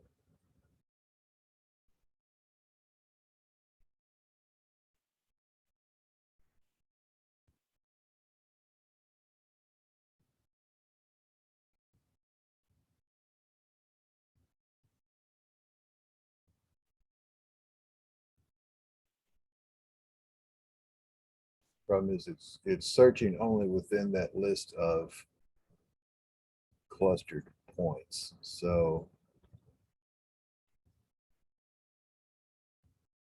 we click like that. Okay, now if I search for start, it jumps me to that code right there, point number one. Okay. So a couple of different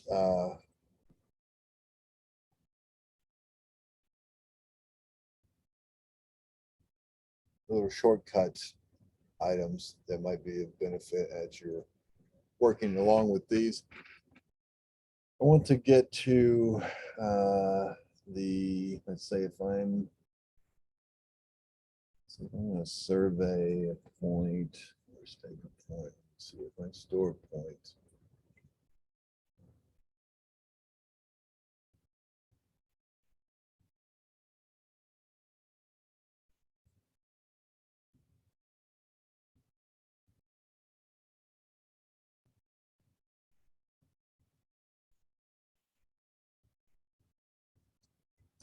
All right, so if I'm out here and solving a triangle from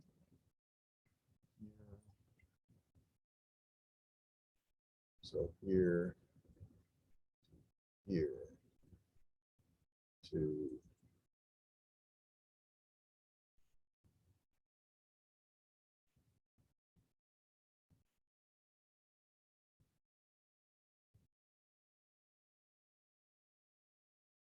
here. So 124. All right, so now that is computed these values that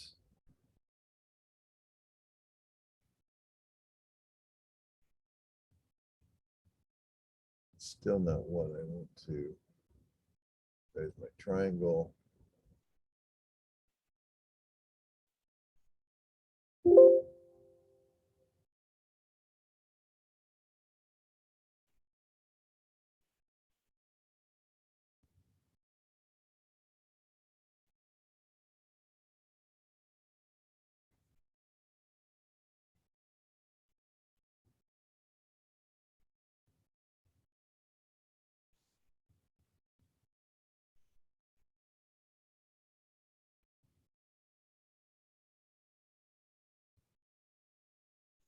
Some 6 times 3. All right, big deal. There's that.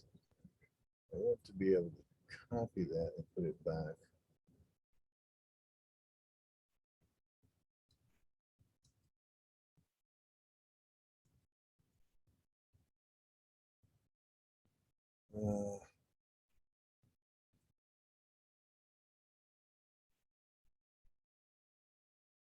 Still be able to do it from there. I can't.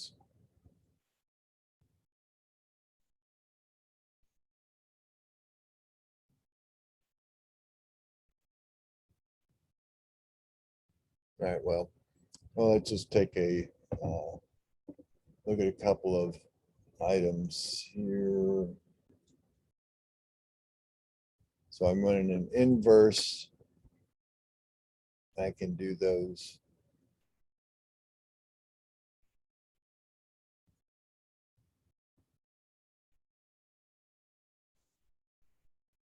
So if I want to know what's between 102 to 125, I simply pick a point here as, well, heck, let's do even better than that. Let's go down here. I'm going to go from the center of the circle to the center of that line. Now there's no point stored there, but I can grab my snap point here, choose that, and then let's see, that was 1 point. So that to center of the circle, which is 0.2. Enter. So that was the midpoint, that was the center point, and we could go then on and on. So say 0.101, just keep inversing your way through and showing you those differences between those points. Now, I could use a bearing instead of these azimuths. I choose my formats here. Computing my intersection, excuse me, intersection. So if I've got a, let's see, I want to set up from my map, I'm going to say, let's do a bearing intersection from, we'll set the first leg to be 103 or 105, 104 through 125. So I'm going to choose 104 to, so 104 to 10 or 125. Okay. So that's calculated that bearing.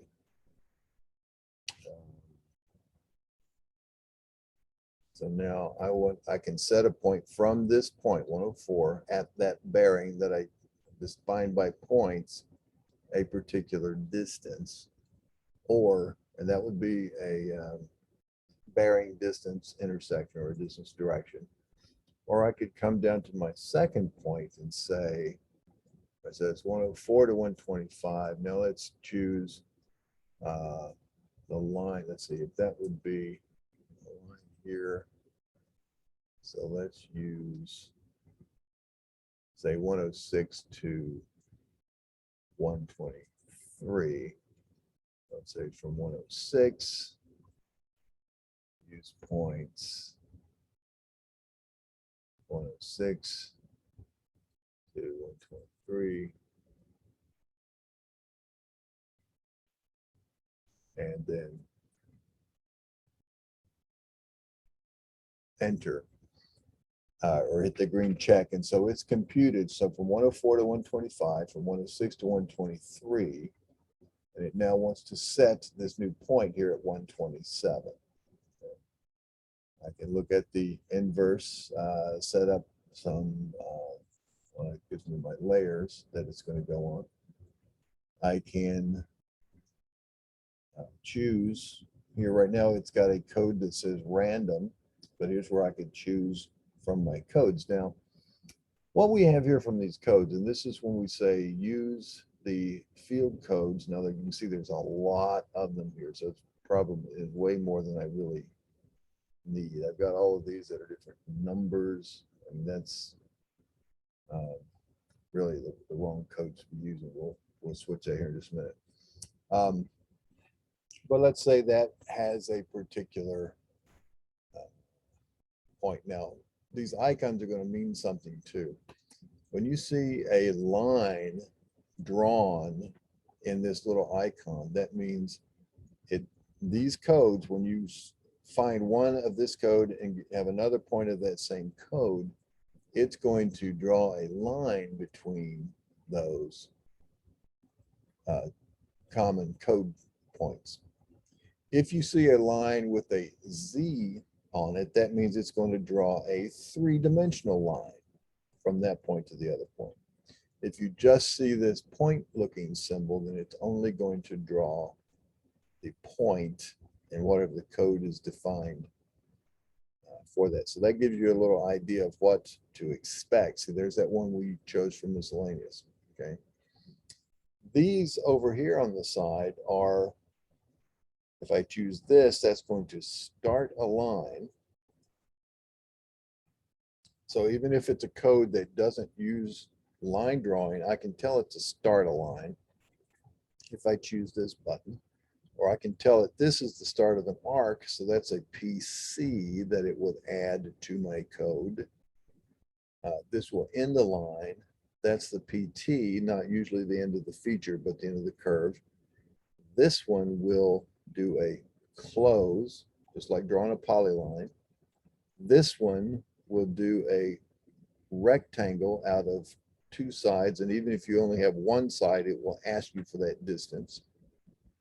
1, 2, with multiple things that let you start another feature, another line, and it puts a suffix there. And this ... and it's sort of unfortunate the way the icon is. I don't think it's all that indicative to me, but that just means there's more to follow when you click that. It's an ellipsis, but they're 3 different sizes, so it doesn't make any sense to me.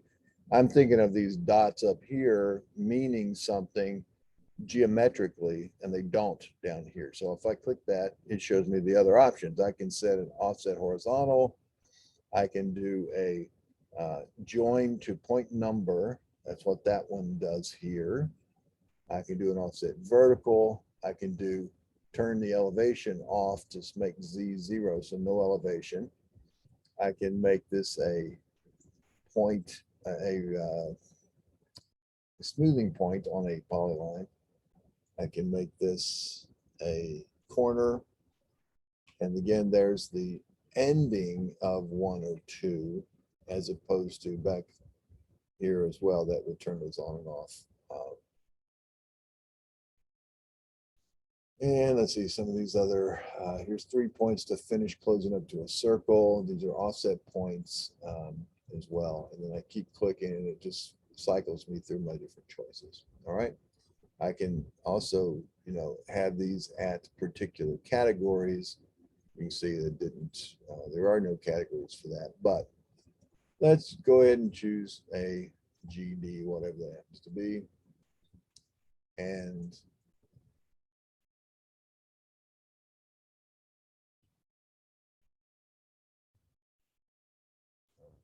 choose OK.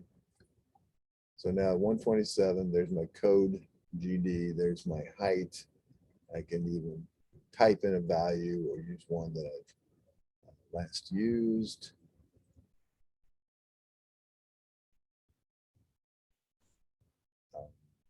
And then finally store the points.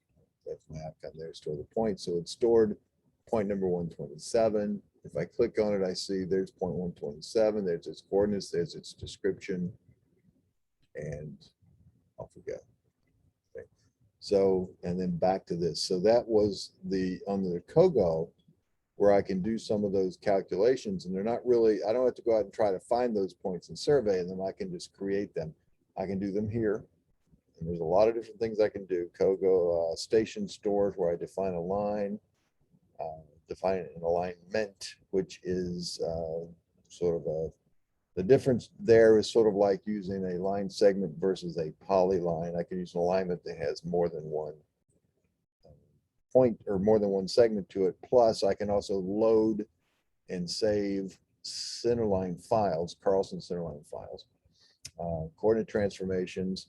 Again, here's my calculator that we were able to reach before. Angle traversing, point averaging if I'm doing GPS observations as well. Okay, so all those things on my calculation part of the tab, which can also be done in this little CAD system. Okay, pretty much the same types of things. You may find it a little more useful in one versus the other. And if you think graphically more so than, like I tend to think more graphically than command driven, then that's going to help you over here on this system. So you have a lot of those similar type tools. Okay. But it's this business with survey, when you're out to store a point, for instance, whether or not you see a graphic screen is going to, because you might get this, okay? And that's what everybody might be using, that's fine. I'll go to config and I would scroll down here and use, well, that's my icons.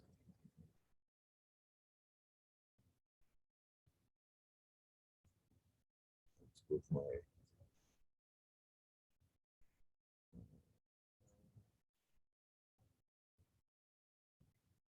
I would normally go back. It's this button here that switches me back and forth.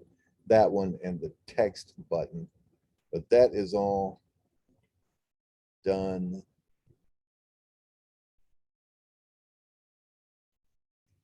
here. Let me see under options. I think, yeah.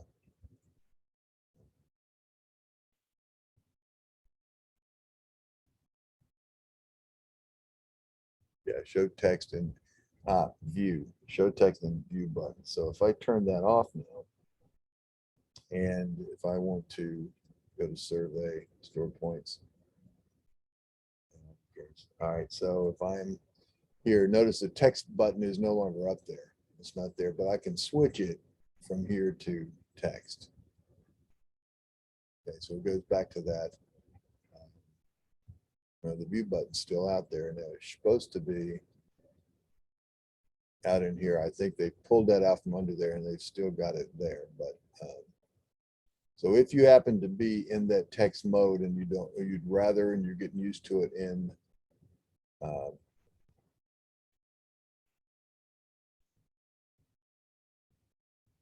this graphic view, then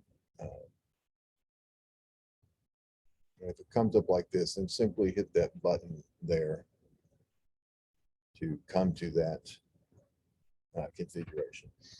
So again, so this helps you, you can type in your point number, get a description here or pick one from from the pop-up descriptions, okay? Or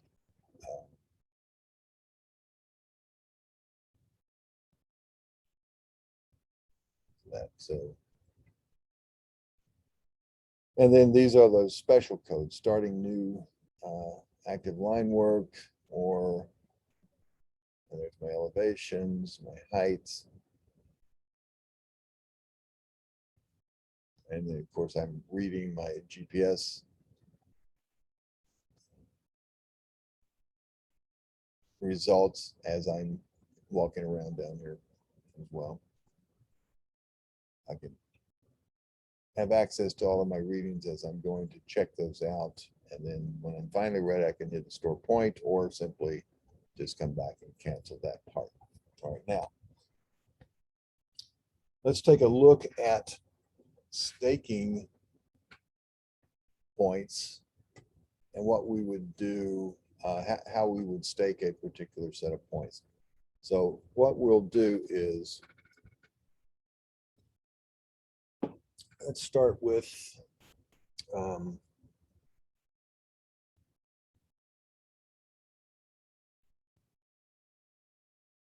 was able to have you draw something, or let's see if we can do it this way.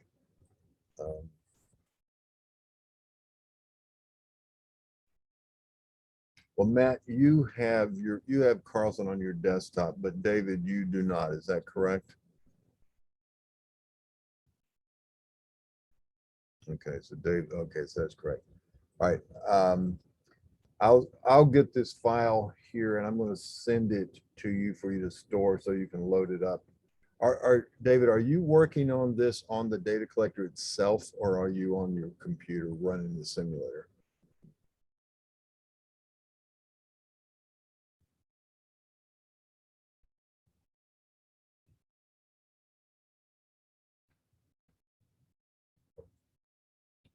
Oh, okay.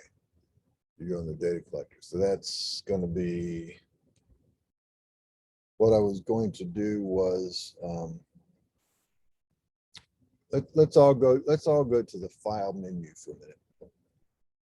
And let's choose the job button, and let's just make a new file. And I'm going to call this one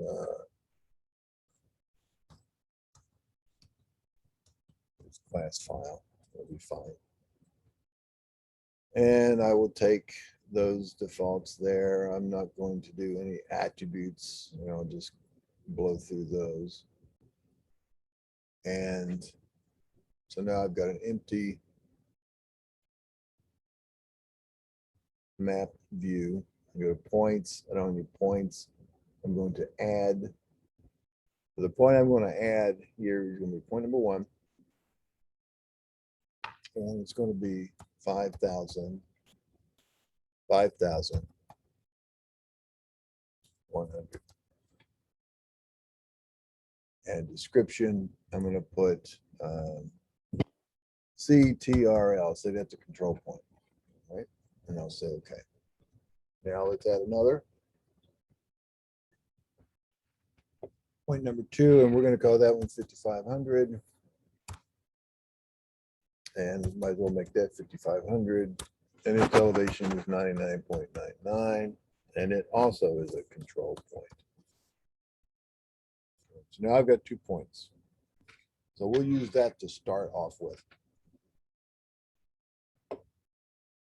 So we'll come back and I'll view that in my little graphic thing here, and I'll click my little zoom extents. So there's 5,000, 5,000, there's 5,500, 5,500. That's where we're going to be starting our little work project here. So let's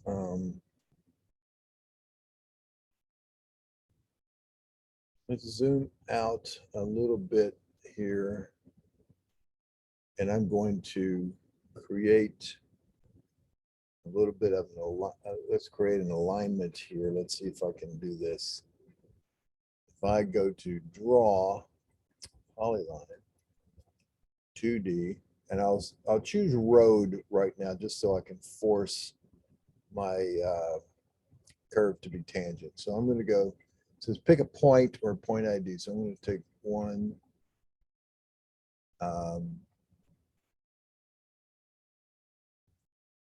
to 2.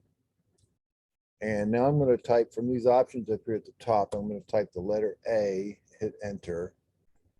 So that's an arc. So I'm going to do an end point. I'll put it over here.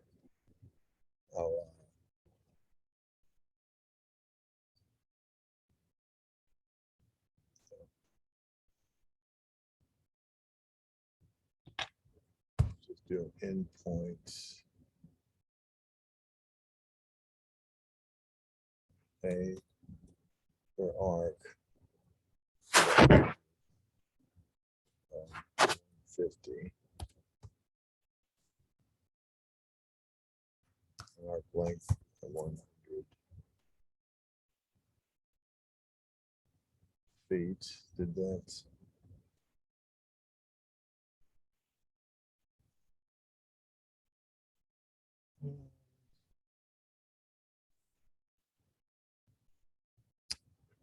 Let's do an arc. A radius of, say, 50 feet, an arc length of 200. Oh, that was a little more than I wanted. Let's try that one more time here. We're going to do an arc of radius, let's say 150.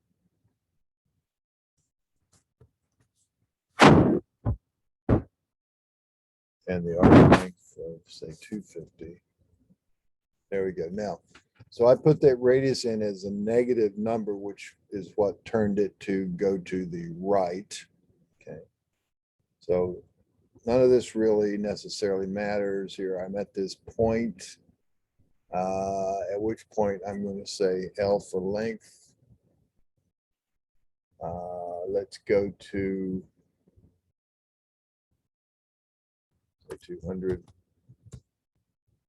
and then hit enter and then enter one more time to finish. All right, so I've got now 2 points and what will become an alignment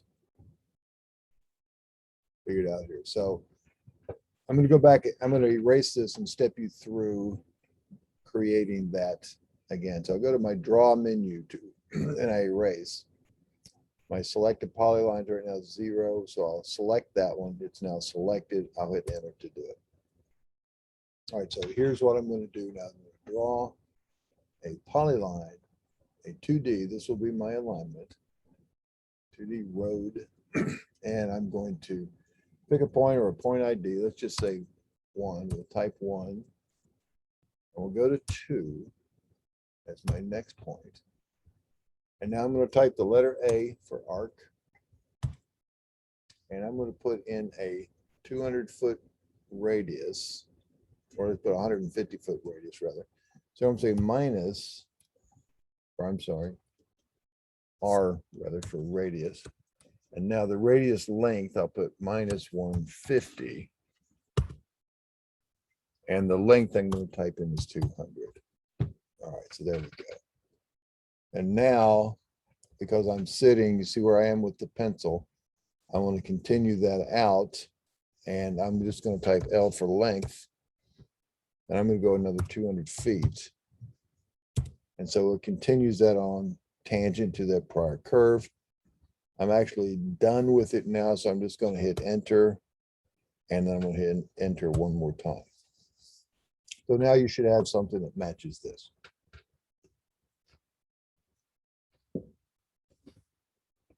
So we need to, let's say,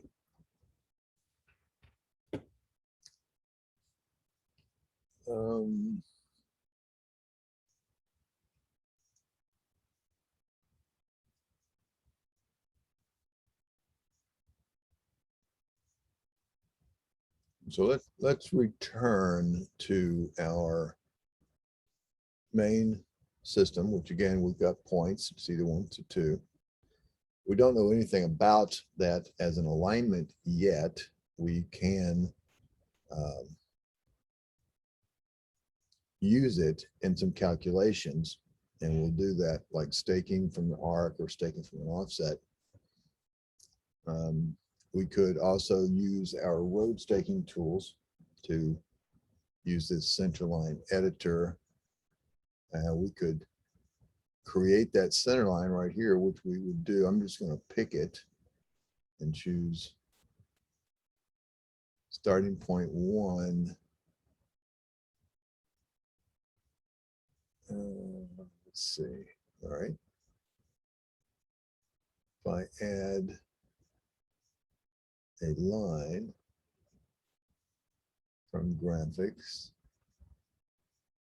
to 2,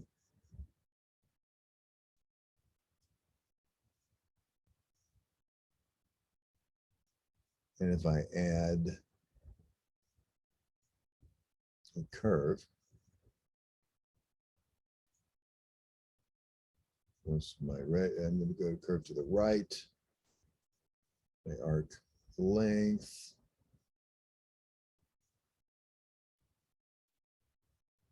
radius point, and the PT point. So if I pick my radius point, it's the center of that. So that's good there. And my PT point, I'm going to pick that. That's going to be the end point of that. So I hit enter, or that little orange arrow to come back. And I'll say the green check. Okay, so I've added my curve, and I'm going to add one more piece, which is this another line, which my ending point ID, I'm just going to come here and pick there.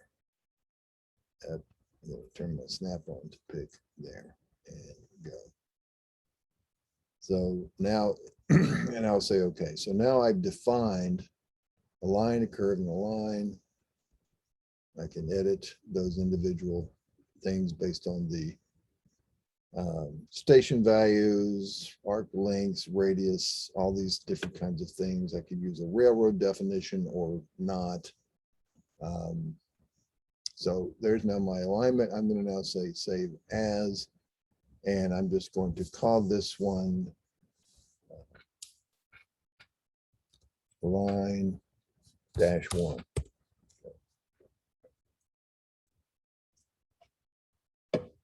Now it is basically 1,100 feet long. There's 700 feet in that first segment and 200 feet exactly in that curve, and then another 200 feet exactly in that line. And back we go. So we've now created a center line, and you could even at this point, if you had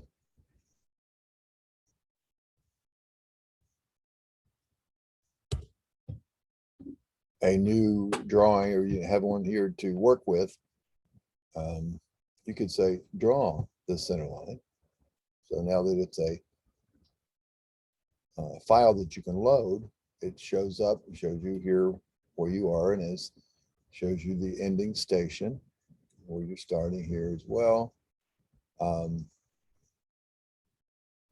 Okay, so it's looked at all of them. That's the one I want to use. I'll return from there, and I'll go back to my, oops. Try that. Okay, yeah, draw the center file to the map, sorry. So when I chose that before from here, from this draw center line, it's just, it didn't draw it into the map. It just showed me starts over here at station 0, goes to 1107, uses point 1 to 2, 3 is the radius, to 4 to 5. All right, so that part.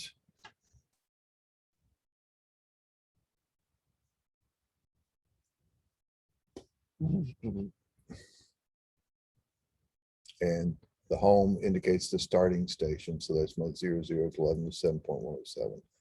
So that part is good.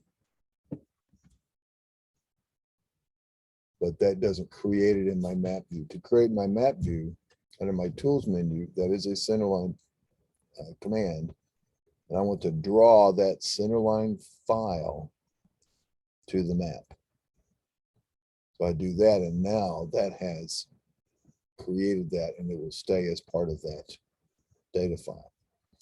Now, when you're done with what we are creating with SurvCE, we've got all our points surveyed, and we've got a bunch of stuff. You know, we bring this back into the office. Remember, my job that I'm working on, that I'm storing here, is this thing called job class file. So I've got a file out here. Let me pop this up and show you where that is in my data folder. So there's now my, where did I put it?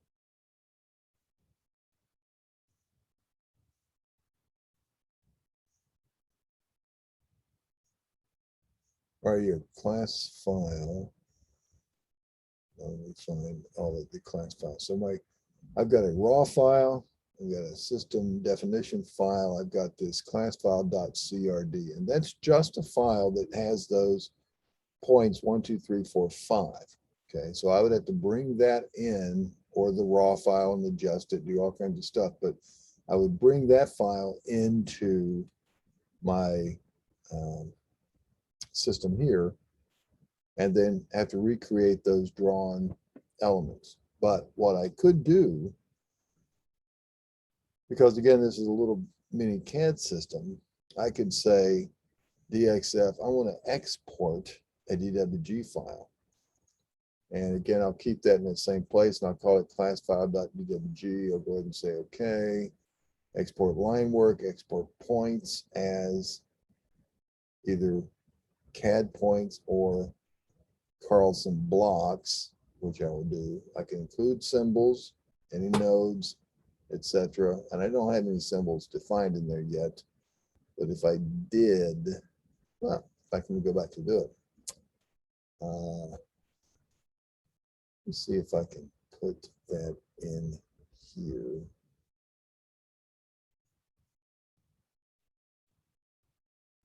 Control.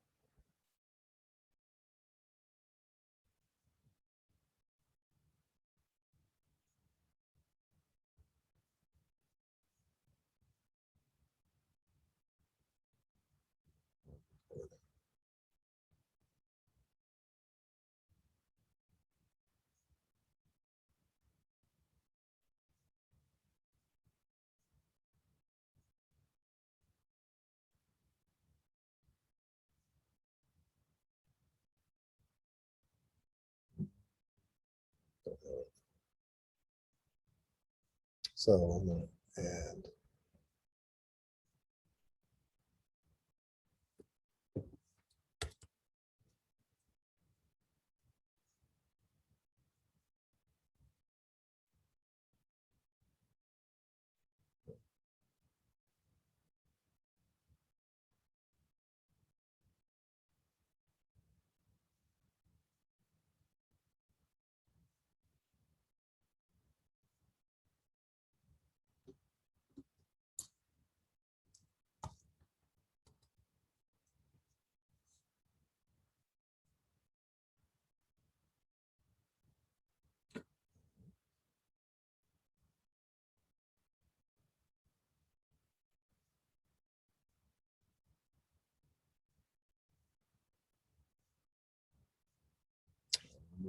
tried to do it from too far away. Let me go back to my featured code list. I'm going to create a new category called control. So I'll say new. And now I'm going to add into that, what's that one?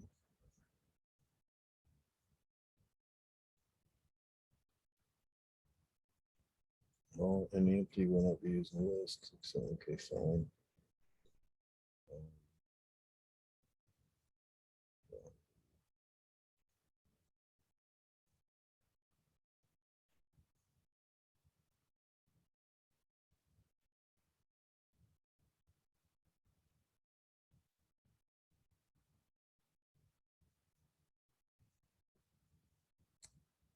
I normally do all this. Let me add. I normally do transfer. So that's going to go in control. I'll set my symbol to be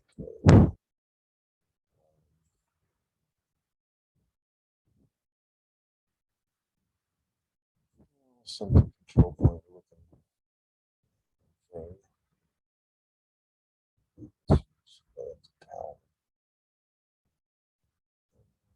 Let's see.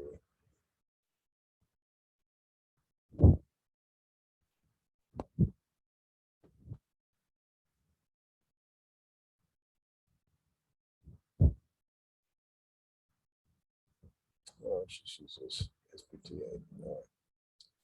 So I was going to make a triangle. We're going to put this on a layer called B dash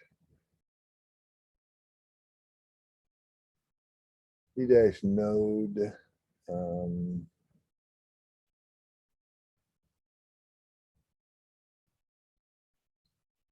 I would call that control. I think they mean center line. But we'll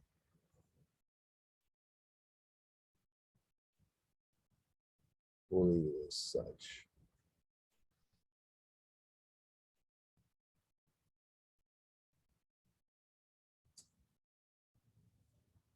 And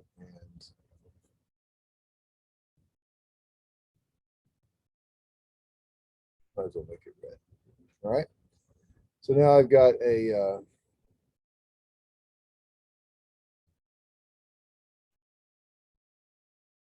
code called CTRL, and they're now 1 and 2 are CTRL because those are the ones I stored. In fact, if you look back at my points 1 and 2 are CTRL, but look at the descriptions that came about for 3, 4, and 5. Remember, I snapped to the center of the arc, I snapped to the end of the arc, and then I snapped to the end of that segment. So I could put whatever codes those happen to be.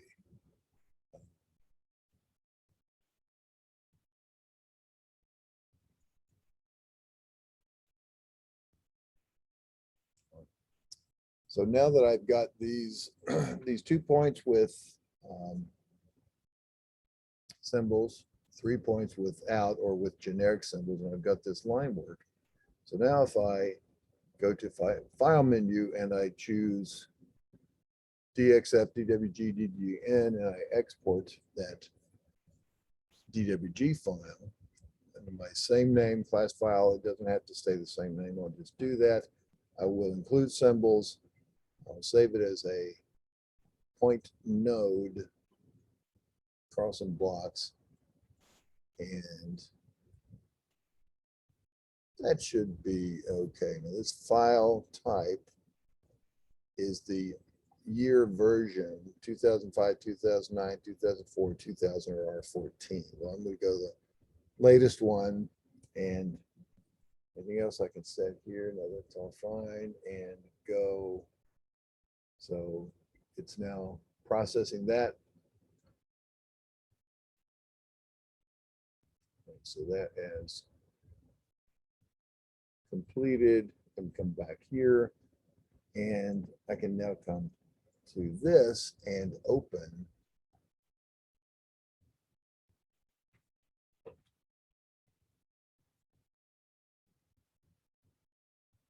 my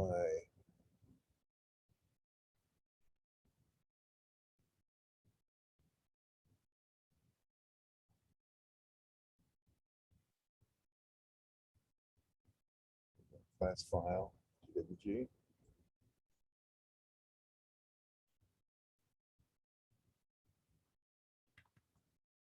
Zoom extents. Let's change our drawing setup from 40 to say 200.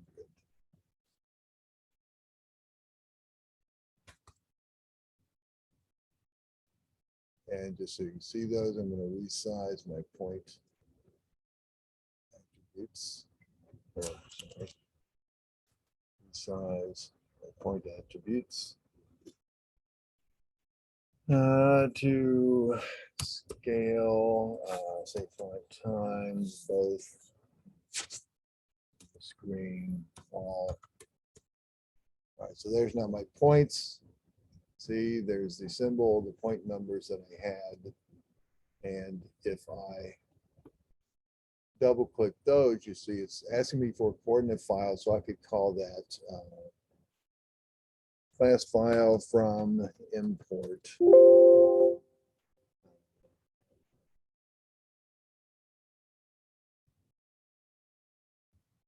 Let's say okay for that. Let's do, all I have in here now are blocks, so I would import. I could either open the file. In fact, let me do that. Let's just set the coordinate file to class file. That's the same one I've got open in the data collector. And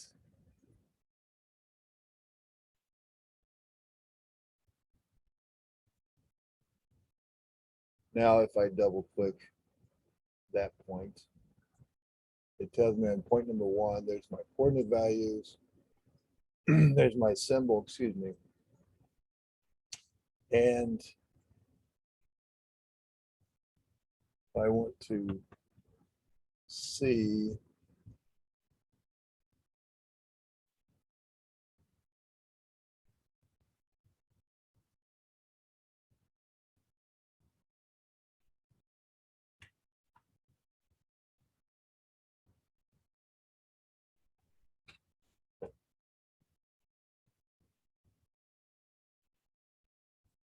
my elevations and my descriptions.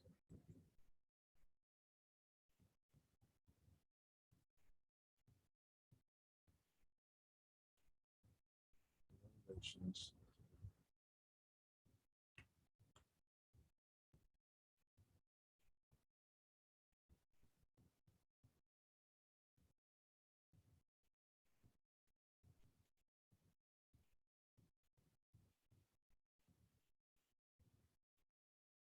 I can always redraw them, but I didn't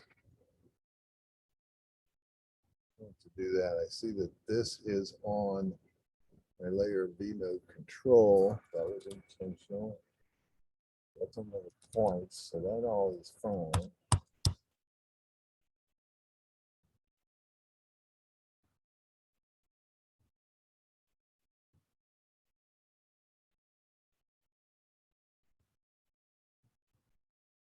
So anyway, bottom line is I can either do this by having to recreate everything that I did over in SurvCE by creating symbols and putting them on specific layers, or I can go from SurvCE and in my little map setup, and if I export to any of those formats, DXF or DWG, then I will get what's already here, including that line work that was drawn here on a layer called C line, because it's a centerline layer, because remember we drew the centerline file. Okay. So I can use that mechanism from my data collector to bring this stuff in and out if I've done a bunch of manipulation to it in the field. However, if all you've done is the points and you bring the points in, then it's going to look like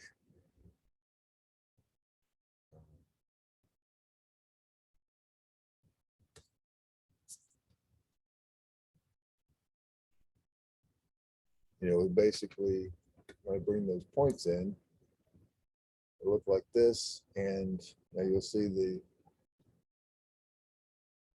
other parts of the stuff, but that doesn't really,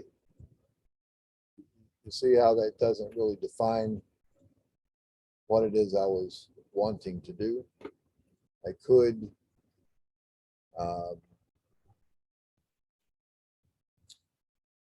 draw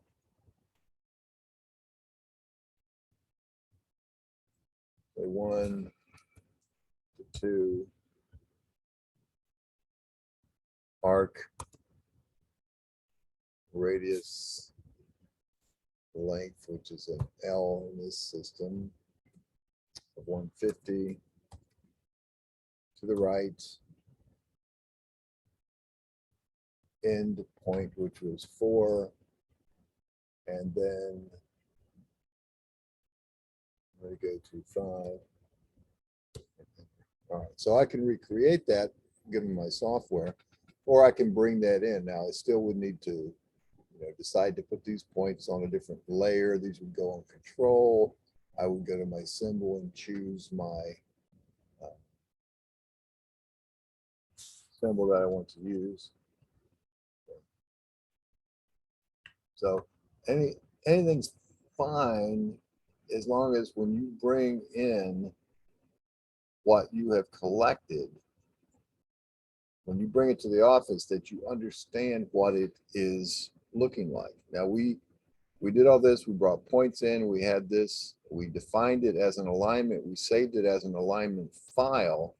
So again, if I'm in the office, I don't even have to have anything in here, and I could simply go to my centerline menu, station my polyline and centerline. Let's load up some settings here.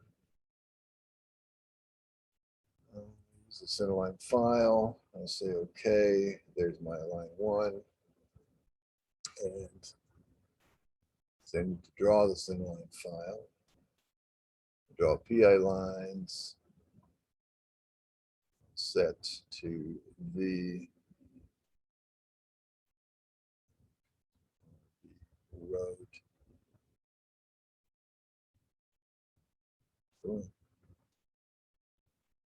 Center.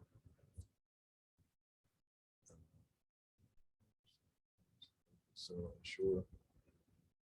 There's the file. I'll open that. So now I've got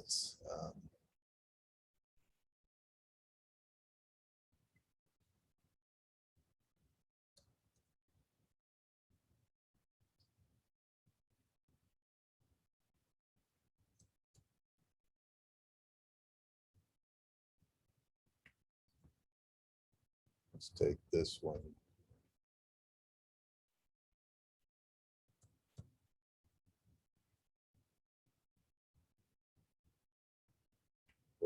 So I can recreate all of that as long as I've got the data and I know what it is I have and what I'm looking to use it for.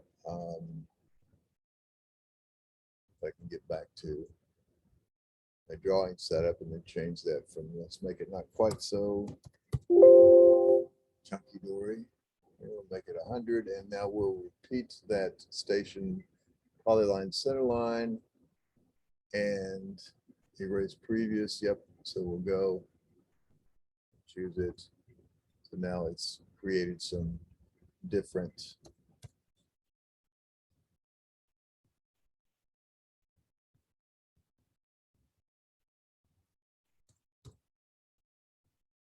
sizes, different text. You get the idea. All right.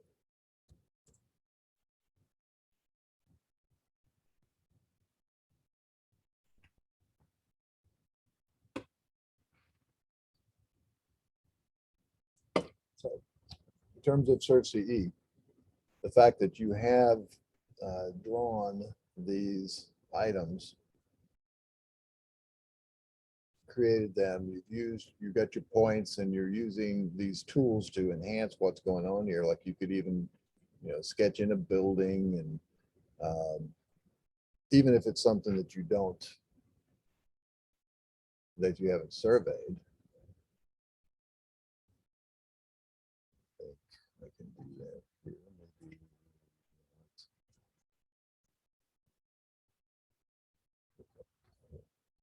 Okay, so I've got to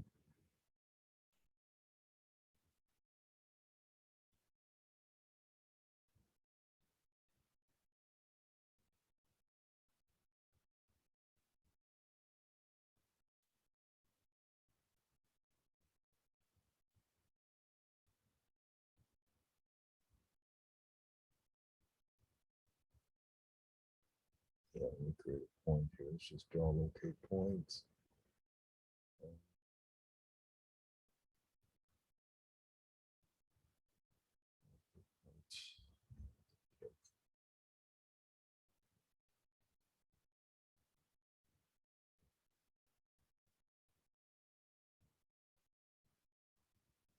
Well, I would have to do this with points. Let's see here.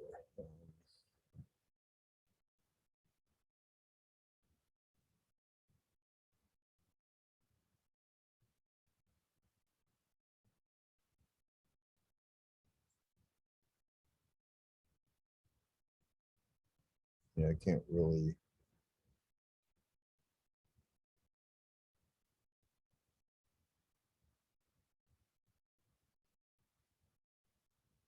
Just freeform draw, but if I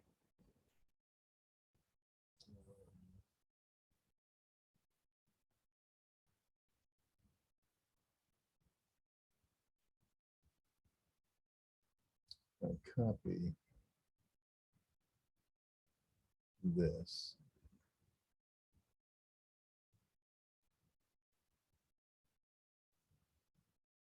I'll go from here to here.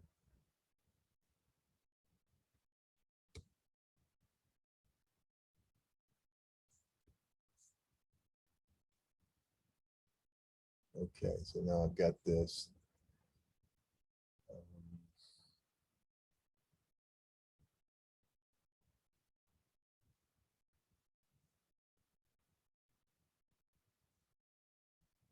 So all of this is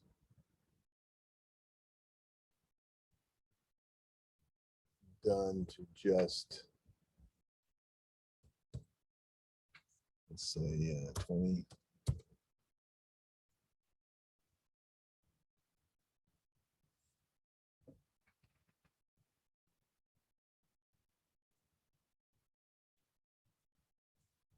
Let's go right.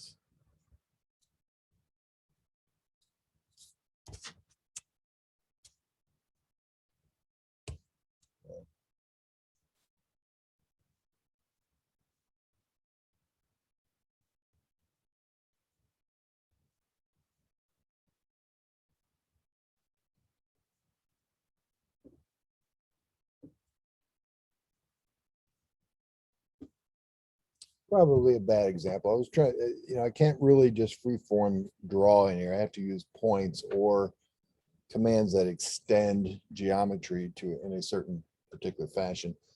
But the point I was getting to is that if it is something that you've got in your data collector that you've brought in that's beyond just the points, and you've created something out of that that you want to use to help clarify, make sure you go to your file menu and you choose to send out that drawing file.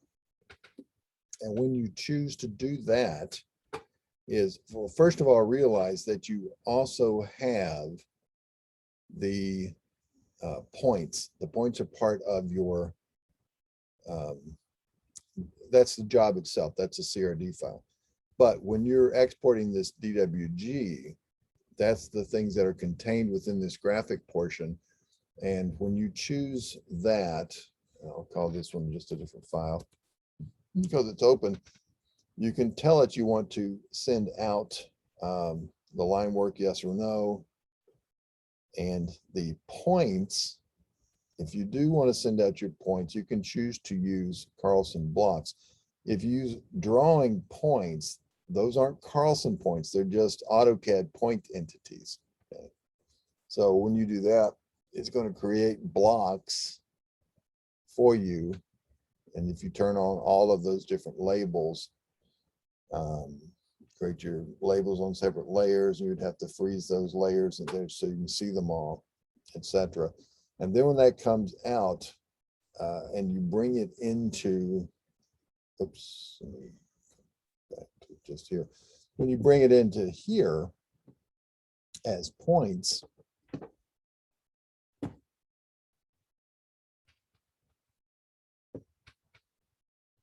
or when you bring it into the drawing,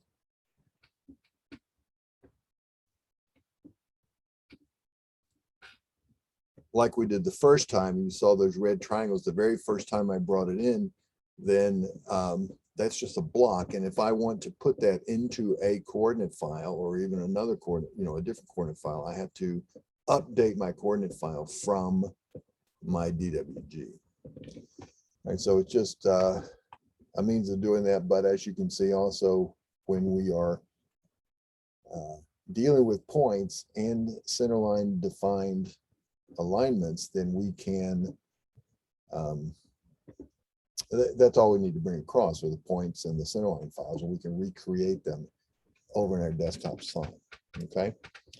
So what I'd like to do with you now is you guys let me know, let's see, something that, if there's anything that you've got a question on to set this up. It's a little bit, and I apologize, it's a little bit disjointed here. Sort of doing this with the, doing this over Zoom. We typically like to do this class actually live with the, actual data collectors and connected to equipment. So you can see how those things are going to work. But for instance, storing points, staking points. If if you want to stake, let's say, and we'll go back to that road in a minute, but I wanted to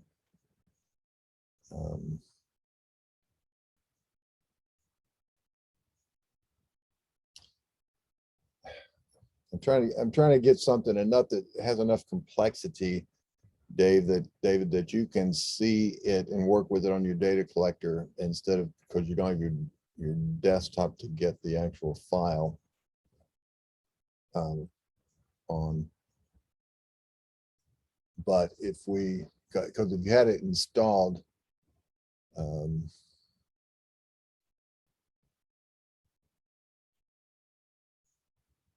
well, let me try this for a second. This was called class file. I'm going to come back to a new one called class file 2. Matt, you might want to come into that as well. So now here's another potential use for this. And I want to get some more data to be able to show it here. So I'm going to go straight to my map function, and I'm going to go to file, and I'm going to import a DWG file and see if this will work with what we have. So I'm going to scroll up to my Carlson projects folder, and I'm going to scroll over, and I want to look at this file called civil demo. Additional data will increase the memory. Okay, it's fine. So blocks, inserts, into. I don't need those. I don't need text. Don't need point. No scaling. All right, so that's fine. I'll say okay. Here it's going to come along. Ah, very good. And you can see I now have contours, property lines, center lines, driveway edges, building footprints, the whole works. Okay. So Matt, are you able to get that file in? Do you have that file in your Carlson projects folder? You should. Still working on the. Still working on what? Just still working on getting there. So I was watching you then. Okay. Yeah, just go to file, job, and set up a new job, and just step through those prompts, and then go to this map view and go to file, import, and bring that along. And you imported the DWG? Pardon? Yeah, I said file, this first menu, import DWG right there. And then what was the file called? So where I'm looking for it, I don't know where yours is pointing you to here on the system, but hit this up arrow all the way up to where it says drive C, and you're at the root. Right. And then scroll over to see your Carlson projects folder. Right. And then scroll that over. Don't go any subfolders. Just look for a file called civil demo. Oh, yeah. Okay, got it. So when that one comes in, you're going to uncheck import. There's a little warning screen. You don't need to import anything else. We're just bringing in the line work. Okay.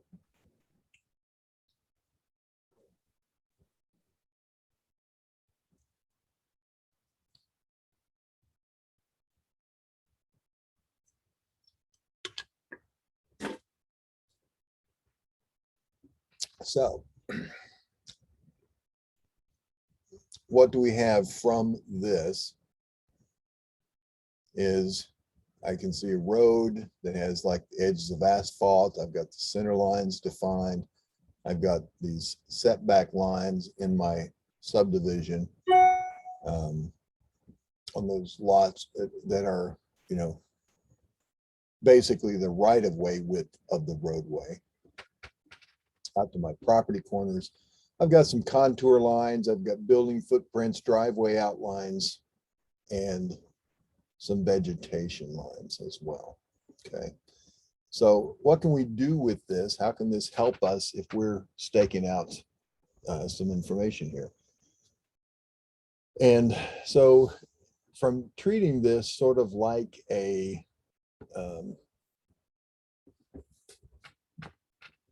little mini CAD system, again, it has things on different layers and different colors. So I don't really need to worry about my contours. So I can freeze off these layers. So I'm going to say, I'm going to go to my view menu and choose layer. And I want to, I don't know, let me go back and find what that is actually on and not what layer it's on. So if I look for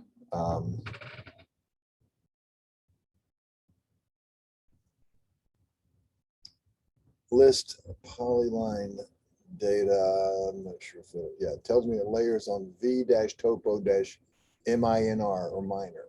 Okay. So I'm going to go back now to view layer, and I'm going to scroll down here and find my v-topo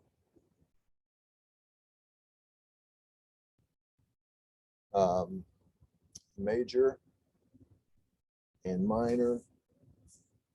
I'll just double click them to turn them off. And let's see, come back. All right, so that's turned my contours off. And I've got one left out here that's on V river center. So, you know, you might want to turn that one off. Oops. River center.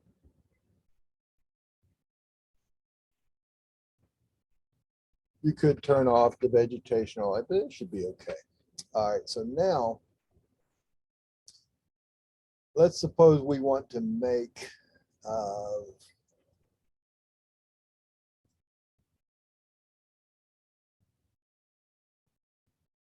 see if I can make, yes, let's make a roadway alignment for this main road coming in here. And one of my tools is centerline. It's on my tools menu, centerline. I want to take a polyline and convert it to a centerline.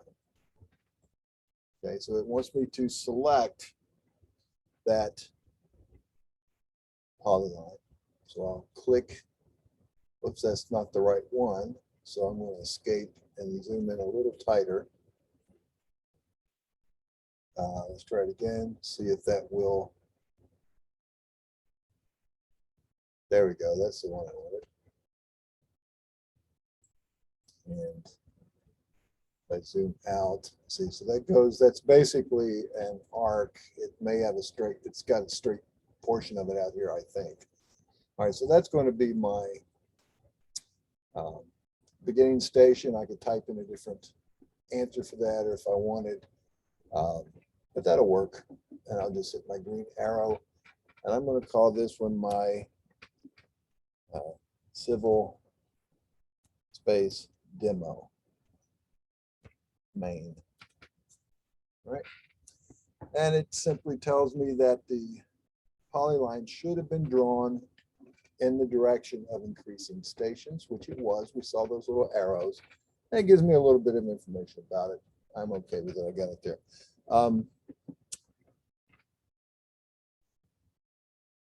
Guys, excuse me a minute. I'm going to have to take a real quick phone call. I don't think it's going to be long, but I gotta call it. I've got to grab here on one of my projects. I will be right back. Okay, guys, I'm sorry about that. I've got a project I'm trying to get some data in for before the weekend starts. Unfortunately, that was a report of why they didn't have it for me. So anyway, I was trying to catch him before he got gone for the day. So, all right, so we created that alignment. Now, we'll leave that one aside for the moment. Let's create some points to stake out as well. I'm going to go to my view menu and isolate layer. So I'm going to select one of the buildings, green arrow. So now these are just the building corners. So if I'm going to stake out these houses, this would be, excuse me, a means of getting this to happen. Now, how do I choose these points? Because this sometimes would be, particularly if you're working for, say, a contractor, they want you to sort of compute these points out there on the fly on the job site. How do you grab these points? So instead of coming back with just a list of points, they say, well, stake me that thing out if I do that. So we're going to use this geometry to generate those points. And there's a couple of things you can do. If I go to my stake out, so survey, I'm going to stake points, and I'm going to now pick these points. If I pick from my graphics, I can see that I could say pick this point here. Okay, and then this point, or this point here. So I add that one. I will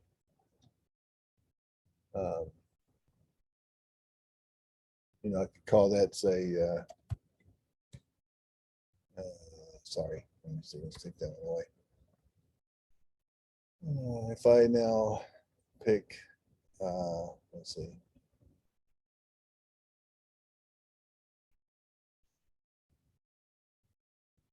And that was that one, add to the list, pick, I go to the next one. Return, add to the list. I go to the next one, and let's say this time I use the midpoint of this one right here. Add that to the list, and we go. All right, so excuse me. So it's showing me here, I need to go left a distance of 6,500 feet. So I'm going to turn my way around here.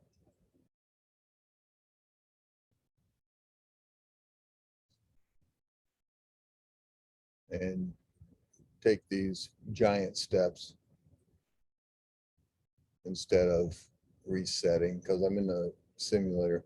You won't ever actually have that come up when you're doing your work, because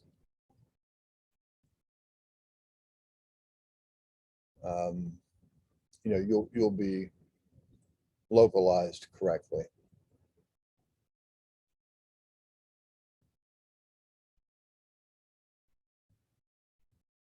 All right, so as I get closer on,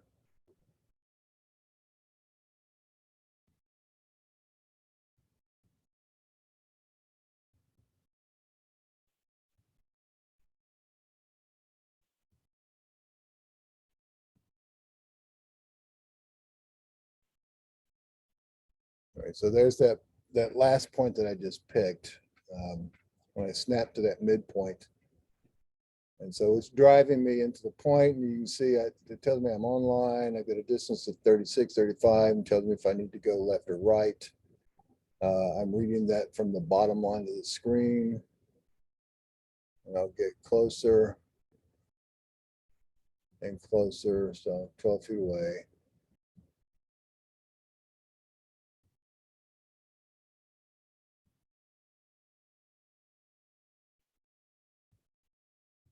Foot and a half.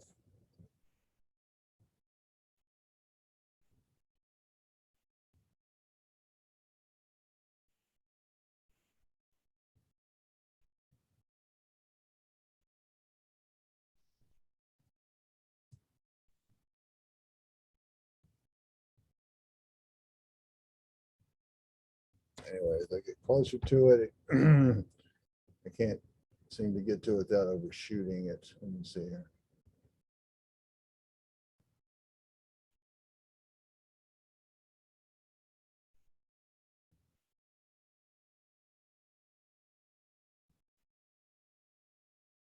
.99, 0.4.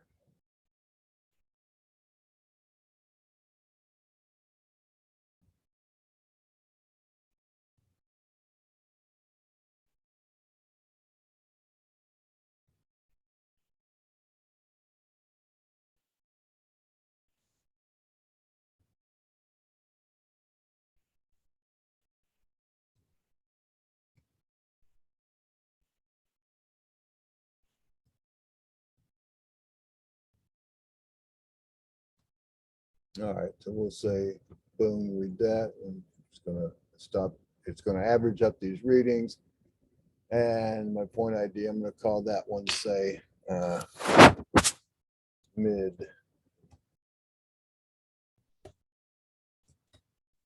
building. Point description, F equals, so that's its fill height, because it's part of that automatic description. Actually, I'm gonna call this 101, and I'm gonna call that.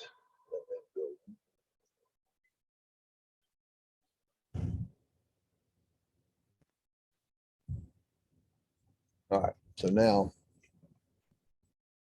if I go back to my map, I can see there's that point right on the, now it's not exactly on there. That's the point that I staked out. If I wanted to create the point, then excuse me, I would have, you know, created the points, draw locate point, snap to the midpoint, and then tried to stake that as a point. But I can do this on the fly with just drawing graphics. Now, let's take away this point number 101, and I'll get rid of it. And I'll show you another sort of a neat way of doing this as well. If I create my points by saying polylines to points, okay, these are all polylines.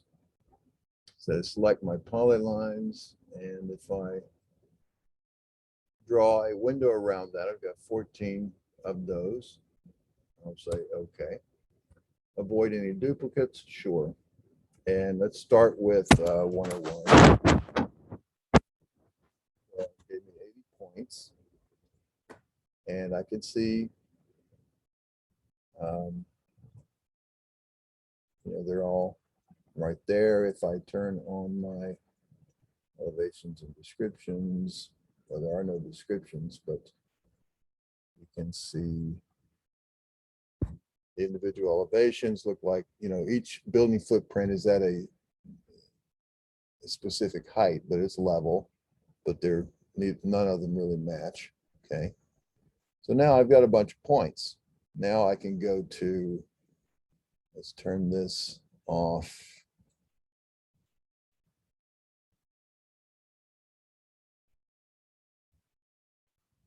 And let's see, what would we want to do? Let's do 101 through, I don't know, 106 if you want. All right, so we'll stake those out next. So I'll go back to my survey tab. I'm going to stake these points.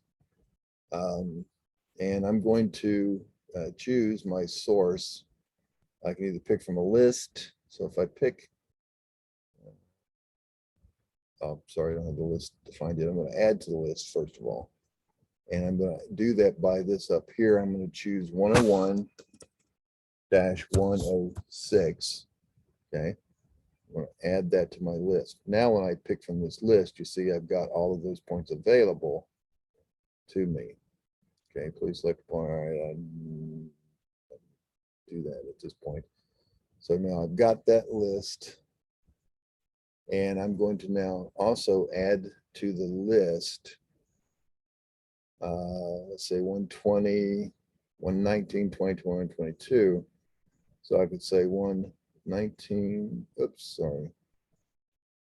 119. Add to list. 120.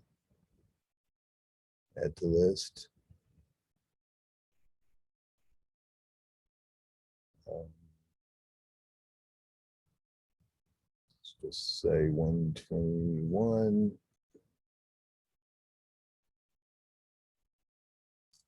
And 122. Add to the list. So any of those ways I can do that. Now, if I pick from the list, I've got, oh, I didn't get the 19 and 20.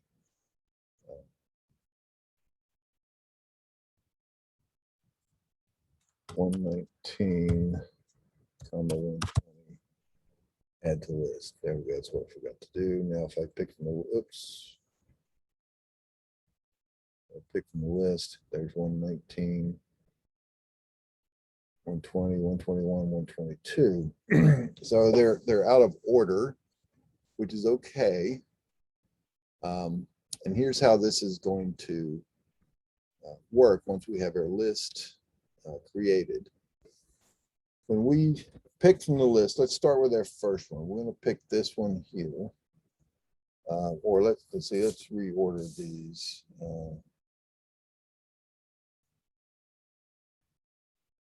So now they're in sequential order.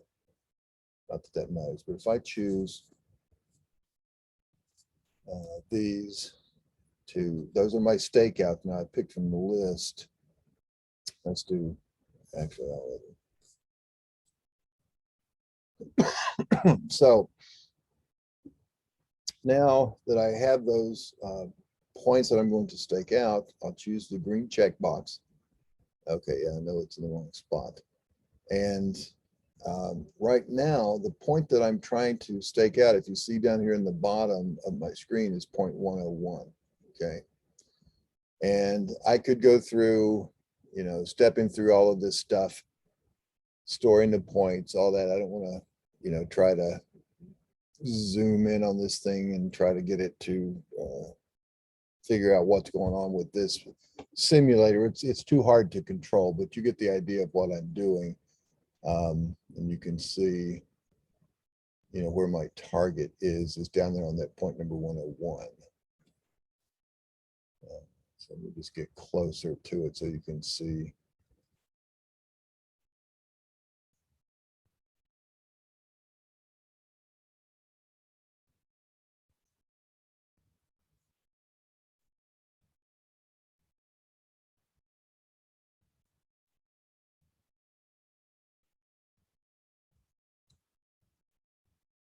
So I'm going to basically stop. Now that's trying to do 101. I could get there and store it, and it would automatically advance me to the next point, or I can choose this green arrow key over here on the right to put me back, and you notice it steps me up to 102. I'll say that. Well, now it's switched, and it wants me to set point number 102. So I'm out here, and there's my target. And then if I go to the next one, I'll go to 103, 104. But notice I can also at any time from this list scroll down here and find 106. Now you see what it's also done is it's assumed, because I hit that next button, that I had staked them out. So if you're not if you don't advance until you go to your next one. Okay, so excuse me. So what this will do is, let me come back off of that. When we set up our configuration for our stakeout, go back to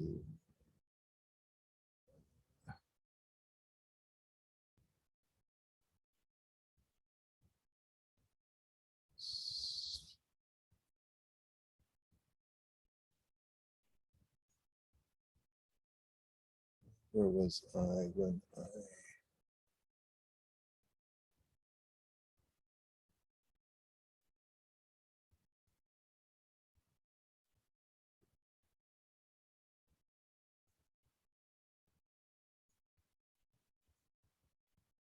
might just simply be, but I didn't think so. Let me see, stakeout, maybe that's it. Yeah, so there's my incrementing point ID numbers.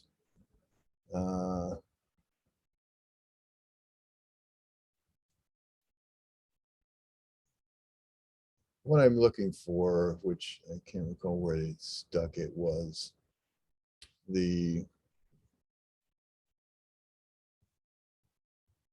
here it is. Allow stake nearest point from the points list. So instead of stepping through those sequentially, if I turned that on, even though I grabbed all of those points as my list of points, then what it's going to allow me to do is, as I'm walking around getting those points and I hit that next button, it's going to go to the next nearest point. So I'm not, jumping back and forth all over my job site just because the job or the point numbers are different. So if you turn that on, and again, this is my job settings, stake, or rather options, down here at the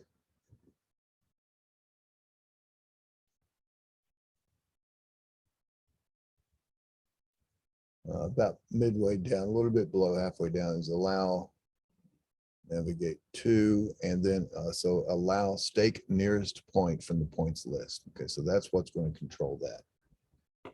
All right. Now, if that's on, and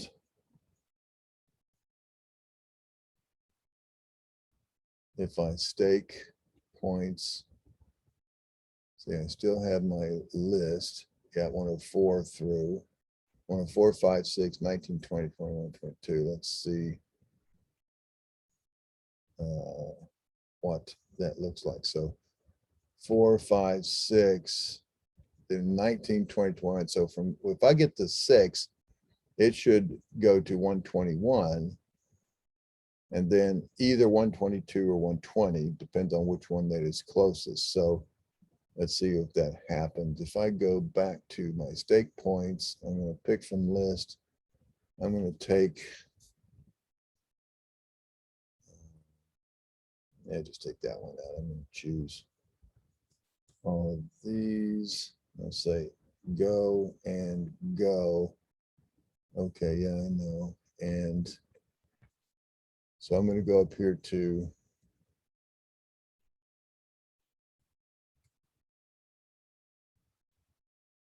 106.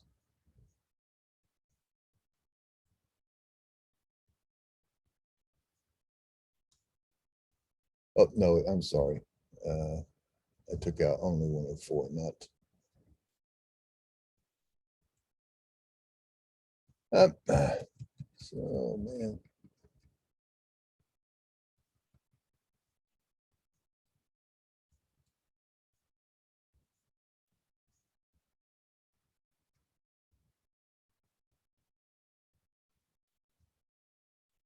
I know I'm the slowest field guy you guys ever had. Sorry about that. I just can't run the simulator with my arrow keys on the keyboard. It's a little tough. All right, so when I get here,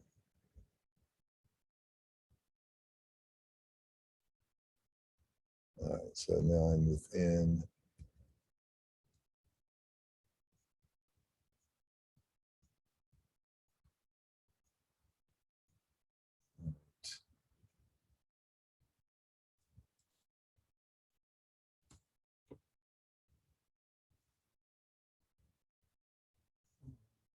All right, let's just say store, and it's going to be off a little bit. It'll tell me that it's different, so that'll be fine.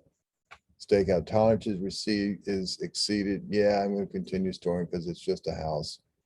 So there it is. Stakeout 105, fill of 529.2. My point is number 181. Let's put that as a 201 as the next number. And then I'll say go, and it's jump. So now it's going to go to point 106. And as my next point number,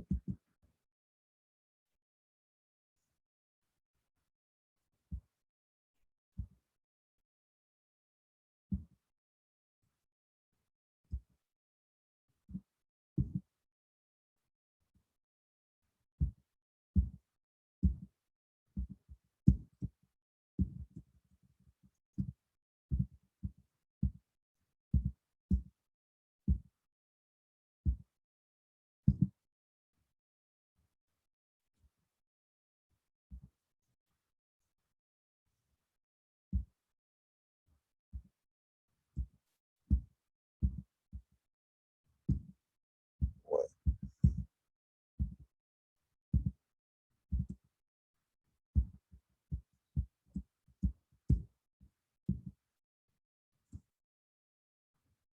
All right, we'll do the same thing. It's close enough. We're going to say go and store. It's not quite close enough, but anyway, off it goes. And now, so that's going to be point number 202, which is stakeout of point number 106. I'll say okay. Off it goes. And now, all right, it didn't. It should have gone to the nearest.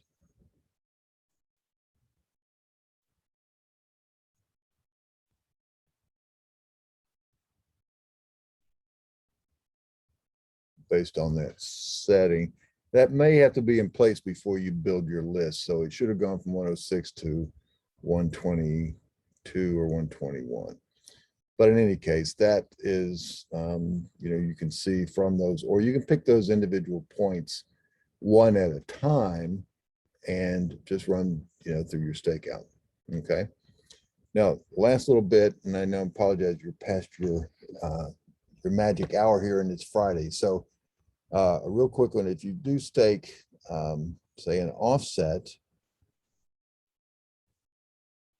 you can use a centerline file, which we have. There's our main street, okay? Or you could choose a polyline. We had the file, we went ahead and made it. You could have a vertical alignment. So if it had a profile design, you could choose that. But let's just choose the centerline file. We're going to stake out the centerline. We can preview it. That shows us where it is. You can even edit it. So there's a curve and there's a line. But so we're going to choose that one. Oh, sorry, no. Said invalid vertical.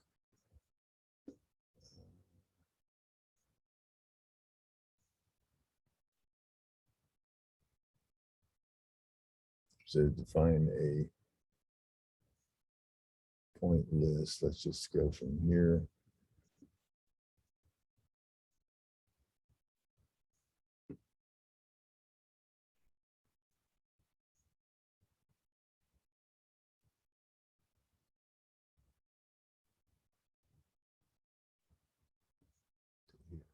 Let's just see if that'll work. Cannot create, not enough points selected. Nah. Yeah, let's go. Let's.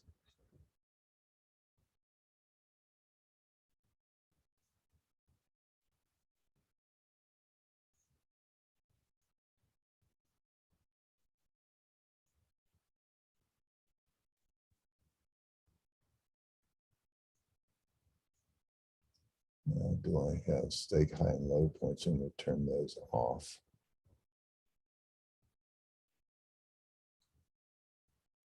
There we go. Next goes to the next station. Sections with catch points. I don't have a cross section, so I don't have to worry about that. But all right, so now when I choose, it still wants a profile.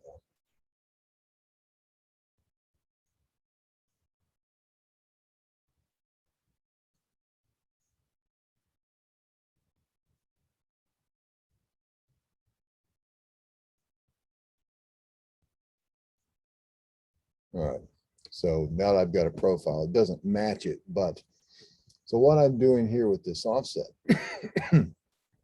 is I have the alignment that was that main point down the road, and I've got a station. I start at station 0. I can go every 50 feet. Well, let's go every 25 feet, and we're going to do an offset of just 10 feet to the left. So it's my left edge of pavement, for instance. I can have a cross slope defined. Now, I don't have, my profile information is invalid in this one, but if it was, I could set that cross slope of 2%, and I could tell it to stake the curve of the ditch, all these special parts of the road itself. Or if I'm just doing, I can use a reference center line if I wanted to. I'm trying to get that to turn off. I think that'll just be okay. All right, so starting station 0 with go every 25 feet and then go off to the side, do a 25-foot offset stakeout. Then now remember, I haven't created, I didn't offset that line. I didn't create points over there and going through steps. I'm just reading the alignment. And so I'll say, okay. All right, so it tells me that. So now I'm here, but up here's my target. So let's get a little closer so we get zoomed in. All right.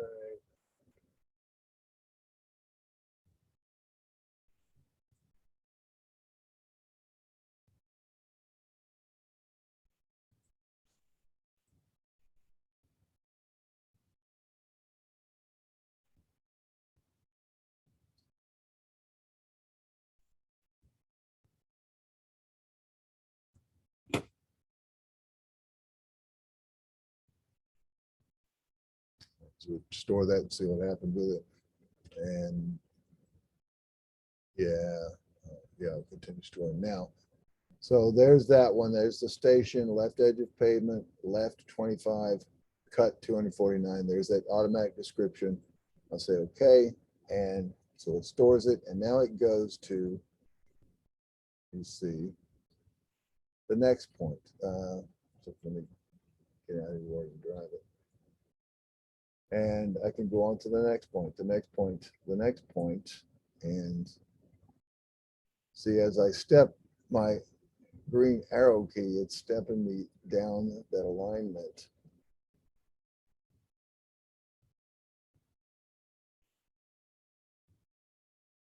And you can see as I got toward the end, you see it's now stepped. So I'm up here at station 400, point number 204 would be station 400. I think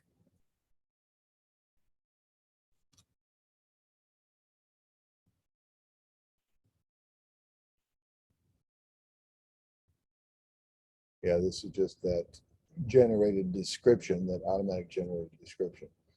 So if I come back out of that and what I did there was to come back to build my list. So I could go back, let's say I wanted to do a 25.62. And I wanted that to be at 13.5 feet. Maybe I'm setting a to the right. So I'm setting that as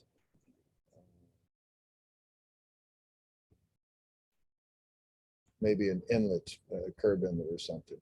So I'll say okay. And so now you see how it jumped over here, and it's over to be that station 325.62 right. Well, it's 10 feet. Did I miss my 10? Yeah, I did. 13.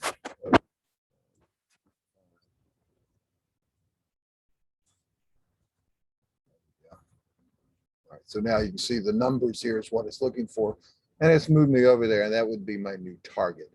So if I use that as a defining element, I can just create these points on the fly as I go. Okay, do my stakeouts. I've got a bunch of these points created from the building. If I turn on my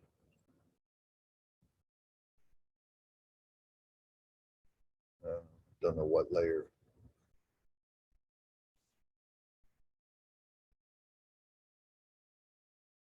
I need, but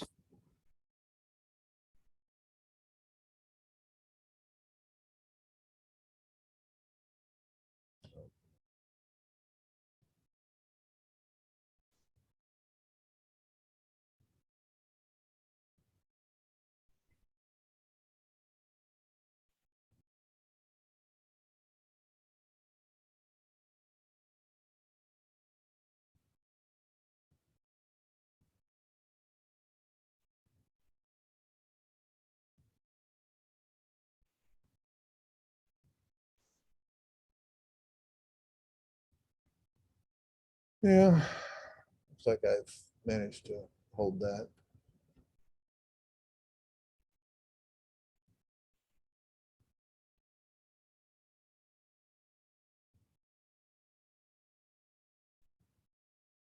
The nice thing with that one is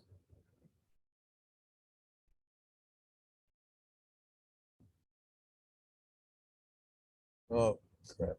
I'm so used to doing that.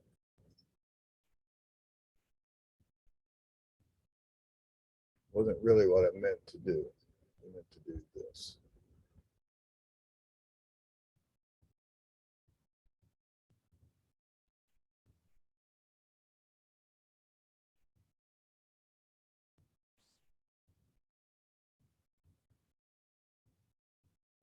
Finally.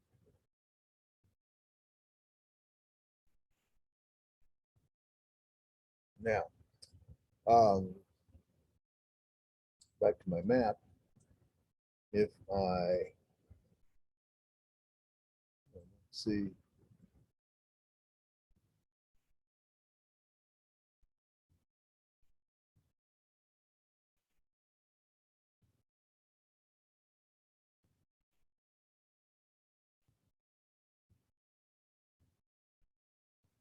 here we go again.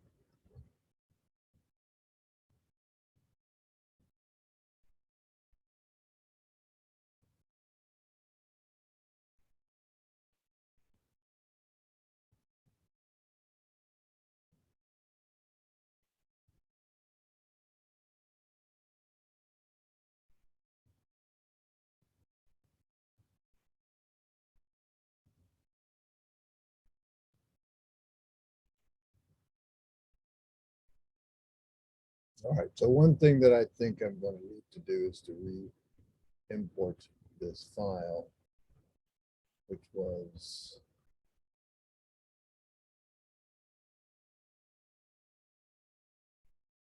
here.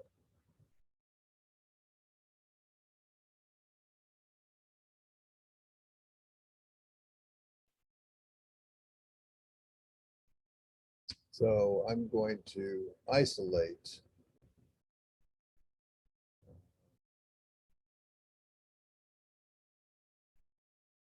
these particular layers.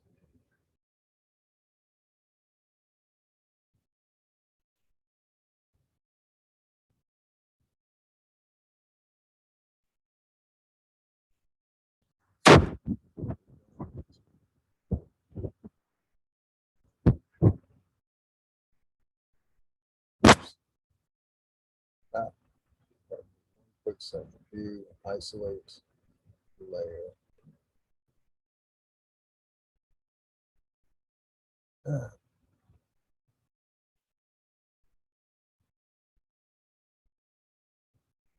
Wow, it's too sensitive.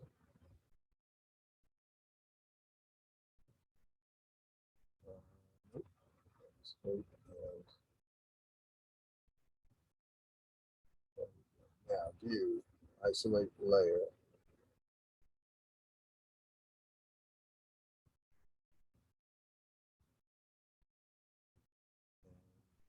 That one. Okay, good. Now, just like we did with the building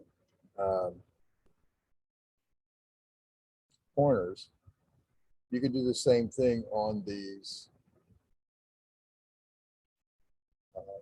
property corners. Those would be, I would actually turn off the layer that those points there are on.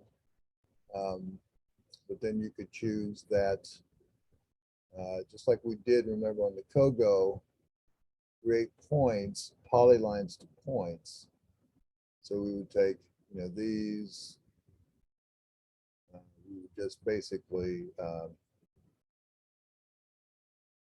select them all. There's that right of way, as well as these lot corners. Okay, so once we do all that, avoid duplicates with an existing GS, and we'll start those with, say, 501. And now you've got all of the property corners, as well as all of their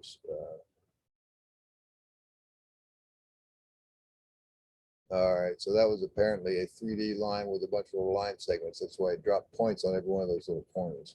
And so you could you could resolve that, but the key that you're trying to use this for is to generate something to stake out. So you need to pick it by snapping to those parts of the geometry or choosing those point numbers themselves. All right. So anyway, it being close to a half hour past your bedtime here, folks, or your freedom time rather, not your bedtime, until I've got 8 grandkids. Let me do this. Are either one of you guys, well, it doesn't matter.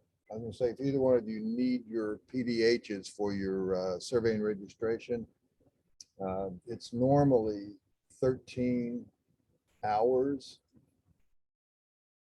I'm sorry, not 13, but 6.5. So we're going to make that 7. It's normally 13 for a 2-day class. That's why I got that confused. So when I send you guys out your certificates, I'll bump that up to 7, if that's of any help to you at all. It may not be if you don't need those. But in any case, it's sort of a drink from the fire hydrant kind of overview of the system. And the, I guess the biggest thing I could point to for, for you to sort of dig into and learn more about is to make sure that when you're doing this, you go to store points or whatever, that, if it makes sense. So I'm way outside my project area, but learn about that graphical interface so that you can see where you are and use codes that, like, if you need to, and I wouldn't really worry about more than whether or not you're just going to draw lines between points as you get those, say, edge of pavement, or in your case, Matt, you're going to pick up like brake lines to model those surfaces. And they're going to be codes like, the toe of slope, top of slope, or just random points. So, you know, you could get by with 3 codes in your setup if that's all you're doing is toes and tops and random points. And then as you gather that data, and then you bring it back inside of the system back in the office, it will automatically, if you let it process, either let it process field to finish back in the office with a matching code table, or you set your code table up here and let it draw on the data collector, and you go to the map portion and you export that DWG file. Then now you don't even have to export it if you don't want to, because it will save a DXF version of it as part of the file as you work along. Just so, like, as soon as I exit my system here, yes, I'm going to exit. And if I look now at my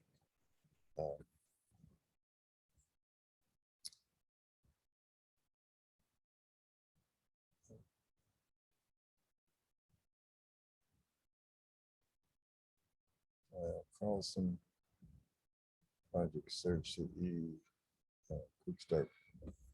What was that?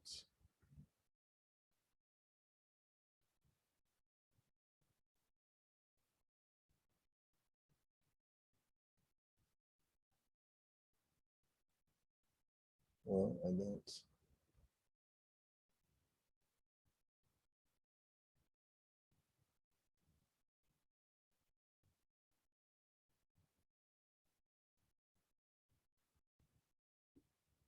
don't manage to see it. I'm sure I put it right here.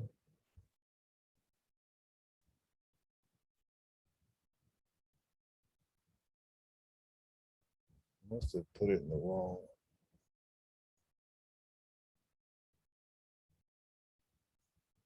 location.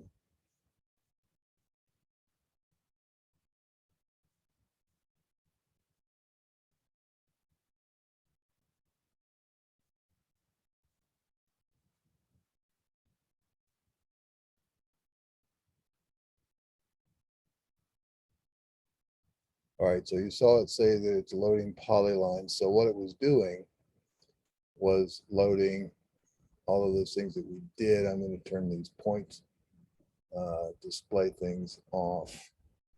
All right, so there's the points that I've generated and the line work that's there. I could even go back and find it. So this is actually creating and working as a DXF. And when I close that off, let me see if I can find where that went to.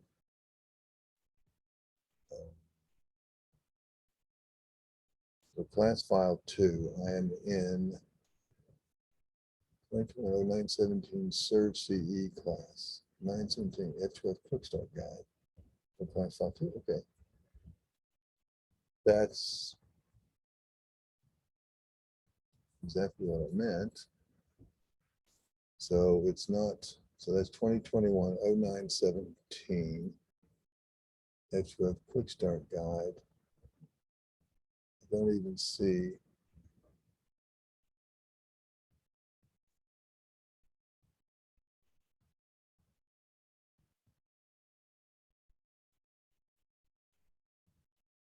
Oh, I don't see it there. Yeah. I must have to wait until Windows is going to update it, but let's see what we've got. We'll go to File Explorer. Probably we'll find it here. Right, see Carlson Projects, 2021-0917, F2F Quick Start Guide. Type. And there's that class file 2. And here's the class file 2 DXF. And if I am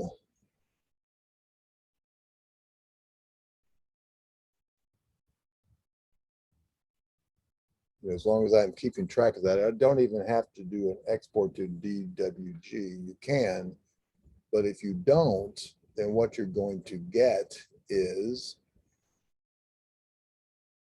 this.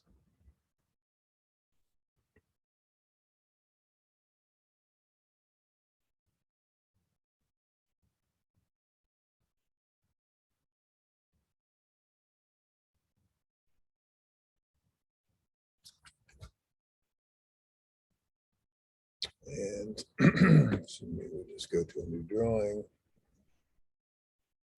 Finish and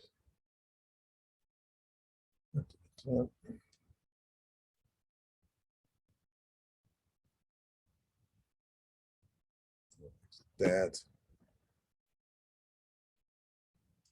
Open. There now is my class file to DXF. I can open directly inside a CAD program. And there everything is with the points that has 201, 202, 203. So apparently those other points, let's see if I follow everything. Yep, so there's all those other points that I had on my buildings. There they are, all along those corner points.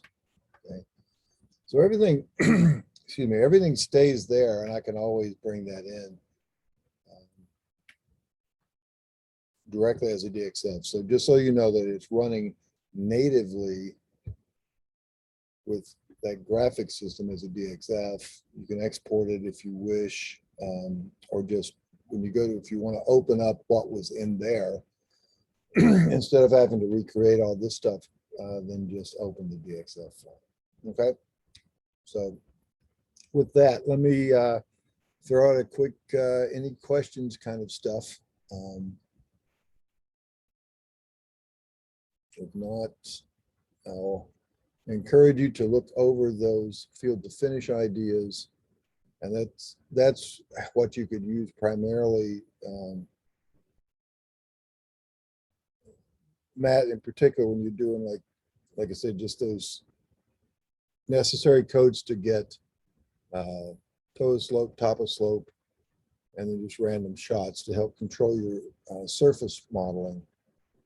Or you could even, as you draw your points, you could then go into that little graphic side of the program and just go to the draw menu and say draw polyline, and then just type in point numbers or click on the points that you want to connect up all your points to. Make sure they're 3D polylines, and then just bring that DXF file in, and there are your break lines already done for you. Okay. Great, thank you. Yeah, that was really helpful. Appreciate it. Any questions, anything good, everybody? Like I said, I know that there's still a world of stuff left to learn and know about it, and it's just impossible to get in a single day. But hopefully I've shown you where you can start looking for some things and, play with it when you can. I hate it when people tell you to play with stuff. This is, these things aren't toys. But truly you need to, roll up your sleeves and sort of get around and see what happens with it. I know it's hard to find the time to do that as well, but that's really the only way to jump in and sort of, get both your feet wet and sort of, learn those little nuances. But some of the things that are very helpful that I've seen students through the years not really be aware of and not know that it's coming is particularly that graphic screen. I've had people that have used SurvCE for years and they've never seen that graphic screen. They've only looked at numbers for the points. And, because that's the way it was set up out of the box, and that's all they ever went to. But anyway, it's there. There's a lot of power in it. So I'll encourage you to dive as deeply as you can dive on it. And with that, if there's no other questions on it, I will, let's see, I'll go ahead and turn off the recording.